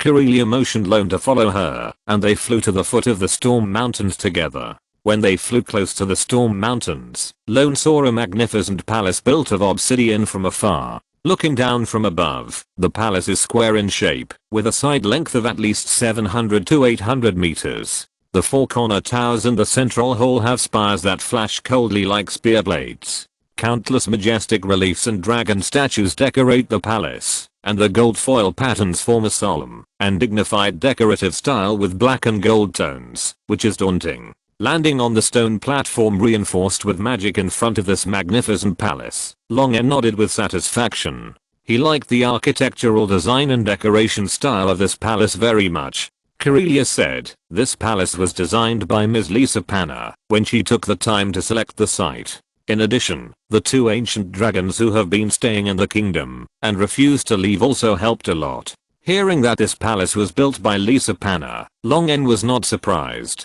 Whether it was the Silver Castle in Luthronis or Lisa Panna's palace at the source of the Neverwinter River, the design took into account both exquisiteness and grandeur. Lisa Panna's aesthetics were definitely online. But Kirelia's second half of the sentence made Longen stunned for a moment. The two ancient dragons who refused to leave the kingdom? Kirelia nodded helplessly. The ancient golden dragon Ms. Lauren and her wife Ms. Mitsuki. They have been staying in Black Rock City all these years, and from time to time they come up with some new things to do business for profit, which has caused a lot of trouble to the Business Regulatory Bureau. The Metal Dragon clan heard that there was an ancient golden dragon in Dualan and wanted to invite Ms. Lauren to destroy the Spider Queen's evil plan, but Ms. Lauren refused on the grounds that she wanted to help you build the palace from the ashes. Longen, so this palace was really built by her? What else has she come up with in the past few decades? And it will cause trouble to the Business Regulatory Bureau? Longen could never imagine what the mentally ill and stupid ancient golden dragon could have to do with business. Corellia said with some embarrassment. In the early days of the kingdom, there was a population explosion, and the population of each clan skyrocketed, especially the kobolds, gnolls, goblins, humans, and other clans with strong reproduction ability. In order to control the population, the executive yuan issued a birth control decree, and Ms. Roland made contraceptive condoms and used transfiguration to avoid the Commercial Regulatory Bureau and secretly sold them to evade taxes. Long N. This is a noble, powerful and majestic golden dragon, the most favored creature of the platinum dragon god.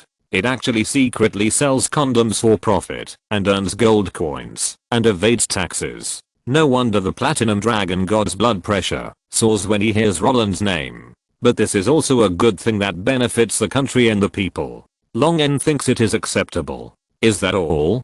Corellia was even more embarrassed to speak. She also made adult products out of slime gel, sold sexy clothing, and founded a banned pornographic publication. Okay, no more talking. Long N interrupted Corellia. Even he felt his blood pressure rise after hearing this, let alone the platinum dragon god. After entering the huge archway more than 20 meters high, and walking along the path in front of the palace into the main hall, Long N looked around, and walked onto the throne-shaped bed platform that was obviously prepared for him, and lay down comfortably in it. After ordering the dragon vein minotaur guards wearing iron armor, and standing upright in the palace, to prepare food for him, Long N looked at Corellia. Now you can tell me what happened? Corellia folded her wings, and coiled her tail, and sat up straight and said seriously, the Drow army raided the countries of Runia, and within 2 days, at least for human principalities, and 1 kingdom have been destroyed. Long N frowned. Runia. Why did the Drow suddenly shift their target to the Runia continent? The chaos created by the Drow has been spreading on the continent of Onia for nearly 40 years. Why would they suddenly leave Onia alone and raid Runia, which is across the sea from Onia? Although the Drow are a group of lunatics, they are not fools. Spending a lot of energy to attack Runia will not benefit their conspiracy in Onia, unless all this has been planned by them long ago. Corellia said, their target may not be Runia, but the elves living on the continent of Runia and the elf capital of Fidassaran. Chapter 242. Wildness. Master, the Devil Army has evacuated to 30 kilometers upstream of the Styx castle. Kugma's communication spell rang in the ears of Long N's demon incarnation, and Long N also secretly communicated. Very good, you find a chance to return to the Devil Army, don't arouse the suspicion of other devils, and don't contact me at other times except in emergencies. Taking advantage of the good opportunity created by Kugma's maze spell, Long N directly descended into the original will and enslaved Kugma's soul with legendary spells. Although there was no change in appearance, and there was no change in thinking logic and personality, Kugma has now become Long N's shape and obeys Long N's orders. Long N would certainly not just use such a useful chess piece as a thug. He has no shortage of legends under his command. Let Kugma hide and return to Beta Hell to create greater value. After removing the maze spell, Kugma pretended to be seriously injured and could only abandon the devil on the bank of the Styx and quickly sail downstream and escape into the Styx castle. Long led the powerful demons he had selected to board the ship that Kugma had unintentionally left behind and continued to pursue along the Styx. After a hard battle, they captured the Styx castle, which had accidentally made mistakes in its defense, but they were accidentally escaped by the highest commander of the demons in the Styx castle, the deep hell demon Kugma. Although there were many coincidences, they were all explainable. In addition to Long and Kugma, the other demons and devils participating in the battle for the Styx castle were completely unaware and fought very hard, making the play performed by Long and Kugma seem extremely real, and they could be called a group of the most dedicated extras. On the banks of the Styx, the severely damaged demon army was marching and evacuating along the Styx in an orderly manner. Although they were defeated, they were not in chaos at all, which formed a sharp contrast with the demons chasing behind them. Although the Abyss won, internal conflicts broke out constantly during the pursuit, slowing down the march, and the distance between them and the demon army was getting farther and farther. It was impossible to catch up with the demons and completely destroy them. The demons could only drive the demons to the next fortress and push the battle line back from the place near the molten iron lake and Felag. The fortress level military building that could allow the demons to regain their foothold was undoubtedly the Styx castle in the lower reaches of the Styx. Once the demon army entered the Styx castle, the demons could only evacuate temporarily. To capture a fortress like the Styx castle with enough demon garrisons, the required force must be at least 10 times the number of demon garrisons in the fortress. The purpose of the demon lords being summoned by the demon dukes this time was to guard the molten iron lake and Felag. Driving the demons to the Styx castle had already exceeded the task. As for the siege, that would be the next military operation. A deep-held demon quickly evacuated to the top of the army and looked into the distance. Seeing that the pursuing demon army had broken out into chaos and slowed down, a disdainful and sarcastic smile appeared on his face. Although the war failed this time, its arrogance and contempt for the demons increased. Most of the people who died after the war were other races that they enslaved or hired in various forms. The demons themselves suffered only more than 300,000 casualties. For a brutal bloody battle involving nearly 10 million creatures, although most of them were demons, and nearly half of the demons were fighting each other, this casualty was almost negligible. Moreover, the souls of the slaves and mercenaries who died in the bloody battle were also captured by the demons. They only needed to return to Beta Hell and immerse the souls of these creatures in the water of the Styx, and countless inferior demons would be born. After the high-ranking demons continued to promote them, they could quickly recover their losses in this bloody battle.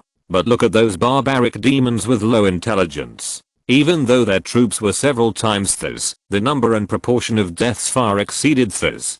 The casualties on both sides were almost 1 to 10. Looking at their pursuit now, it was simply ridiculous. They were clearly chasing the enemy, but they lost more than 100,000 troops in the conflict between their own sides. As long as it returns to the Styx castle, it will be absolutely sure to repel these stupid demons, and it can even use the Styx castle to fight back against the demon army and tear off a piece of flesh from these demon armies. Retracting its gaze from the demon army behind it, and turning its head, the Hell Devil saw a familiar figure. Kujima? Damn it.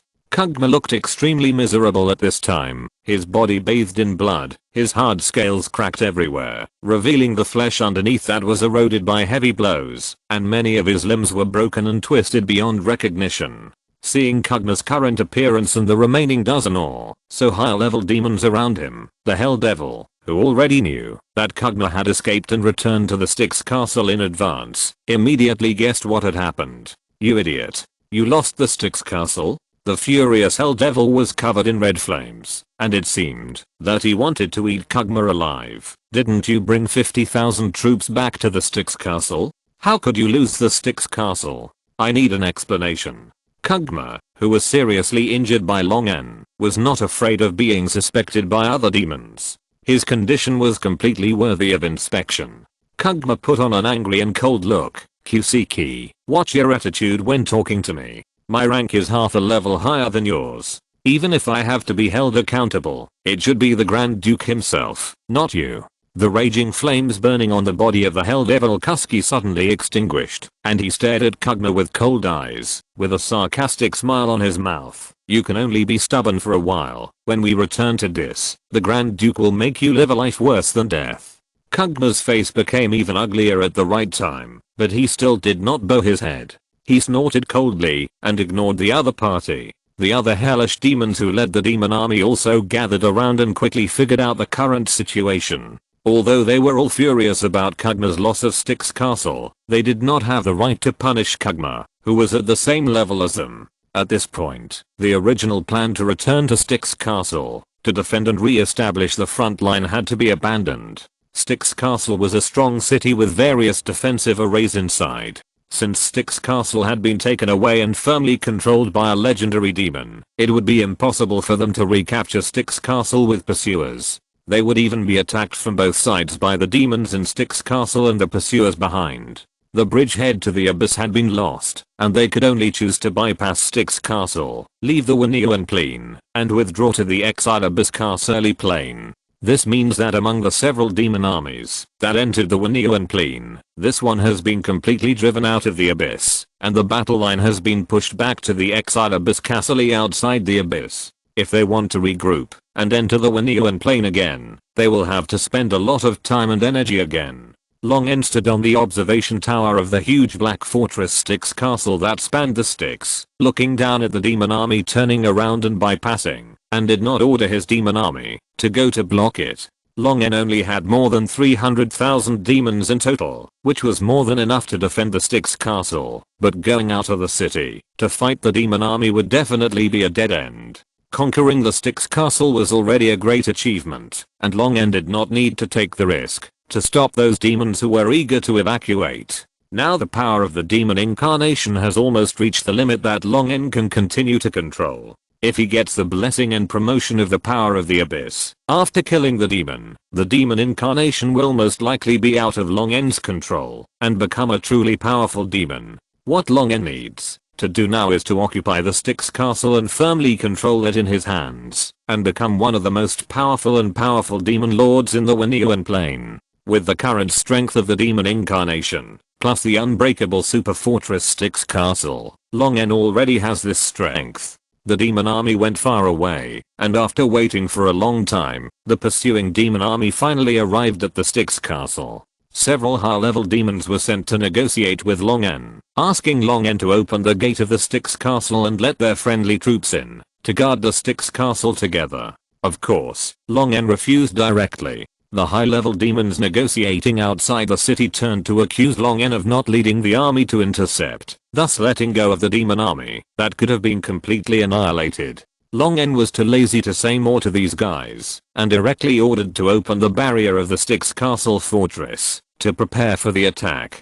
The demons and Long N pushed out fat purple worms, set them on the top of the fortress, and stimulated the purple worms to spit out more than a dozen purple mucus bullets at the higher level demons outside the city. Several high-ranking demons fled in all directions, but 2 of them were accidentally hit by purple slime bullets. The parts of their bodies stained by the slime quickly rotted. One high-ranking demon's head was swallowed by the slime and died on the spot. Another one cut off the wings and an arm behind him in time and barely saved his life and escaped. Faced with Long N's threats and provocations, the demon lords in the demon army were angry but helpless. They were not united. Although it was possible to capture the Styx castle, their losses were predictable. Even if they took down the Styx castle, it would be easy to lose more than they gained. Long N watched the demon army retreat unwillingly until he could no longer see the demon army from the observation tower of the Styx castle. Only then did Long N suppress a group of demons who had become disloyal with bloody killings and let his demon army calm down again. At this time, Long N still had 340,000 demons left, most of which were above the middle level. Just by surviving this war, the demons who participated in the bloody battle also received considerable benefits. The rewards from the will of the abyss for the crazy fighting, and the power gained from eating and devouring countless demon corpses made them stronger. 340,000 demons are more than enough to defend the Styx castle. Long N only needs to prevent the demons under his command from betraying him, and he can almost sit back and relax. Long N stepped into the Styx castle, and his will was withdrawn from the demon incarnation, and returned to the body. This harvest exceeded Long N's expectations. Not only did the demon incarnation advance to the legendary level, but he also gained the Styx castle, one of the most important strategic locations in the Winiuan plane. After occupying the Styx castle, Long N can use this fortress as the base of the demon incarnation, develop his power in the abyss, and collect news from the abyss for him. The Styx castle is located next to the Styx river. Long N can also set up checkpoints on the Styx river and collect taxes from those passing Styx ship merchants. Now the demons here have been completely driven out of the Winiuan plane. The Stygian ship merchants who have temporarily disappeared due to the bloody battle will soon pour out from all places to resume trade along the Styx. If they resume business one day later, the Stygian ship merchants will lose one more day's profit. They are eager to resume normal business and earn souls. As long as Long N has enough power to deter all the Stygian merchants and make them pay taxes obediently, he will not have to worry about the funds needed to develop his power. Not only that, Long N also accidentally ran into an old acquaintance, the deep-held demon Kugma, who once attempted to descend to the main material world, but was killed by Long N and Curelia to descend to the incarnation to destroy the plan, and successfully enslaved him, and became a hidden chess piece inserted into the Beta Hell. Now the demon incarnation has attracted too much attention, and he must prevent the connection between the demon incarnation and him from being noticed by those who pay attention to the existence of the demon incarnation. In the following days, Long En reduced the number of times his main consciousness descended into the demonized body. He only checked the power of the demon from time to time to prevent the demon incarnation from continuing to advance and escaping his control. He also set up a tax agency to collect taxes from the Styx ship merchants passing by the Styx castle and formulated the subsequent expansion direction. Long En did not expect the demon incarnation to act completely according to the plan he formulated when the main consciousness did not descend. After all, although it was his incarnation, it was essentially a demon, and its actions were chaotic and capricious. As long as the general direction was not too different, it would be fine. The information of this battle spread rapidly in the abyss and Beta Hell, and even the entire lower plane had heard of this Styx battle. Long En's demon incarnation's reputation also spread, and the name of Holy Lord was known to more and more beings, which forced Long En to be more cautious. After a few days, Long En descended into the demonized body again, read the memory of this period, and raised his eyebrows with a strange expression. A day ago, the demon incarnation received a letter from Beta. A rare evil lawful demon messenger handed it a letter of recruitment from a god. And this god is the mother of evil dragons occupying the first layer of Beta, the 5-colored dragon queen Shyamut. Shyamut was very interested in Long's demon incarnation, a demon that occasionally showed lawful characteristics when Long's main consciousness descended and secretly extended an olive branch to it, promising a lot of benefits, trying to turn it over. But Long felt that Shyamut's purpose was more than that. Turning him, the demon occupying the Styx castle, over could not only play an unexpected effect in the bloody battle, but also gain more benefits. But Long always felt that the 5-colored dragon mother who could be regarded as his mother also took a fancy to the lightning ability of his demon incarnation. Long destroyed the letter with a smile. He doesn't want to use my demon incarnation to deal with me, right? Long thought for a while, and ordered his subordinates to bring Shyamut's messenger. He decided to accept Shyamut's offer. Chapter 243, Facing the Gods. Elves. Long En raised his eyebrows. Fidassaran was also attacked by the Drow elves. Fidassaran is the elven capital in the west of Runia continent, and is a holy place in the eyes of the elves of the entire Auran world. In that magnificent magical city, you can see all kinds of elves, even some kind of drow who are excluded in the dark area. When the drow elves in the Onia continent just started to create chaos, the elves of Fidassaran began to warn everyone. They believed that the conspiracy of the drow elves was definitely far more than that, but until the Onia continent was invaded by the Abyss, the countries of Runia did not take it too seriously. Everyone knows that the power of the drow elves in Runia was suppressed by the elves of Fidassaran, and there was no storm at all. Therefore, the lax Runia countries were unprepared for the sudden attack of the drow elves, and were caught off guard, so that the situation fell so quickly. But as the capital of elves, Fidassaran not only has the most famous protective magic circle in the world of Auran, the Nebula Maze, but is also guarded by 3 powerful golden oak tree men. It stands to reason that the drow elves would never attack Fidassaran so unwisely. It's worse than that. Corellia said uneasily. Fidassaran was not attacked by the drow elves, it's their god who has a problem. Long swallowed the whole lamb he was chewing in his mouth, paused for a moment and confirmed, God. Corellia nodded, yes, God, the goddess of love and beauty, Lady Goldenheart, Helena Serenal. The golden oak sensed an evil aura in Fidassaran. After searching, the elves found the source of the evil aura, the statue of Helena Serenal. When it was discovered, the statue of Helena Serenal had undergone obvious changes. The originally beautiful statue strangely grew limbs and compound eyes, like a spider elf. The evil creature, the spider elf, comes from the Spider Queen Rose. In the Drow society, when a talented and capable Drow grows to a certain stage, he will be tested by the Spider Queen Rose. The Drow elves call it the trial of the goddess. In this trial, the talented Drow elves will undergo severe and painful tests to test their loyalty, intelligence, and strength. The drow who pass the trial will continue to survive in society and gain the favor of Lolth, making it easier for them to become the upper class in drow society.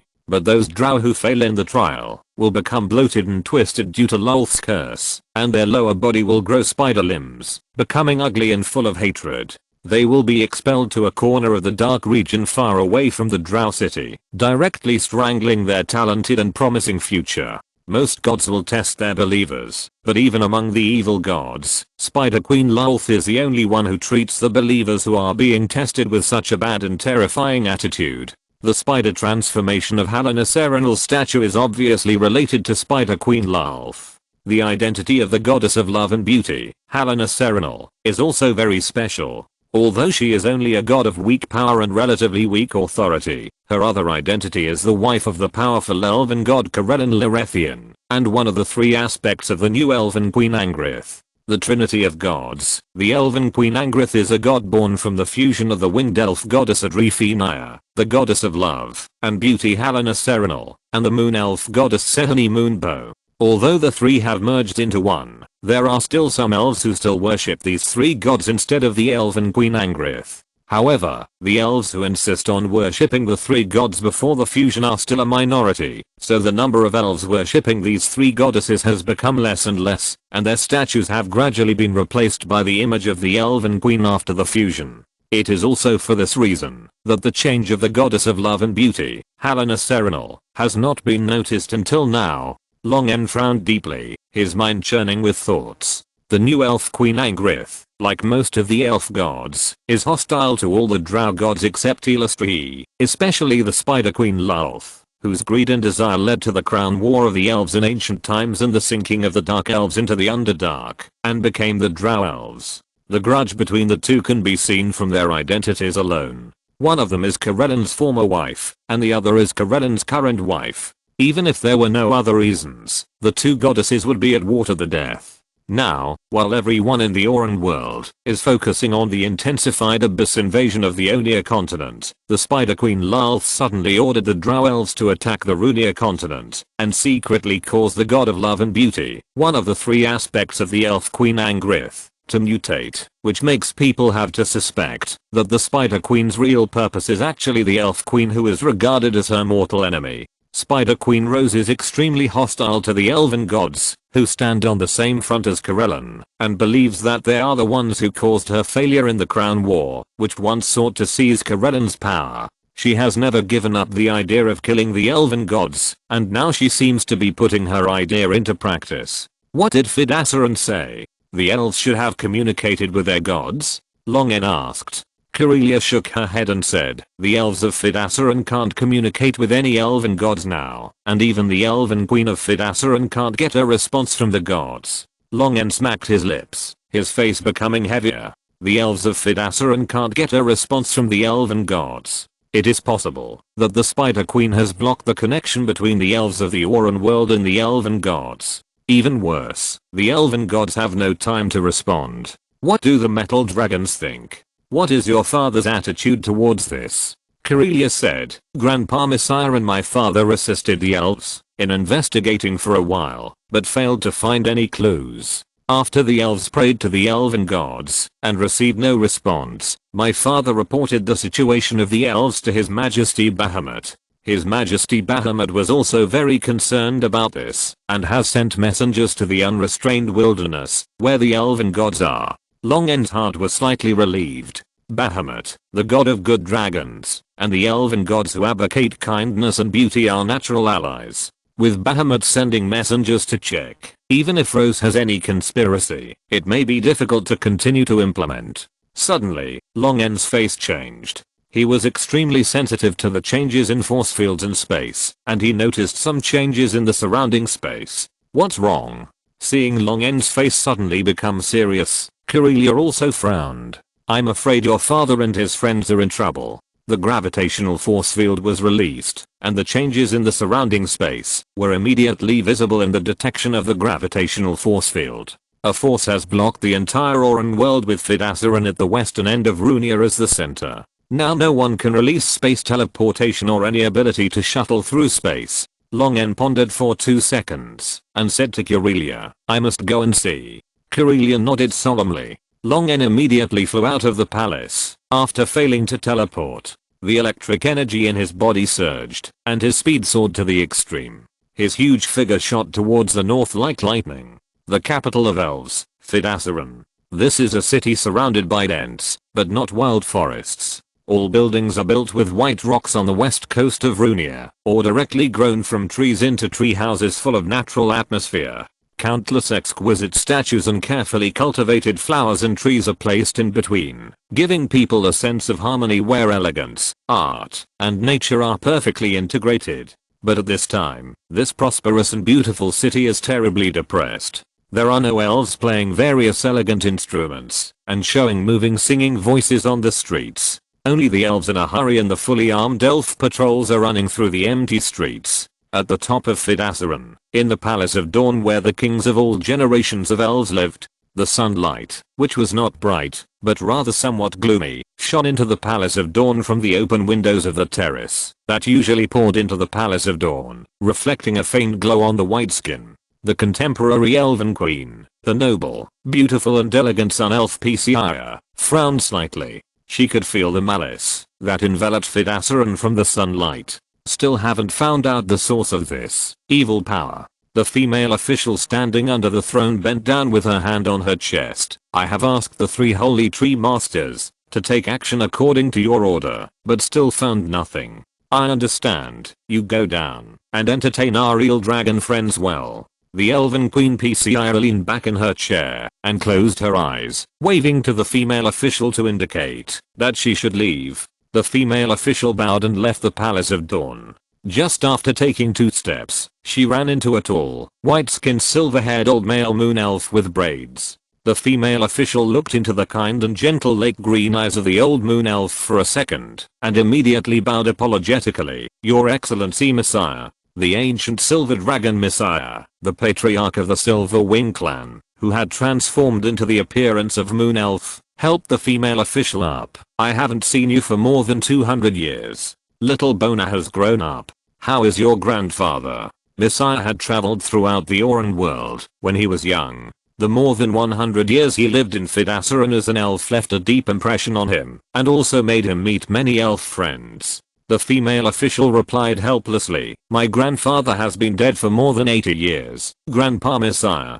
Haha, is that so? Messiah changed the subject awkwardly and said, I still have to talk to Little Pace. Please say hello to your grandfather's elfwood for me, Little Bona. The female official Bona shook her pointed ears, saluted again, and turned to leave. Messiah walked steadily to the front of the Dawn Palace, and the elf guards in front of the palace respectfully opened the palace door. Walking into the palace, Messiah looked at the elven queen Pcia on the throne, and his relaxed expression suddenly became solemn. With the help of His Majesty Bahamut, we have locked the exact location of the aura of the god of love and beauty. It is 20 kilometers southeast of Fidassaran. This aura of the metal dragons are ready. The metal dragons that are dealing with the chaos caused by the drow elves in Runia are rushing to Fidassaran. Only the remaining ancient dragons are temporarily stationed in various places in Oran to prevent the Spider Queen from attacking other continents again. Pcia looked at Messiah gratefully. Thank you, Grandpa Messiah. Messiah shook his head. Don't thank me, Little Pace. This matter is related to the conspiracy of the Spider Queen and the invasion of the Abyss. This is a matter for the entire Oran world, not just the elves.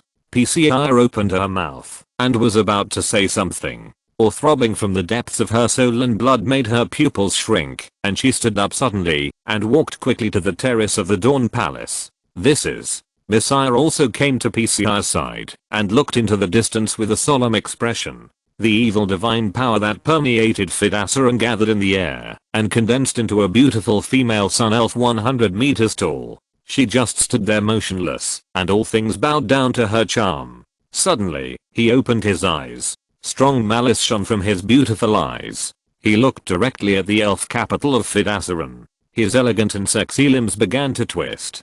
6 extra compound eyes grew on his beautiful face. His enchanting and light waist expanded into a huge spider abdomen. His slender and smooth legs folded into a strange arc and became a pair of limbs. 3 extra limbs pierced out from his waist and abdomen, waving freely on both sides of his body. The spider elf goddess who had completed the transformation followed the guidance of the malice in her mind and moved her 8 spider legs towards Fidassaran. The spider legs crossed the jungle hills, and each time they fell, there was a terrifying rumble. In Fidassaran, one could feel that the whole land was vibrating with his steps. Strong and almost tangible malice of destruction descended on all the elves in Fidassaran. The spider elf goddess's footsteps did not stop for a moment, and the distance between her and Fidassaran was getting closer and closer. The transformation from beautiful but corrupt, twisted and hideous lasted only a few seconds, but it shocked the creatures who witnessed this change and made them forget to think. Even though her appearance had changed drastically, one could still recognize her identity just from the distorted divine aura around her. One of the 3 aspects of the Elven Queen, the goddess of love and beauty, Helena Serenal, the goddess, has transformed into a spider. Chapter 244. There are too many bosses. Sijuro was like other white dragons. He was arrogant and timid when facing a powerful guy like Longen. He was the only one who was rarely as angry as a red dragon. Therefore, Longen was surprised by Sijuro's anger and hatred. Longen frowned. White Hound? The 3 white dragons were brought to Longen by Sijuro. Longen noticed that the 3 white dragons had holes drilled in the corners of their mouths and the main wing bones close to their torsos. Metal rings were stuffed in them to prevent the holes from healing. They were obviously used to pass through some kind of rope.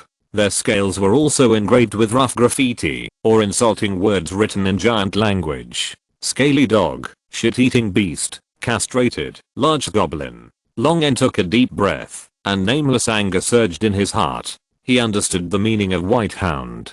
These 3 were white dragons enslaved and domesticated by the frost giants. True dragons are extremely proud. Normally, a true dragon can never be enslaved by other creatures.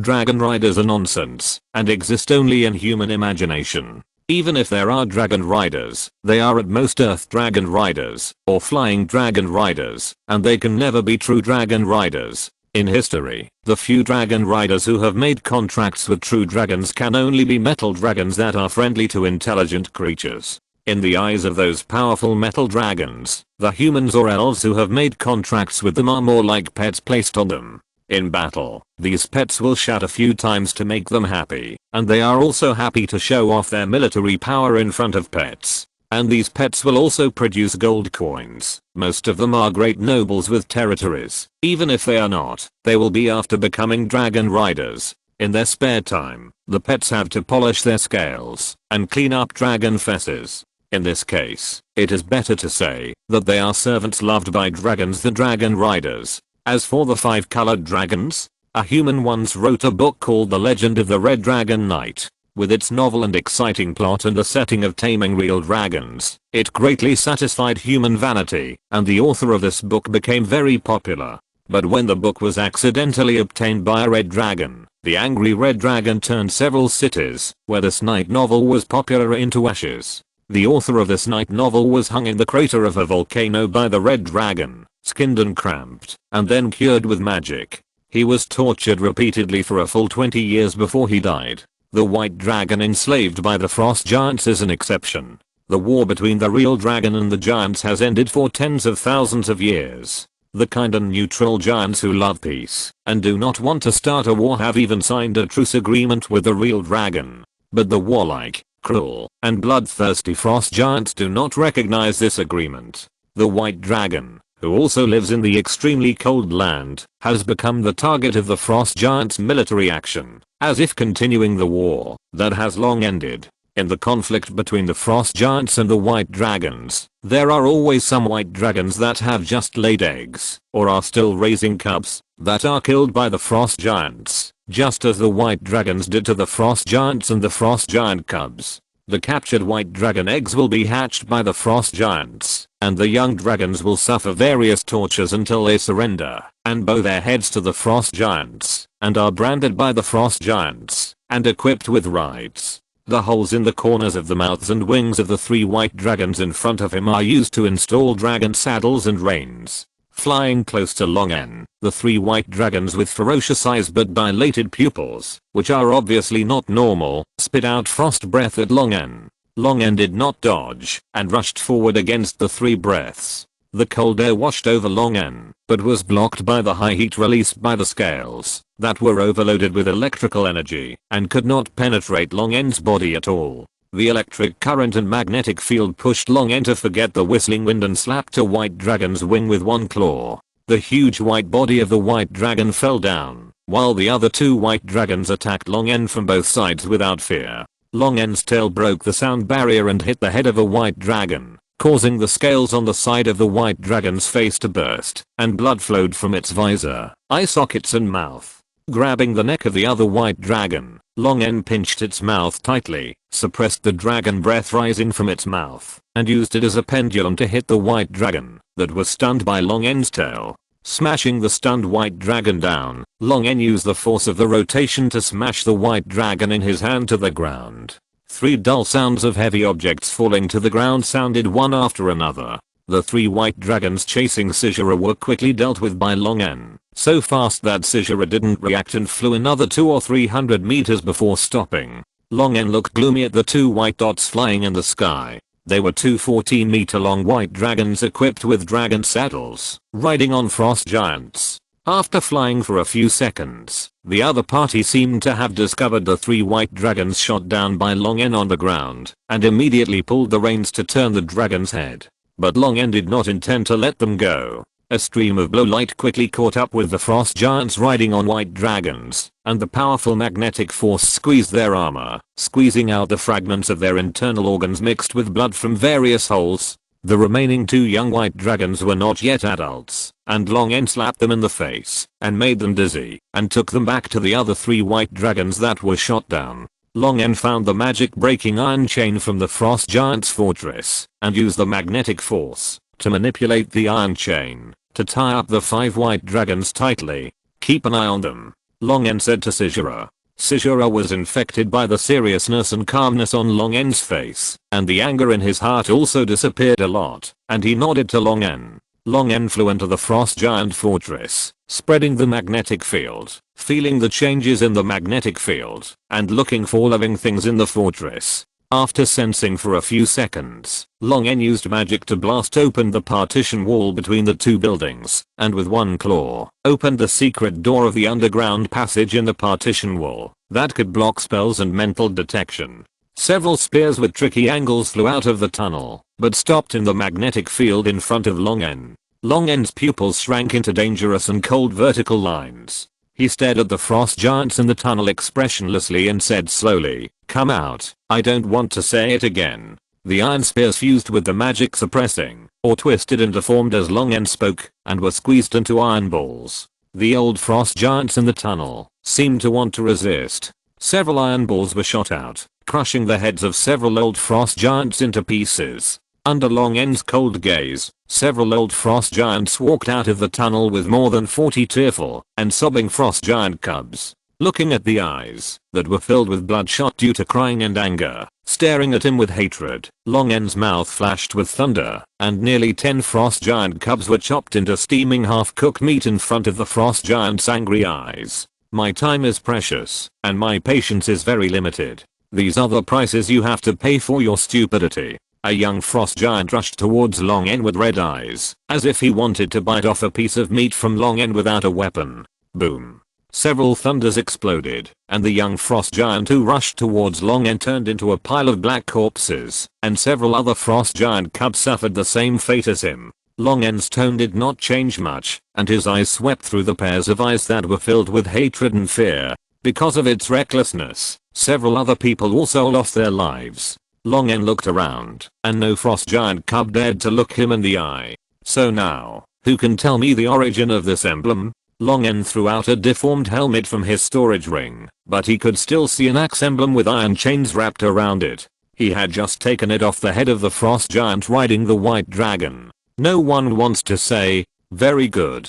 In the dead silence, or thunder exploded every minute, taking the life of a frost giant. Fear spread in the oppression and thunder. After more than 10 minutes, a young frost giant finally collapsed and roared, "Enough. Enough. I know." Long N moved his mind and manipulated the scattered dragon hunting crossbows to penetrate an old frost giant who wanted to stop him. He looked at the young frost giant who couldn't suppress his fear.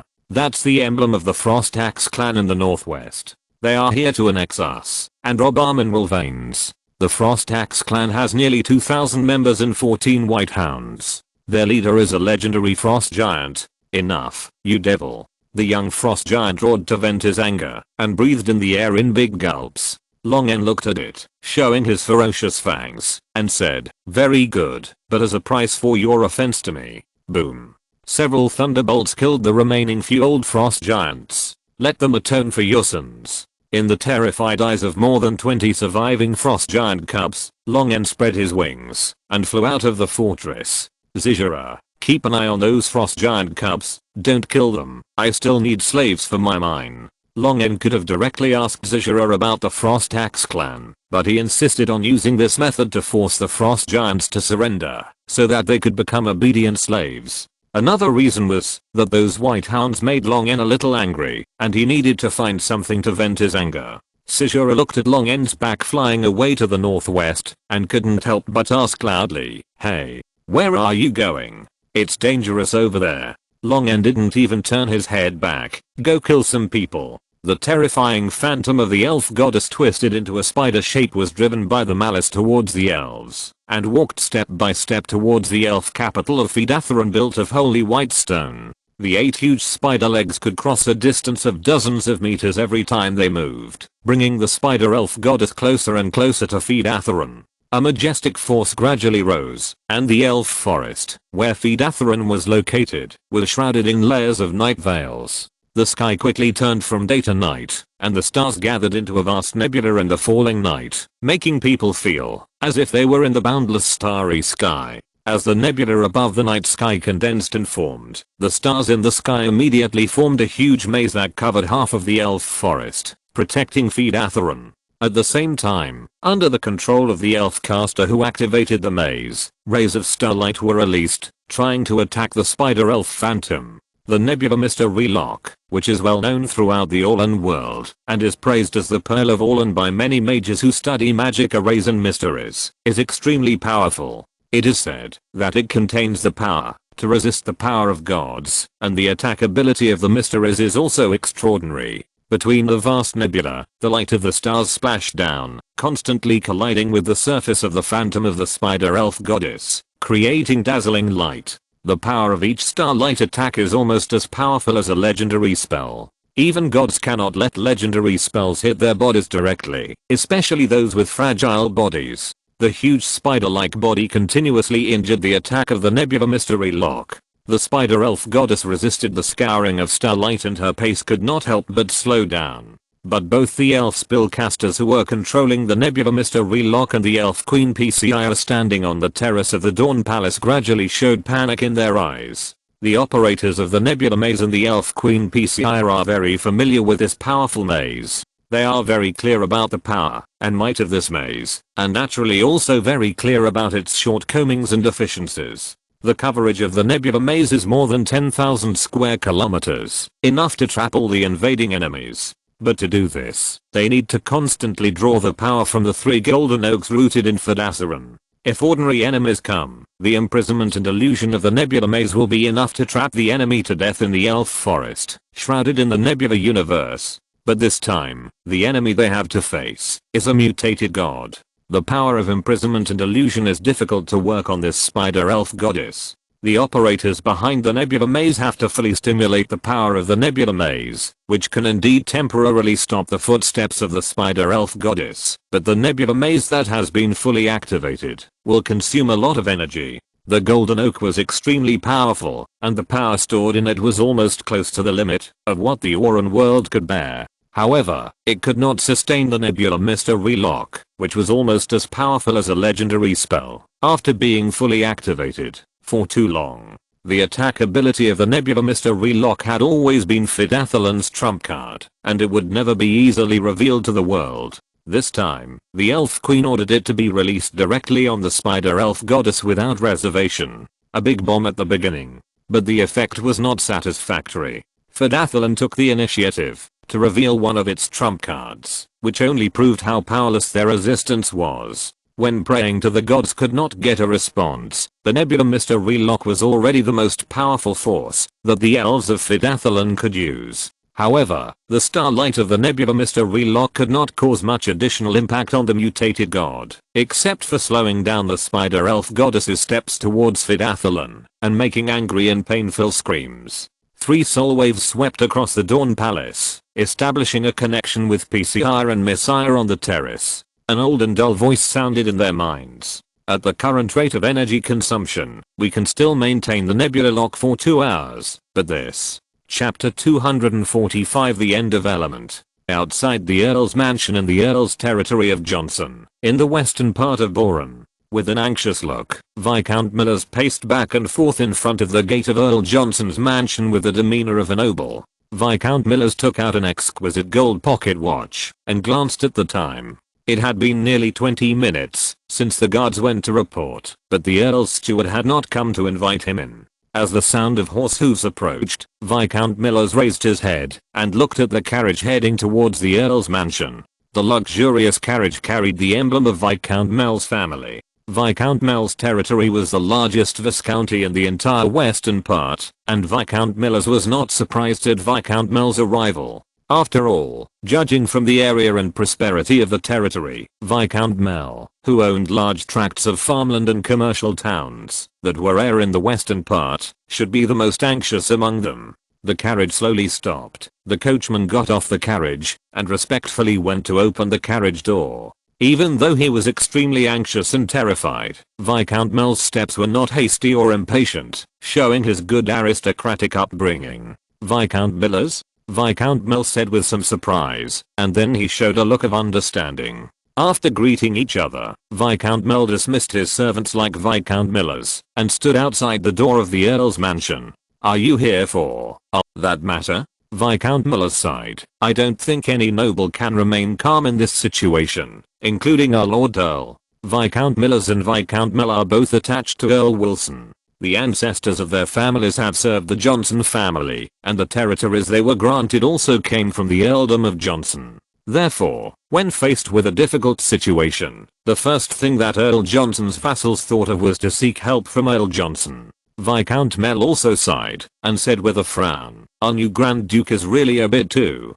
Alas, how could he directly divide half of the Western Territory to a dragon? He didn't even ask the opinion of the noble council. Viscount Millers nodded silently. The Grand Duke really went too far to let the nobles accept the rule of a savage, evil and greedy real dragon. The two chatted for a while, and waited for another 20 minutes, but still no one came to greet him. Viscount Mell began to pace anxiously in front of Viscount Millers, just like Viscount Millers before. Viscount Mell took out his pocket watch and confirmed the time on it. It's been 20 minutes, why hasn't the Earl sent someone to invite us in? Viscount Miller shrugged and said, don't ask me, I've been waiting for 40 minutes. As the sun set, carriages with noble emblems arrived in front of the Earl's mansion. Every noble who got off the carriage looked at the nobles standing outside the door. It was getting dark when the guards finally opened the door of the mansion.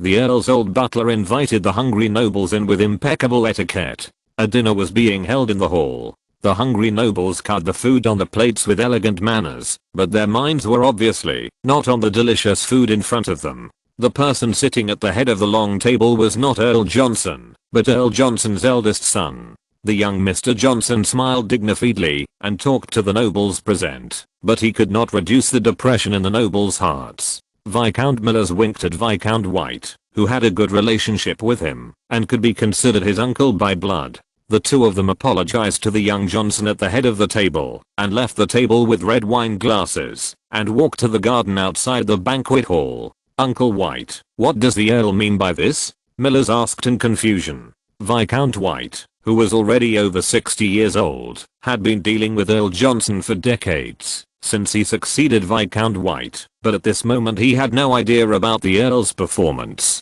Anyway, we are on the same side as the Earl in this matter. Viscount White said, be patient and wait. After the Earl has thought of a solution, he will summon us the day after tomorrow at the latest. Viscount Millers nodded, but did not ask Viscount White why he was sure that the day after tomorrow would be the latest, because 3 days later was the deadline set by the evil dragon. On the other side of the Earl's mansion, in the opposite direction of the banquet hall, in the Earl's study, leaning on a high-backed chair, Earl Johnson, with grey hair, opened his eyes, revealing his clear eyes. He picked up the quill in front of him, dipped it in ink, and began to write on the well-made papyrus letter paper. After dipping it in ink several times, Earl Johnson signed his name at the end of the letter. Fold the dried letter paper, stuff it into the envelope, and seal the opening with wax. Earl Johnson thought for a moment, then picked up the seal on the desk, and stamped the uncured wax with a wax seal that represented the Johnson family and Earl Johnson's will. Calling a trusted servant, Earl Johnson said, "You ride the griffin, and deliver this letter overnight." Until the end of the banquet, the nobles did not see Earl Johnson, and they were all arranged to rest in the guest rooms. But to the surprise of the nobles, they were summoned by Earl Johnson the next morning, which was much faster than they expected. After all, based on the attitude shown by Earl Johnson the day before, the nobles thought he would make a decision at the last minute. As soon as they entered the meeting room, a nobleman asked impatiently, "Mr. Earl, among the territories allocated to the real dragon by the Grand Duke, you have the highest title, the most prestige, and the most wisdom. I believe you have already thought of a way to deal with the unreasonable demands of the real dragon?" Earl Johnson, who was sitting in the first seat, just smiled, took a sip of black tea, and said, "You can talk about your ideas first." A group of viscounts and barons immediately complained, but in the end, they were nothing more than unwilling to compromise with the real dragon and hand over the territory, but there was no feasible solution. Viscount Mel, who had the largest and richest territory among the viscounts, stood up and said, "According to the aristocratic law, His Majesty the Grand Duke's behavior of directly allocating the fiefdom to others without the consent of the noble parliament and the consent of the fiefdom nobles is not recognized. We can protest to the noble parliament on this basis." Many nobles' eyes lit up. Yes, His Majesty the Grand Duke violated the sacred noble code. Even if the protest did not get any results, it could delay time by protesting. For a while, the meeting room was filled with the voices of the nobles asking Earl Johnson to jointly protest to the Council of Nobles. Earl Johnson was about to speak when a sudden knock on the door attracted the attention of all the nobles. A majestic voice sounded outside the door. "Open the door. The community is sending welfare." Boom. A tree with a diameter of 1 meter fell down with a bang. Sorta, wearing black and gold iron armor, and holding a black iron axe, still maintained the posture of chopping down the tree with one axe. The iron axe forged by Tang Chu himself made Sorta very satisfied. In the past, it often broke the stone axe, because of its excessive strength or the enemy was too hard. The stone axe that took a day to make, was almost inconsumable in its hands. This was even more so, after it was transformed into a dragon blood creature. The stone axe could not withstand the huge power of the dragon blood minotaurs. I'm afraid that in a battle, the minotaurs would have to spend a month to make the stone axes consumed. But this axe can not only withstand its power, but is also heavier and sharper than the stone axe. Sorta stroked the axe blade with a gleam in his eyes. The Crazy Horn tribe, equipped with all the axes, could directly increase their combat effectiveness by several percent. How does it feel? Sorta turned around, knelt on one knee with a giant axe in his hand, and said to the huge blue dragon sitting in front of him, "It's a very powerful weapon, Great Master. With such a weapon, the Crazy Horn tribe is confident that it can tear all enemies apart for you." Long N could already see a fully armed Tauran army. It would be a sharp blade that could scare the enemy. Any enemy who dared to stop them would fall under their iron hooves and giant axes. The 1.3 meter tall Tang Chu quickly ran to the nearly 4 meter tall Sorta, knocked on the axe blade, observed carefully, and complained after seeing a little curling of the blade, "Big guy, your strength is even greater than that of the Earth Dragon. Damn it, your axe needs to be plated with a layer of fine steel." Long N smiled and said, "You decide the specific improvements yourself, and leave professional matters to professionals. If you have any difficulties, tell Glengo, and he will coordinate them." Glengo beside him respectfully touched his chest and bent over. "Okay, you can do the rest of the tests on your own, and listen to Tang Chu for the specific test matters." Long N flapped his wings, and flew into the air, leaving the test site of the first batch of family equipment, and flying back to the dragon's nest. Long N lay on the high pile of gold coins, and took out a thick wizard's notebook from the storage ring. It was a reward that Corellia paid for Long N to release the mercenaries. Since the return of King Boran to the dragon's nest, Long N has been studying this notebook while the dwarves built houses, forges, and smelting furnaces. This is a lifetime note of a wizard who was promoted from the 4th ring to the 9th ring. Just reading the notes of the wizard when he was still in the 4th and 5th rings has benefited Long N a lot. But Long N still can't construct a 5th ring spell. During this period, Long N tried several times, but failed inexplicably when the spell structure was about to be constructed. Long N, who had no clue, asked Corellia and Videlpin, but there was no record of this situation in the Dragon Legacy. Long N even called Glengo to ask him in detail about his feelings when learning the 5th ring spell, but he got nothing. When constructing a 4th ring spell, I vaguely felt something was wrong, as if something was hindering my mental power from constructing the spell structure. This feeling was even more obvious when constructing a 5th ring spell. Long N muttered to himself. But why did this happen? According to the information Long N got from various places, there has never been a record of Long N's situation in this world. After pondering for so long, Long N had a vague guess in his heart. This world has never had such a situation, but the problem is that, strictly speaking, he does not belong to this world, at least not completely. His soul came from another world, a world without supernatural powers, gods, dragons, giants and other supernatural creatures. Is it because my soul is in conflict with the rules of this world? Long N shook his head.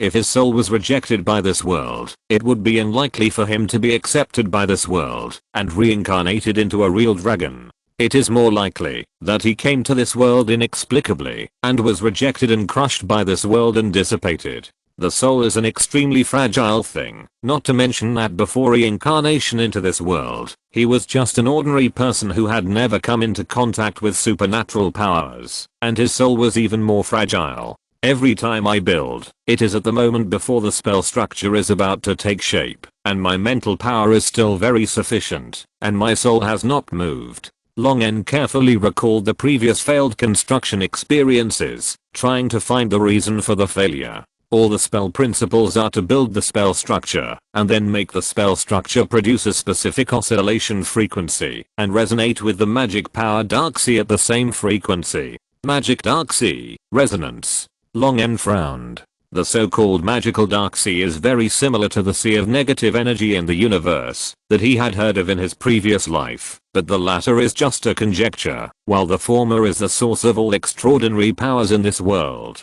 Whether it is extraordinary knights, spellcasters, or extraordinary creatures, they all rely on the Dark Sea to exist. This is a real sea of energy. Resonance with the magical Dark Sea. Long N suddenly thought of something, and released 3 apprentice level tricks in succession, and then released 3 first level spells in succession, followed by 3 second level spells. Immersed in the spiritual world, Long N felt the vibrations caused by the spell structure and the resonance of the magical Dark Sea that immersed him, and the entire world. After releasing the 3rd and 4th level spells, Long N slowly opened his eyes. As expected, there is a problem with the resonance frequency of the spell structure and the Dark Sea. The higher the spell level, the greater the resonance difference. The final stage of constructing the spell structure will also trigger the resonance of the Dark Sea, and the failure of the construction is caused by the excessive difference in resonance. The spellcaster's meditation and the extraordinary knight's training, in addition to enhancing the spiritual and physical strength, are actually also for the purpose of establishing one's own understanding of the rules of the world, so as to bring oneself closer to the oscillation frequency of the Dark Sea.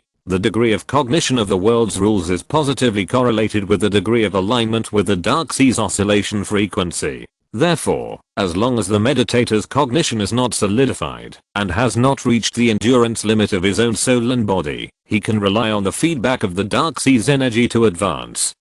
And extraordinary creatures like true dragons are naturally in tune with the oscillation frequency of the Dark Sea after they are born, so they only need to grow stronger with time. But my soul is not a naturally born true dragon soul, so I cannot overcome this limitation in my cognition of the world's rules. Long N tapped his fingertips on the mage's notes. forcing himself to give up thinking about the cognition of the world that he had built up from childhood to adulthood in his previous life, and instead re-examine the world based on the insights in the Mage's notes. Chapter 246 Hot Potato. The legendary Lich's figure, flying fast, suddenly stopped in midair, and the soul fire in his eyes swayed as if blown by the wind. Just now, the soul mark he had placed on the Dragonborn was cracked. Originally, he had noticed that Long N was different and wanted to secretly capture him and interrogate him after Long N left, but he didn't expect that this Dragonborn was actually a real dragon. Due to a moment of carelessness, the real dragon escaped too far. It was also because of Long N's escape that the legendary Lich was sure that Long N knew the secret of the end of the element. When he thought that the opportunity to completely control and use this strange the end of the element slipped away from his eyes, and the opportunity to get rid of the Lich's crazy state passed by him, the legendary Lich couldn't help but raise his head in anger. His upper and lower jaws opened to an exaggerated angle, tearing the dry skin and muscles, and emitting an angry and sharp scream. In the sea area near it, on the ships and islands, the heads of those who were not strong enough exploded in the furious roar, and the red and white brains were smeared on the walls or the faces of the people around, causing a great chaos. And the source of all this, Long N had already climbed to an altitude of tens of thousands of meters with Flawless. When Long N thought that he was marked with the soul by the legendary Lich, he felt angry and annoyed. The powerful strength of the real dragon and the many victories in this period of time made him forget everything, and he didn't even take a few legends seriously. As a proud real dragon, Long N had no fear in his heart. He was just annoyed by his weakness. He secretly said in his heart, when my strength reaches the legendary level, I must go to the door to kill the Lich and snatch the elemental end from it. After escaping from the waters of the Thousand Islands, Long N flew straight to the south, making his plan to visit the Thousand Islands fall through. All the way south, day and night. After changing his figure several times to ask for directions, Long N finally flew back to the territory of Balan with Flawless. Flying over the northern border of the Principality of Balan, Long N frowned at the ruined towns, burned wastelands and woods caused by the war. Before he left Balan, the war was far from being so fierce. What happened in the short 10 days since he left the Principality of Balan? Long N flew to the western border of Balan and found that the war had also spread here. Although the towns were not destroyed, like in the northern border, and large areas of land were burned into a barren land, it was not much better here. Large tracts of farmland looked like they were harvested in advance, and the walled cities were crowded with civilians seeking refuge. Those who could not hide in the city were driven away by war and hunger. Thousands of civilians gathered into a tide of refugees and ran aimlessly, like locusts, eating up the bark and grass roots on the road ahead. In order to avoid the war from the north, these refugees could only go to the south or the border further west. Long N flew over a group of refugees, looking at their grey and thin faces, and their painful and numb eyes. Even Flawless, who had been excited and noisy all the way, fell silent for a rare time. As a real dragon, Long N thought that he would be indifferent to the sufferings of humans, but in the end he had to admit that his heart was not without fluctuations. With his wings flapping, Long N flew a little faster.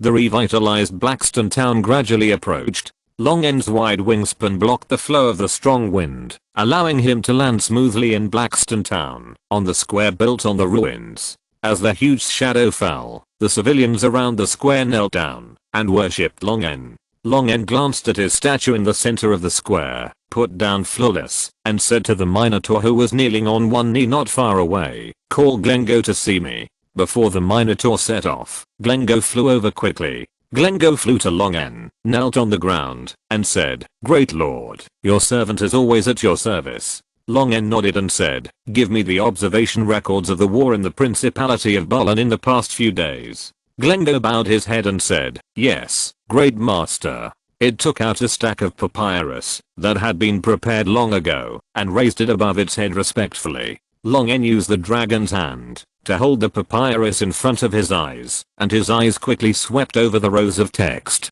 After Kirelia left with Vidalpin and Long N, they lost the perfect scout true dragon scout, and their understanding of the situation of the Balan civil war was greatly weakened. But under Long's order, Glengo formed a scout team in advance. This team of untrained tabby people was not professional, but the tabby people's innate talent made them still good scouts. The intelligence they brought back every once in a while was not very important, but at least they were not completely in the dark about the development of the war. The northern rebels accepted the nobles who fled from the capital of Boran, and at the suggestion of the fleeing nobles, they took the initiative to seek help from the Kingdom of Facity, and brought the army of the Kingdom of Facity into the land of the Principality of Boran in the form of employment. However, the northern rebels were unable to control the army of the Kingdom of Facity entering Boran, which led to the Facity army looting towns after the war, and even looting and killing nobles, and then pushing it onto the rioting refugees or enemies.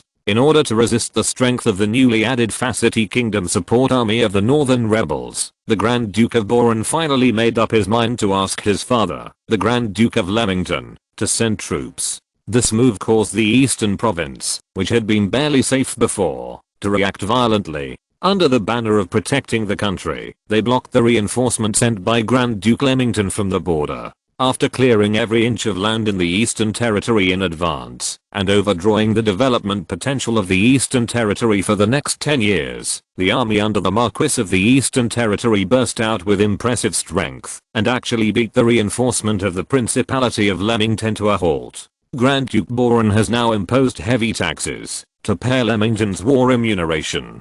Countless civilians have gone bankrupt and fled under the heavy taxes, and their reinforcement are completely useless in a short period of time, so that the battle line in the north has been pushed forward all the way, and the front line has been pressed to the Batiran plain where the capital of Boran is located.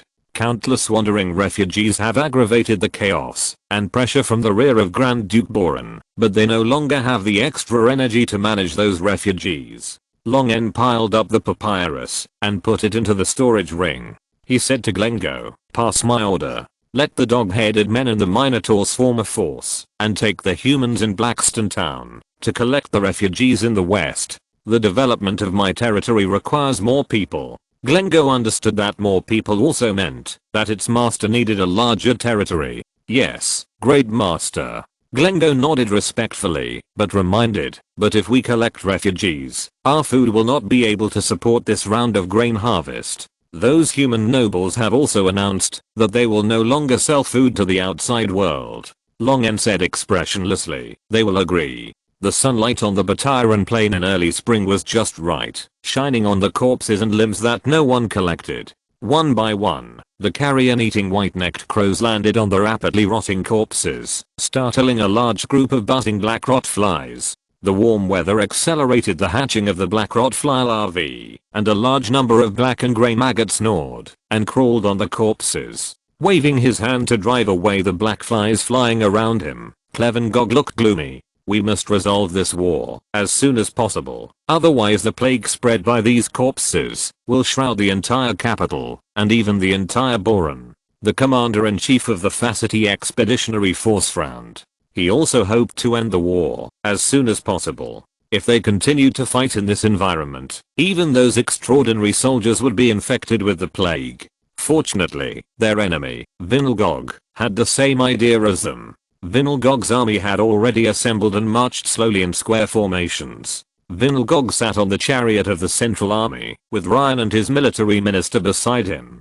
He looked forward, looking at the high platform built in the square formation of the Legion in front of him, and the dog-headed man standing on the high platform, overlooking the battlefield. "Your Majesty, you really want to hand over the command of the battlefield to her?" The military minister hesitated. Although he had seen Scar's command ability in war during his conversation with Scar, as a human, he still found it difficult to completely trust a monster dog-headed man. Especially at this moment, when he was about to decide the fate of himself, all his nobles, and even the entire Boran. The closer he got to the battlefront, the calmer Vinia became. He completely put all possible consequences behind his mind, and just sat quietly in the center of the army. The flag of the Boran royal family flew high, telling the newly recruited soldiers and those who were defeated and reorganized again, that he would be with all of them.